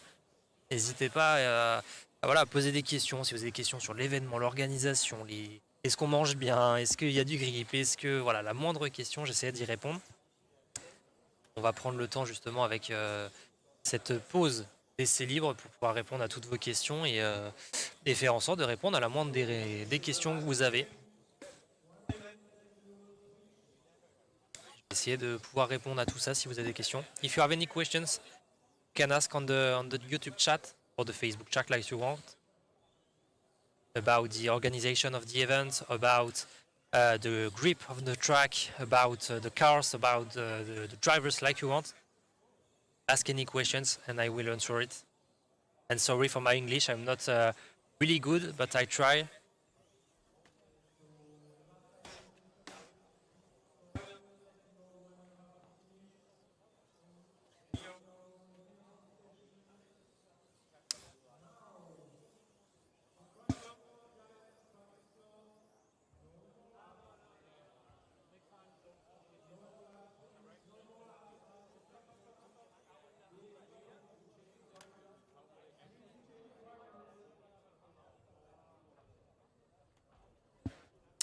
Tu nous montres le back-office du comptage. Alors, le back-office du comptage, il est tout là-bas à votre droite. Vous avez la banderole RC Orange. Vous avez la banderole RC Orange et ils sont là. Donc, il y a 3 personnes, 2 à 3 personnes tout le temps, avec la famille Martinet. Je pense qu'on peut leur faire une petite dédicace. Karine ou Arnaud qui sont au comptage tout le week-end. Ils sont là depuis hier et ils seront là jusqu'à dimanche. Alors, je ne vais pas pouvoir vous emmener, malheureusement. La régie est partie se reposer. Donc, pour l'instant, je vais être tout seul. Donc, je ne vais pas pouvoir vous emmener là-bas. Mais en tout cas, ça se passe bien. Ça a l'air de se dérouler. Là, au comptage, il y a une personne qui est debout. Vous pouvez le voir. C'est Phil NG, justement. Monsieur PN Racing. Et c'était quelque chose que je disais tout à l'heure. On a eu un moment tout à l'heure dans la journée. On a eu tous les plus grands noms des marques de Mini Z. Alors pourquoi je dis ça? Parce qu'on a eu Monsieur Christophe Bouvet, donc le directeur général de Kyosho Europe qui était là. Et dans la même pièce, on avait aussi donc David et Marca pour Marca. On avait Phil NG pour PN Racing. On avait Christian Tabuche pour Reflex Racing. On avait Thomas Robin pour RTRC. On avait, qui est-ce que j'avais dit d'autre? On a Joe Etchen pour RADBODY. On a Carlos et David pour RC Orange. Qui est-ce que j'oublie d'autre? Enfin bref, on avait vraiment beaucoup de monde. On avait également le directeur général de Next Racing. Donc voilà, on avait un très très gros gratin sur ce qui était des marques de Mini Z présentes.